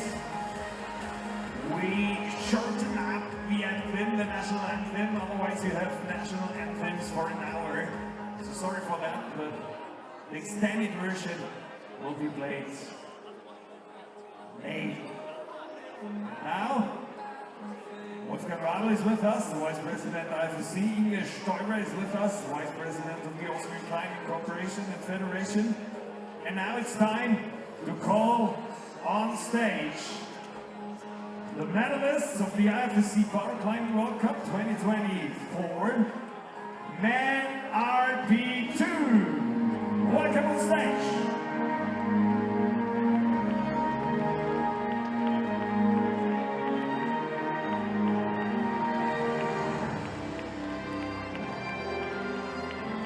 Third place and bronze medalist representing the United States of America, Braden Butler.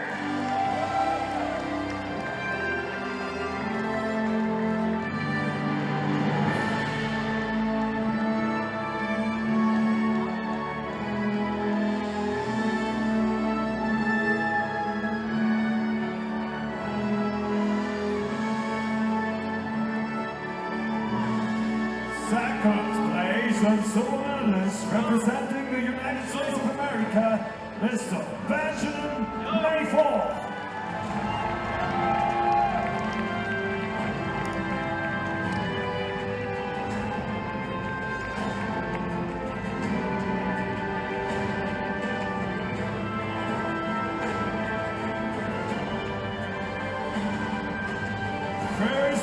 the gold medalist and winner of the IFSC Paragliding World Cup Innsbruck 2024, man RP2, what a final of this guy representing India, Manikandan Kumar!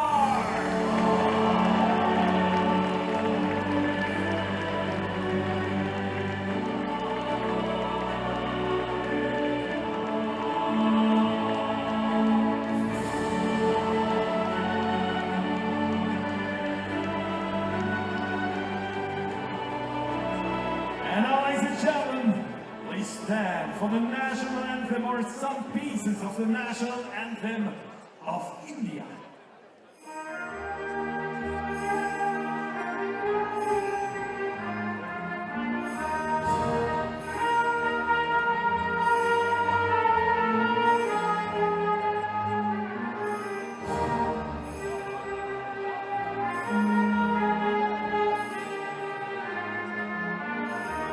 I would love to hear the whole one, but for now it's done. Congratulations, Marikana, Benjamin, and Braid!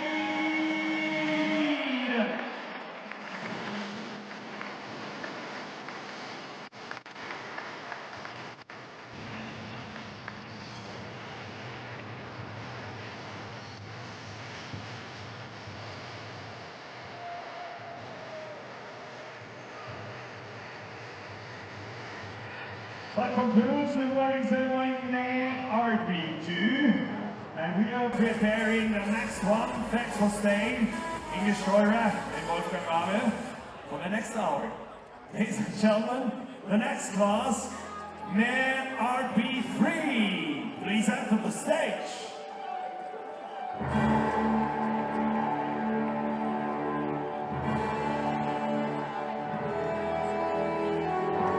That was another great final tonight. Third place and bronze medalist representing Belgium, Camille Collier.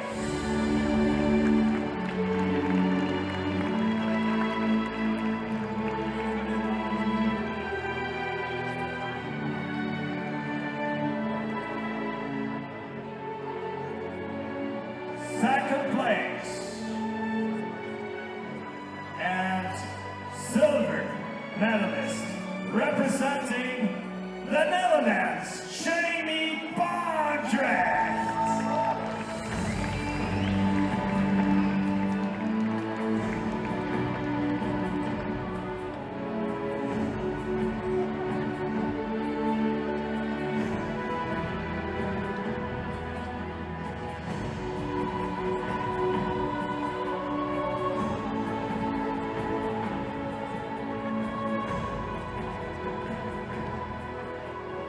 And now, ladies and gentlemen, first place, gold medalist and winner of the IFSC Paragliding World Cup 2024 Innsbruck, man RP3, representing Japan, Tadashi Takano!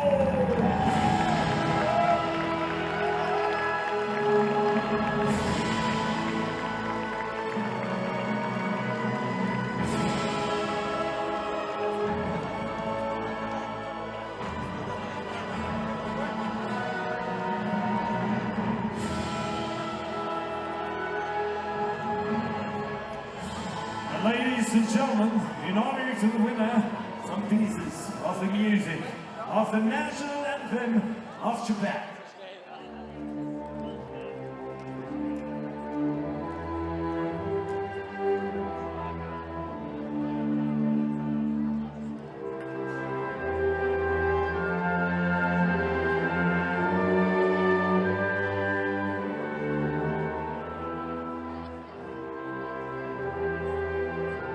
Congratulations, Tadashi Takano, Jamie Bardrecht, and Camille Collier.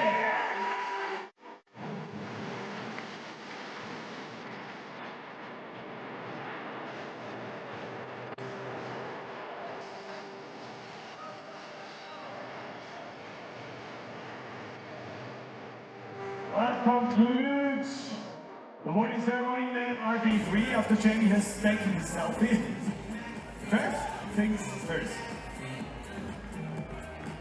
Thanks for Inge Steurer and Wolfgang Rabe to stay on stage. Vice President of the Austrian Climbing Federation and the Vice President of the IFSC. And we go on with the awarding ceremony. RP1 merged together with AL1. Please welcome the medalists.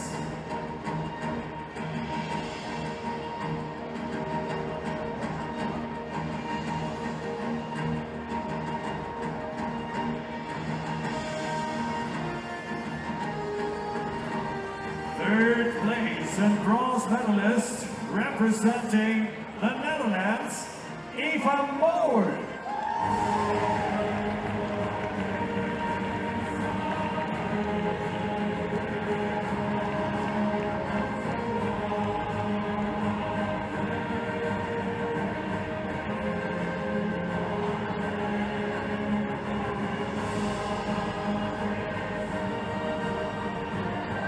Second place and silver medalist representing España, Spain, Marta Pitches Salinero.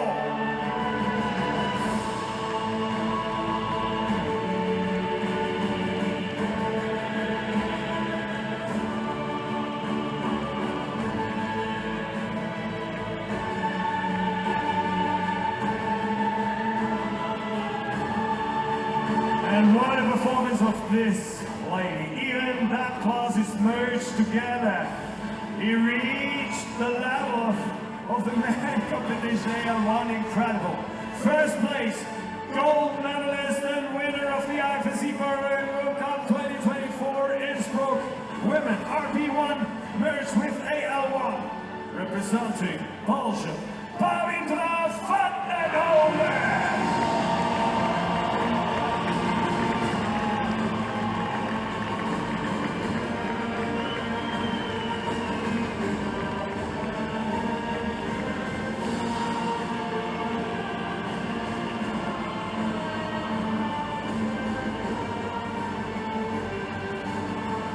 And now, ladies and gentlemen, in honor to the winner, the short piece of the national anthem of Belgium.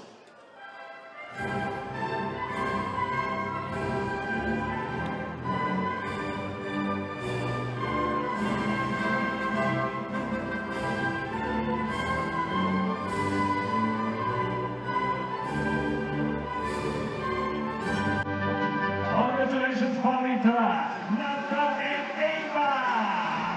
Great podium.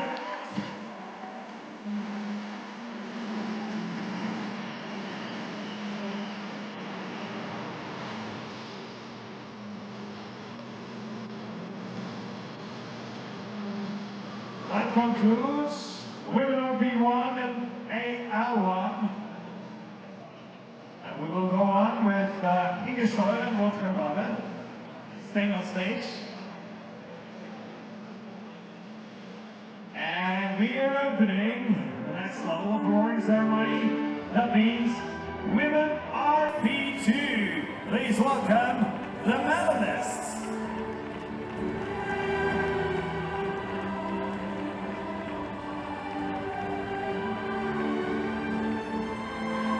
It was definitely a tough route for all of these ladies.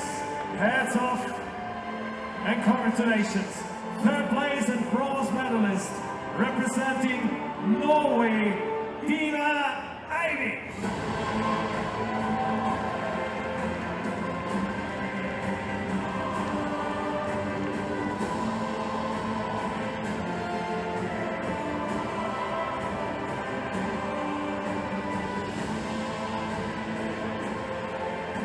Second place and silver medalists representing Austria, Österreich, Jasmin Blank.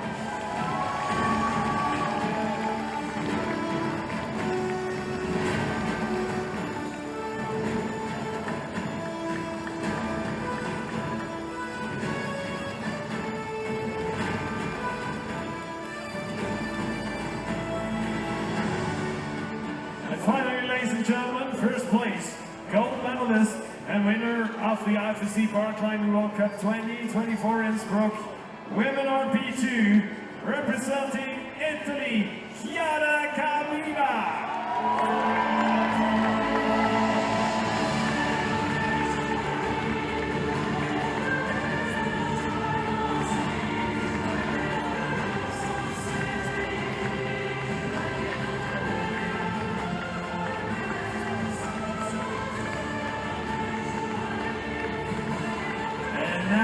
in order to the winner, a short version of the national anthem of Italy.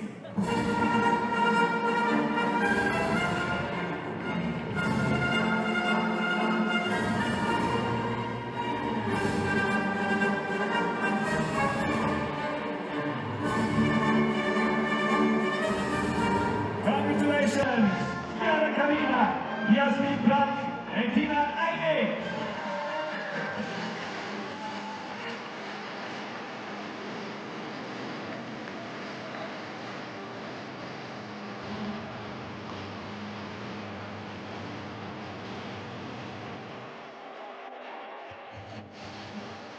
That concludes Women RP2. Thanks again for staying. Inge Schotter, Wolfgang Hall. And we are facing the next class. Women RP3. Welcome the medalists.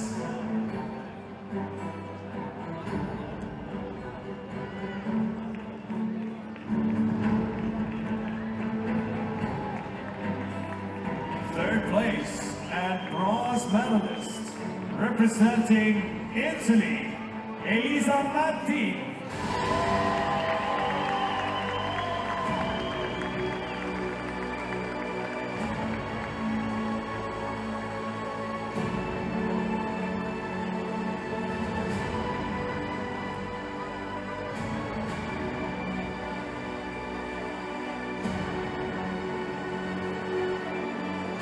Second place and silver medalist, representing Great Britain, Anita Agarwal.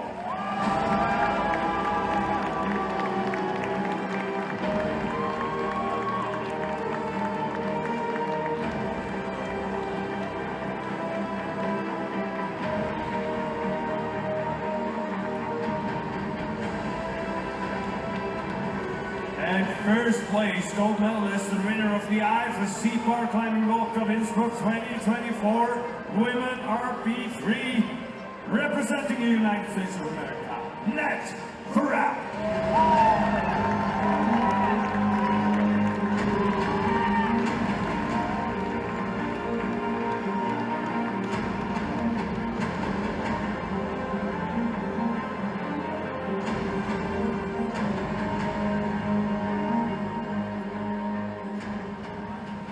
Honor to the winner, a short version of the national anthem of the United States of America.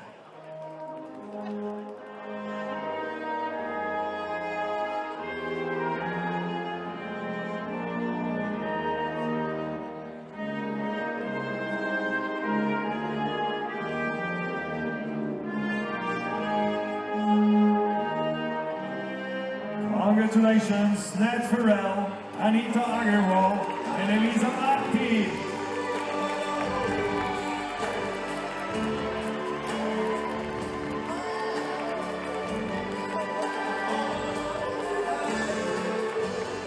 That concludes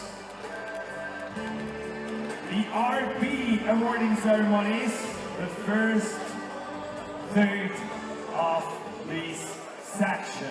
And we will go on with the visual impaired climbers and the blind climbers, opening the class Man B1. Please welcome our medalists, together with the dogs and coaches.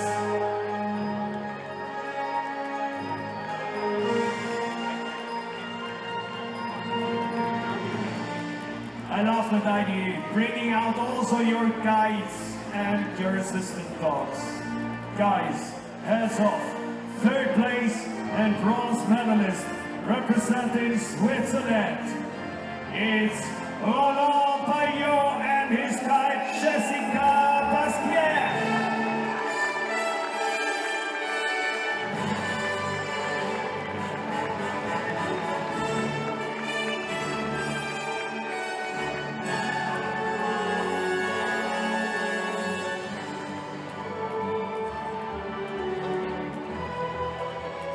That's also the dog gets a medal. I'm wondering. Second place and silver medalist representing Spain, Francisco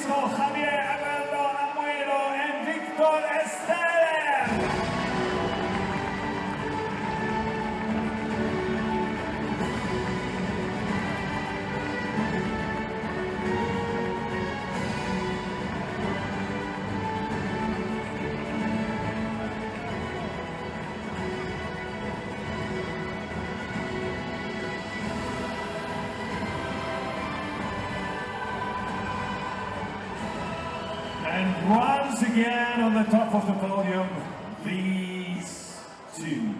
First place, gold medalist and winner of the IFSC Bar Climbing World Cup Innsbruck 2023, Man B1, representing Japan, Shoita and Seichi Tonaka.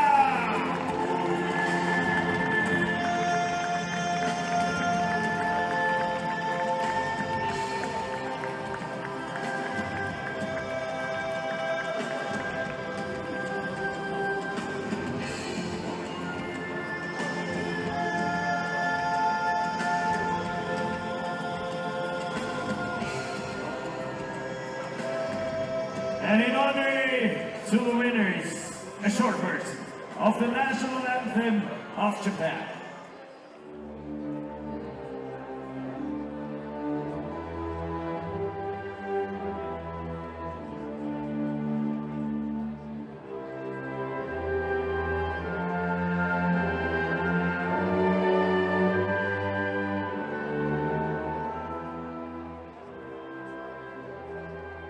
Congratulations, Shoito, Francisco Javier Amuero and Lola Bay, together with their coaches and guides and dogs. Congratulations!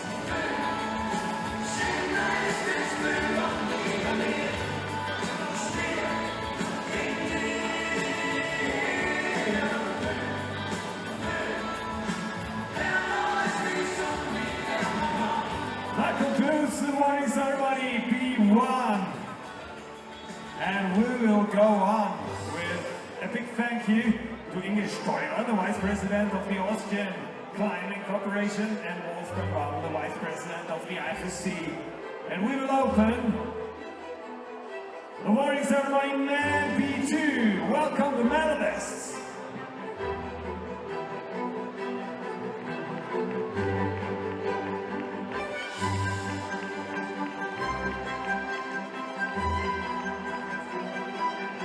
Third place and bronze medalist representing Spain, Guillermo Pellegrin Gomez and his guides, Tony Correa.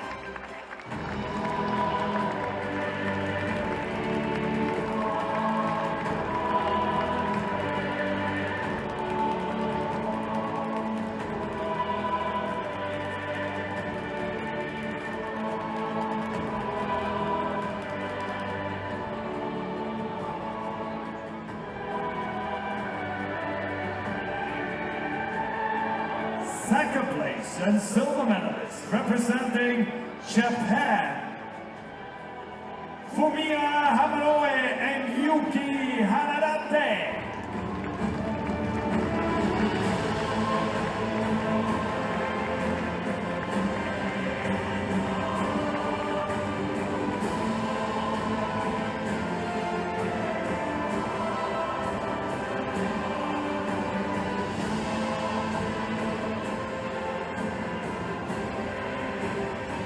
Finally, first place, gold medalist and winner of the IFSC Bar Climbing Man B2 World Cup 2024 Innsbruck, representing Romania, Razvan Neu and the guide Delia Luska.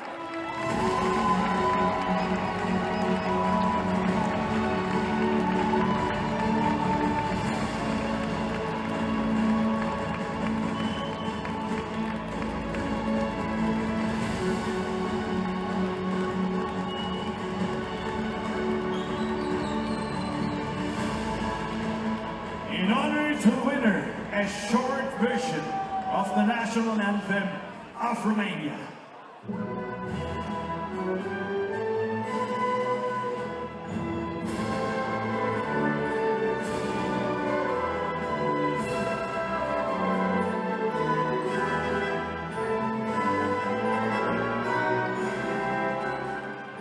Congratulations, Razvan and Delia. Fumiya and Yuki, Grandma and Tony.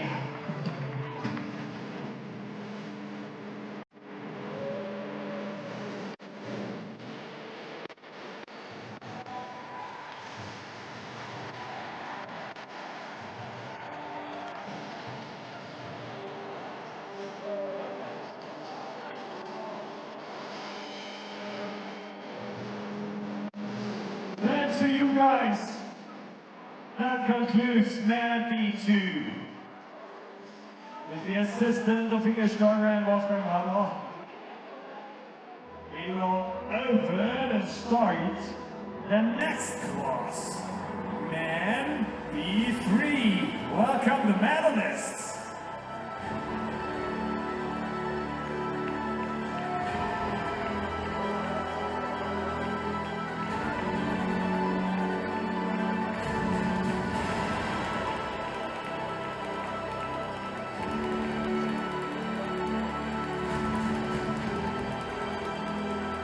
Welcome on stage, third place and bronze medalist representing Romania, Daniel Pevevaskila, Andre and Florin Nilea.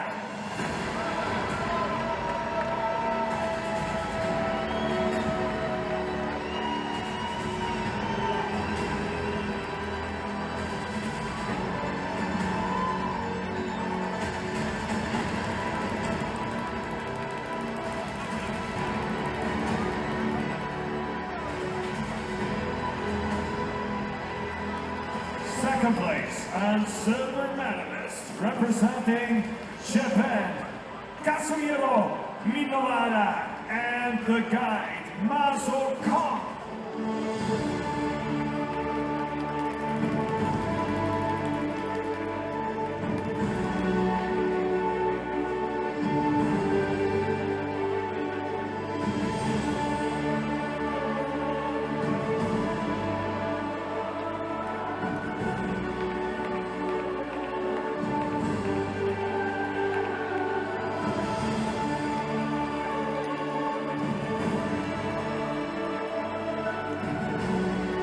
Now, ladies and gentlemen, first place, gold medalist and winner of the IFSC Para Climbing Man B3 World Cup 2024 Innsbruck, representing Romania, Cosmin Florin Candori and Claudio Mio.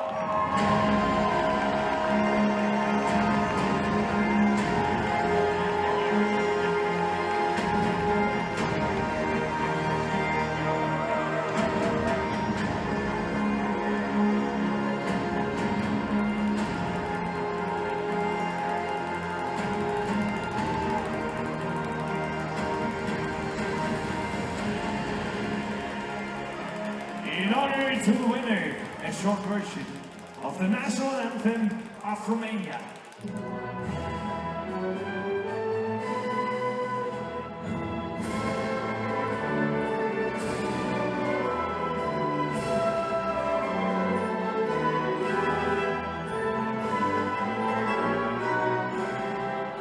Congratulations, Cosmin Florin, Claudio, Daniel Pevevasia and Florin, and Kazuhiro Maso. Congrats, guys!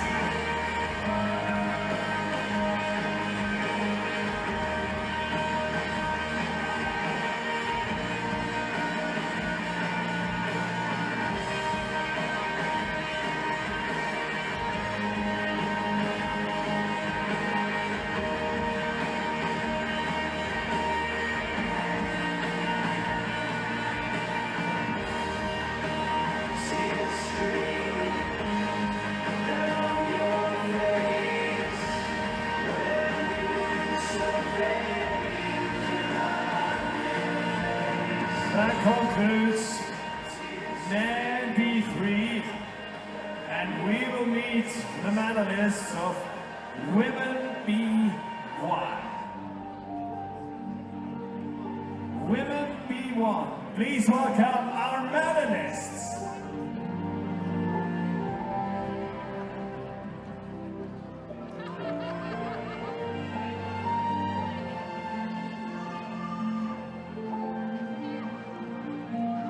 Ladies, I invite you to step out to the podium. Welcome the medalists.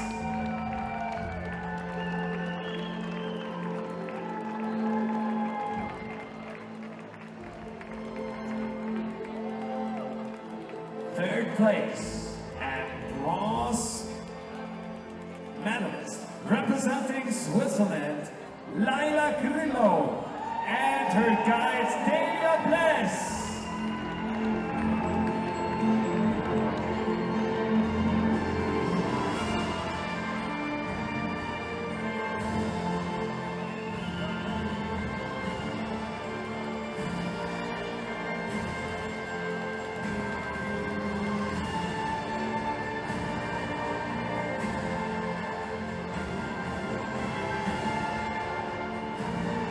Second place and silver medalist representing the United States of America, Emily LaCroix, and her guide, Carissa Talia.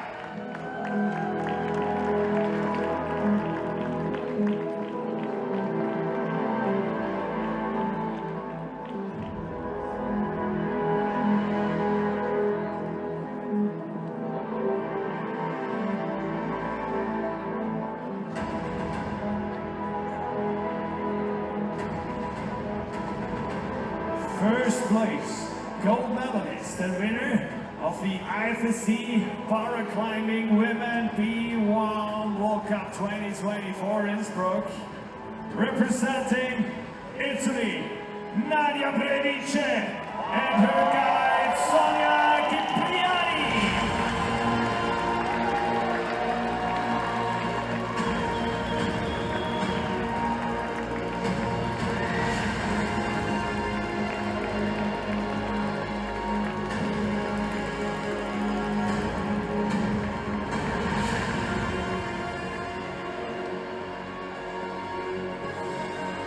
In honor to the winner, a short version of the national anthem of Italy.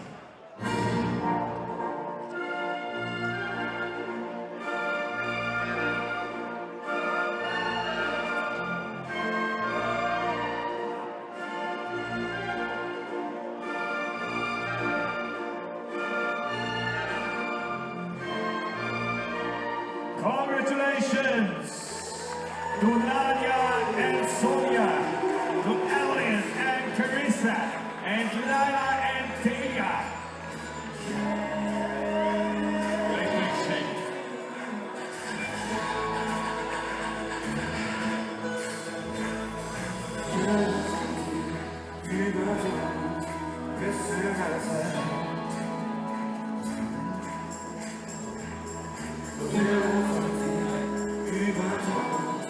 Great emotions.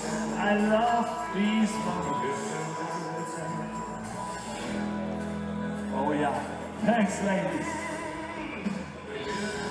That concludes Women B1. And we go on with the next class. Women B2, please welcome our medalists.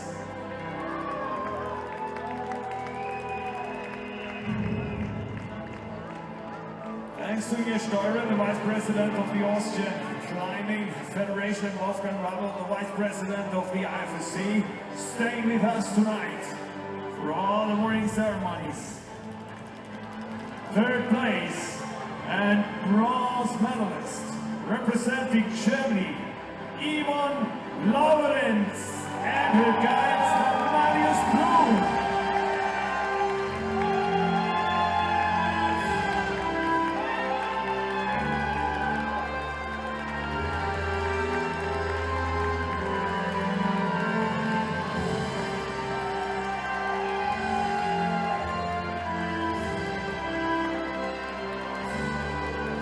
Second place and silver medalist, representing the United States of America, Zenaida Biendara and Angelina Scheicher.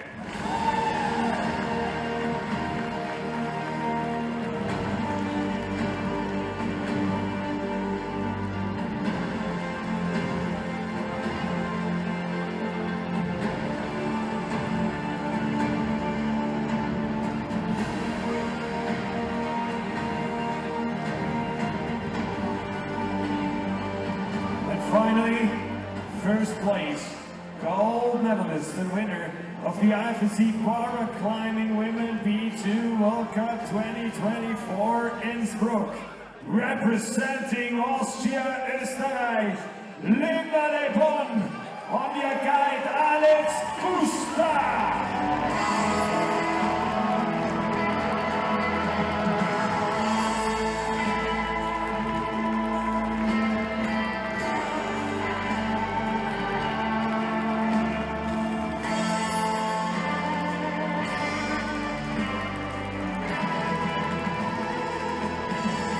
Oh yes, and now, in honor to the winners, a short version of the national anthem of Austria.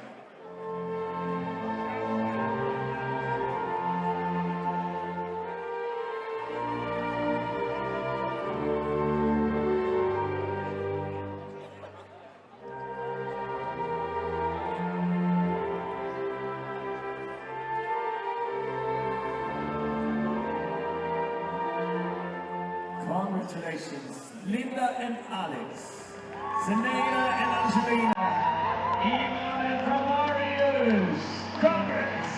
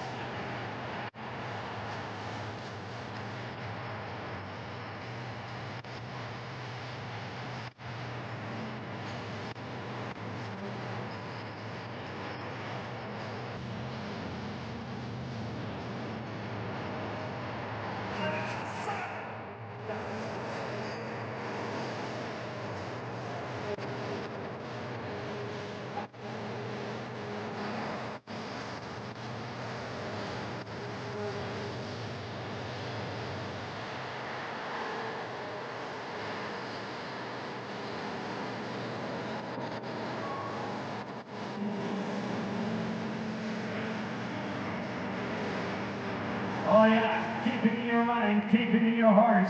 That concludes Women B2. And we go on with Women B3. Please welcome our medalists.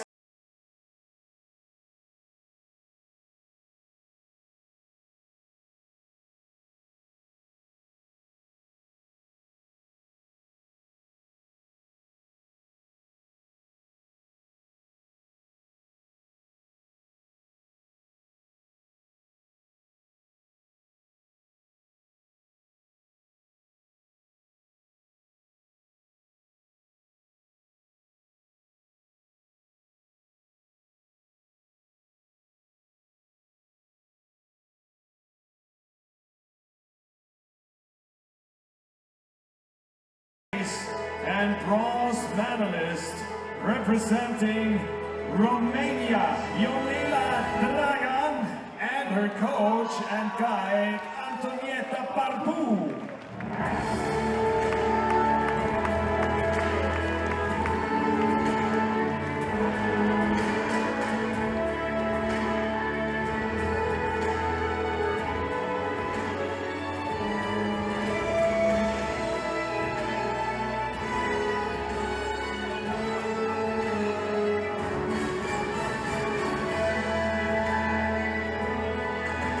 Second place and solo medalist representing France, Elizabeth Menard and her guide Victor Matilda.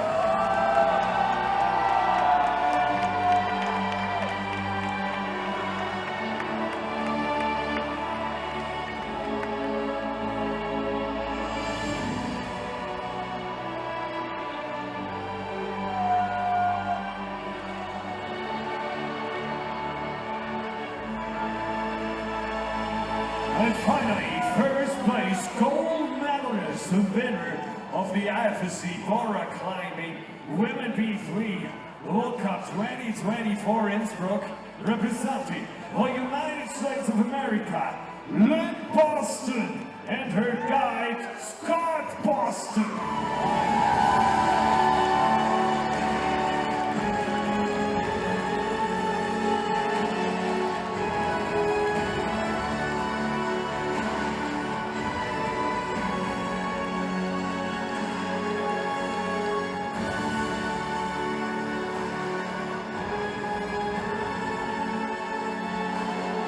And in honor to the winners, a short version of the national anthem of the United States of America.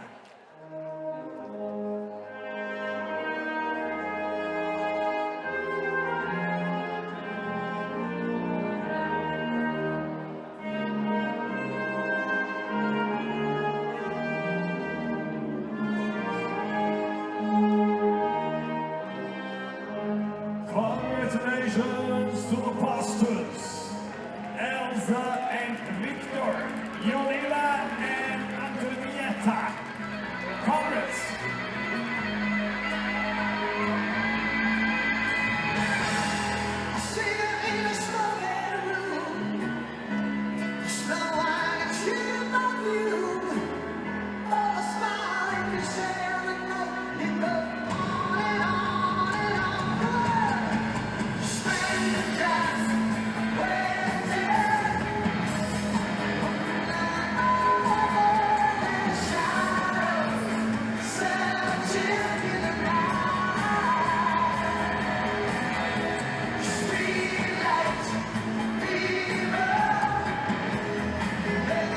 That concludes women P3, and we advance with the last 7 classes. Men AL1. Please welcome the medalists.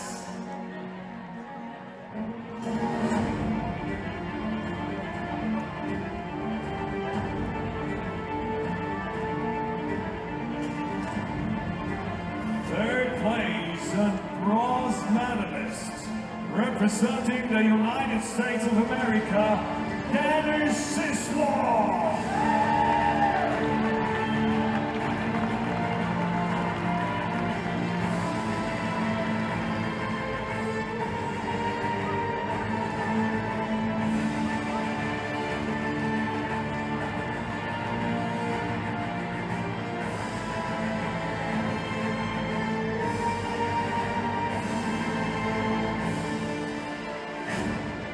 Second place and silver medalist representing Austria, Österreich, Markus Bösendorfer.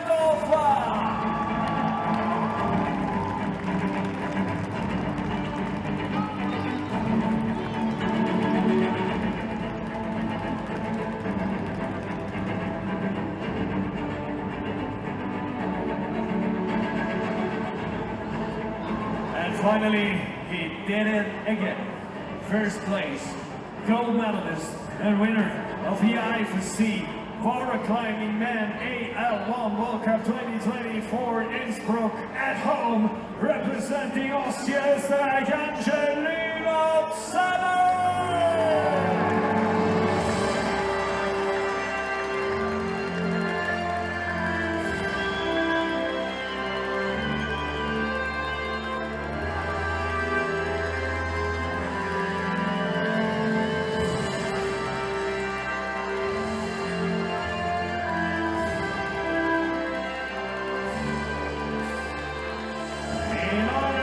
To the winner, the short version of the national anthem of Austria.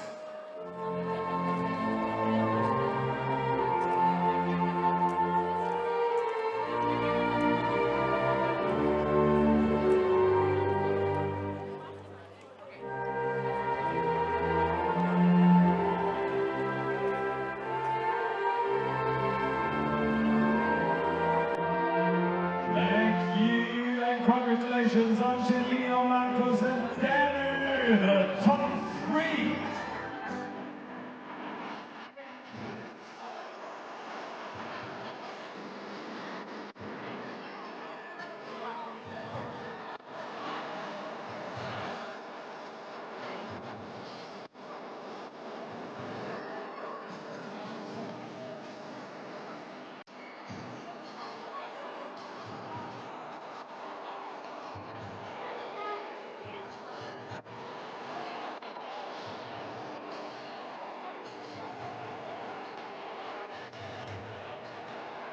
And we go on, ladies and gentlemen, with the awarding ceremony of Men AL2. Please welcome our medalists.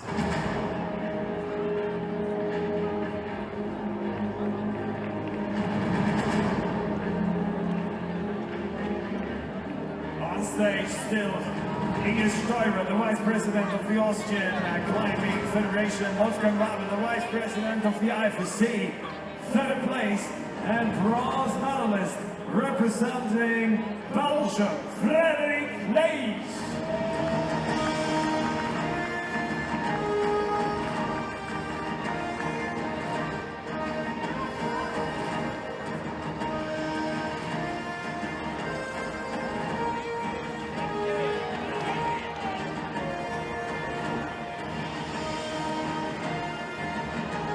Second place, and silver medalist representing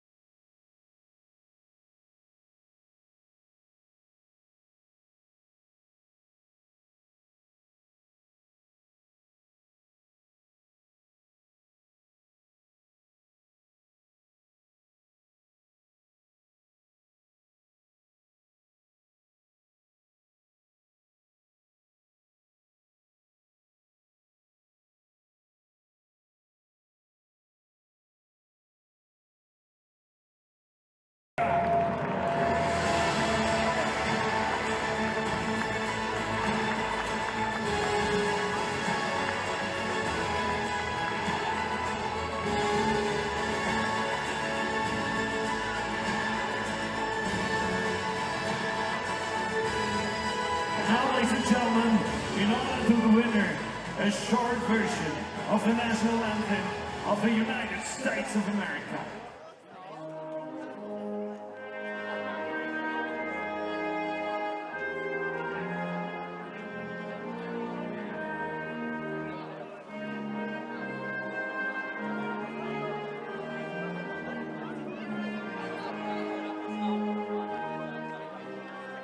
Congrats, Ethan, Ivan, and Frederick, the top three.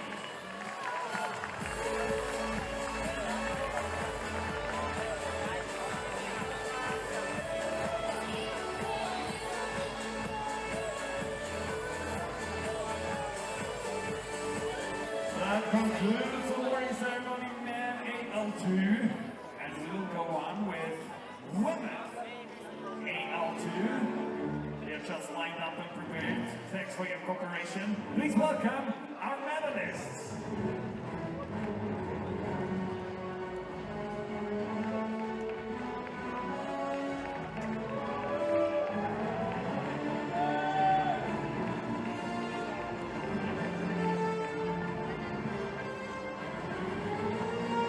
Third place and bronze medalist representing Portugal, Tanya Chavez.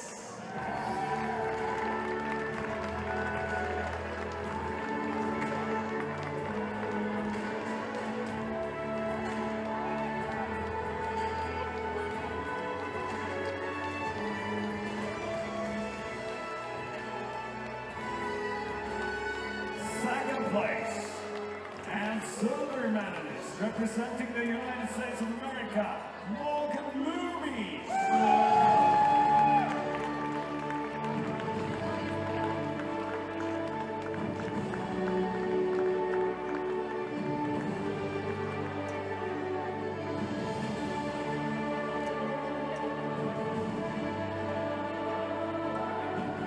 And finally, first place gold medalist and winner of the IFSC Paraclimbing Women AL2 World Cup 2024 Innsbruck, representing France, the one and only Lucy Charish.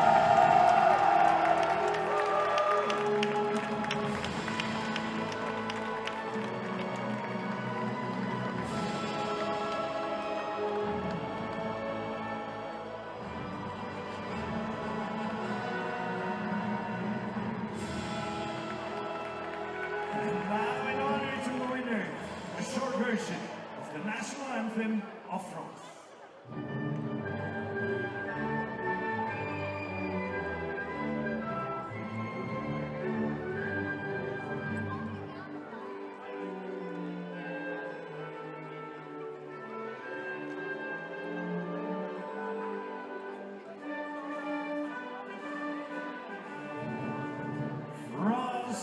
USA and Portugal, Lucy Morgan and Tanya. Congratulations!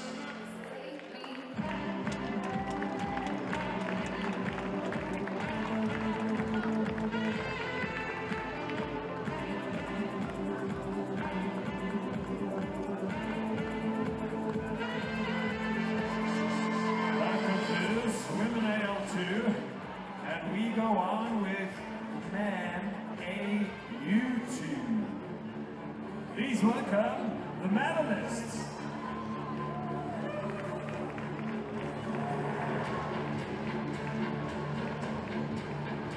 On third place, bronze medalist, representing Norway, Isaac Gripman.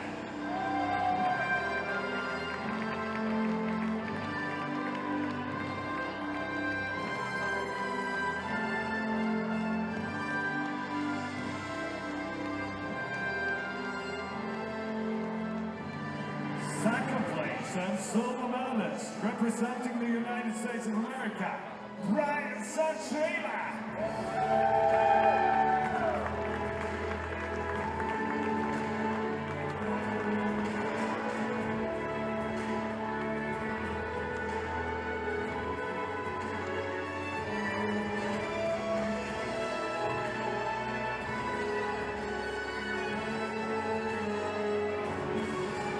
And first place, gold medalist and winner of the IFSC paragliding, men AU2 World Cup 2024 Innsbruck, representing Germany, Gavin Bartke.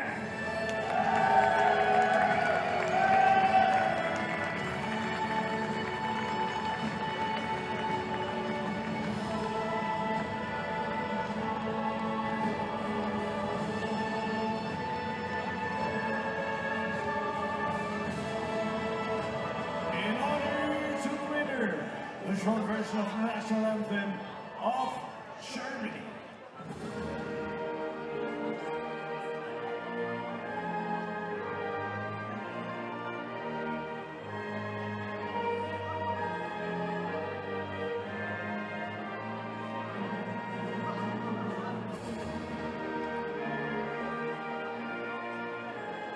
Congratulations, Kevin, Brian, and Isaac, the top three.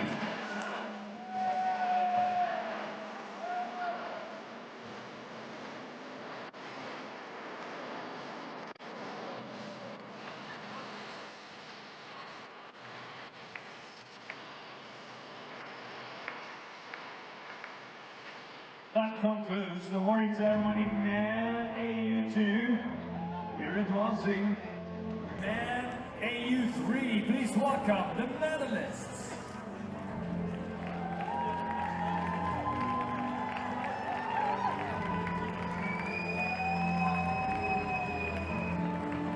Third place and bronze medalist representing Romania, Livio Nicolae Mattei.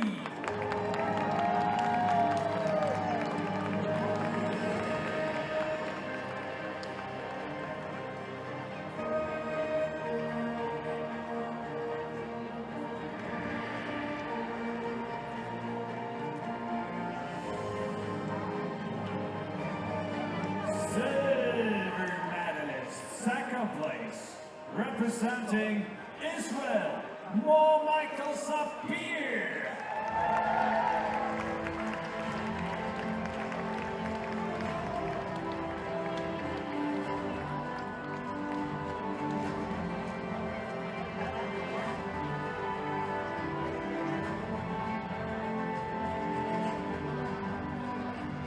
And this guy did it again after winning Innsbruck 2023.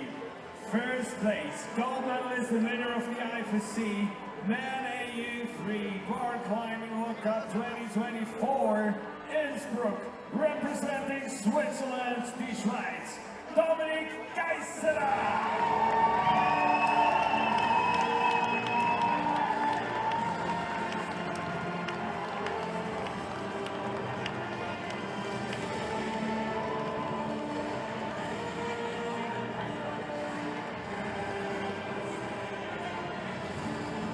And in honor to the winner, the short version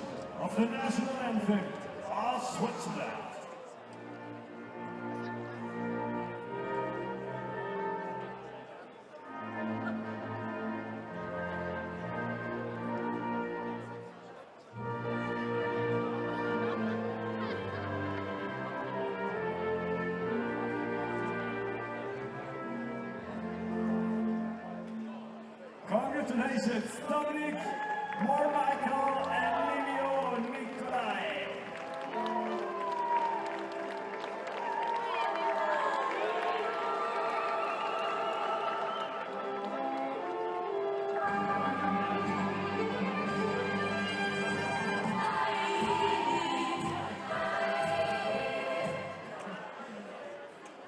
Oh yeah, you know the lyrics. That concludes man AU3. 2 classes to go. Ladies and gentlemen, we advance to women AU2. Please welcome the medalists.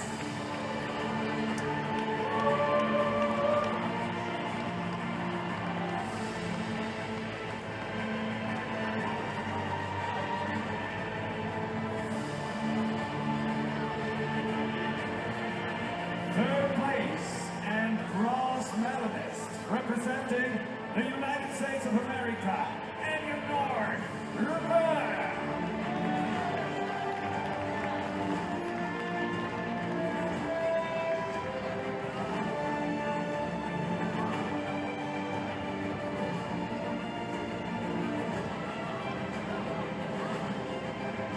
Second place and silver medalist representing Italy, Lucia Capomina.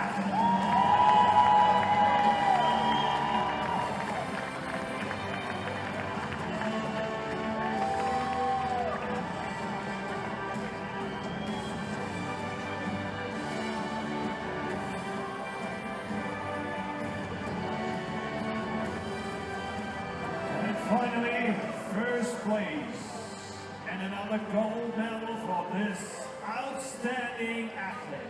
Winner of the IFSC Paraclimbing Women AU2 World Cup 2024 in Innsbruck, representing France, Solène Biret.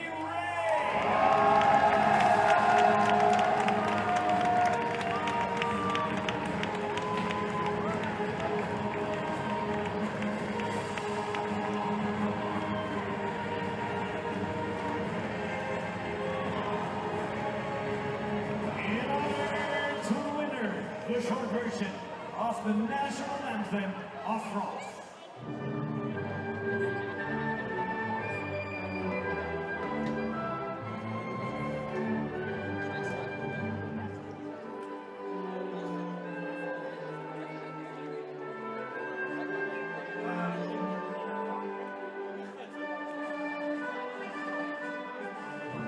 Congratulations once more to Solène, Lucia, and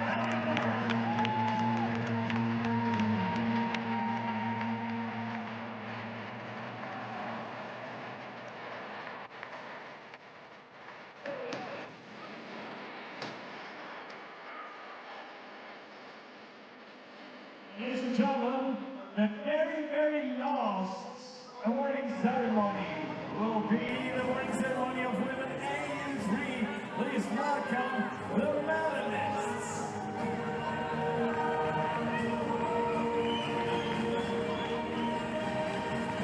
A very big shout out on that point to the endurance of Ines Steurer, the Vice President of the Austrian Climbing Corporation Federation, and Wolfgang Wabel, the Vice President of the IFSC, for being with us the whole awarding ceremony. Third place and bronze medalist representing Germany, Ria Grimble.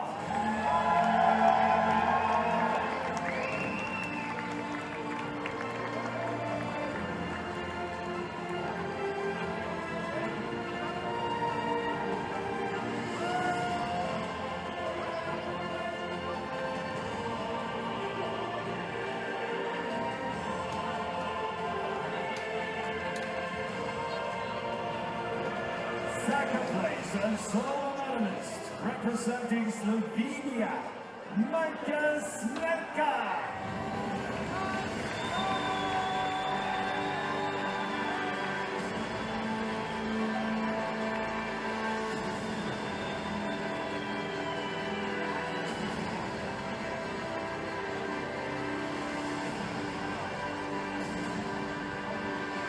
And finally, first place gold medalist and winner of the IFSC Bar Climbing Women AU3 World Cup 2024 Innsbruck.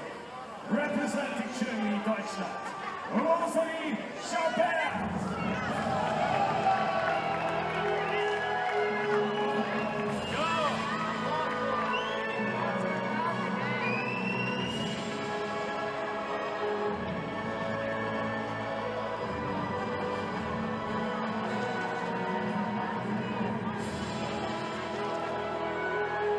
And the very last time, ladies and gentlemen, in honor to the winner for tonight, the short version of the national anthem of Germany.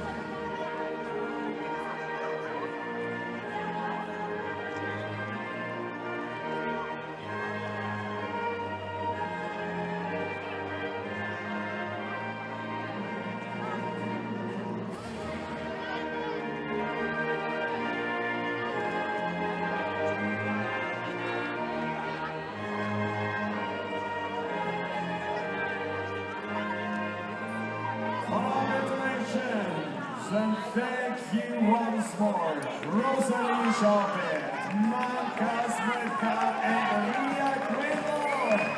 On top three.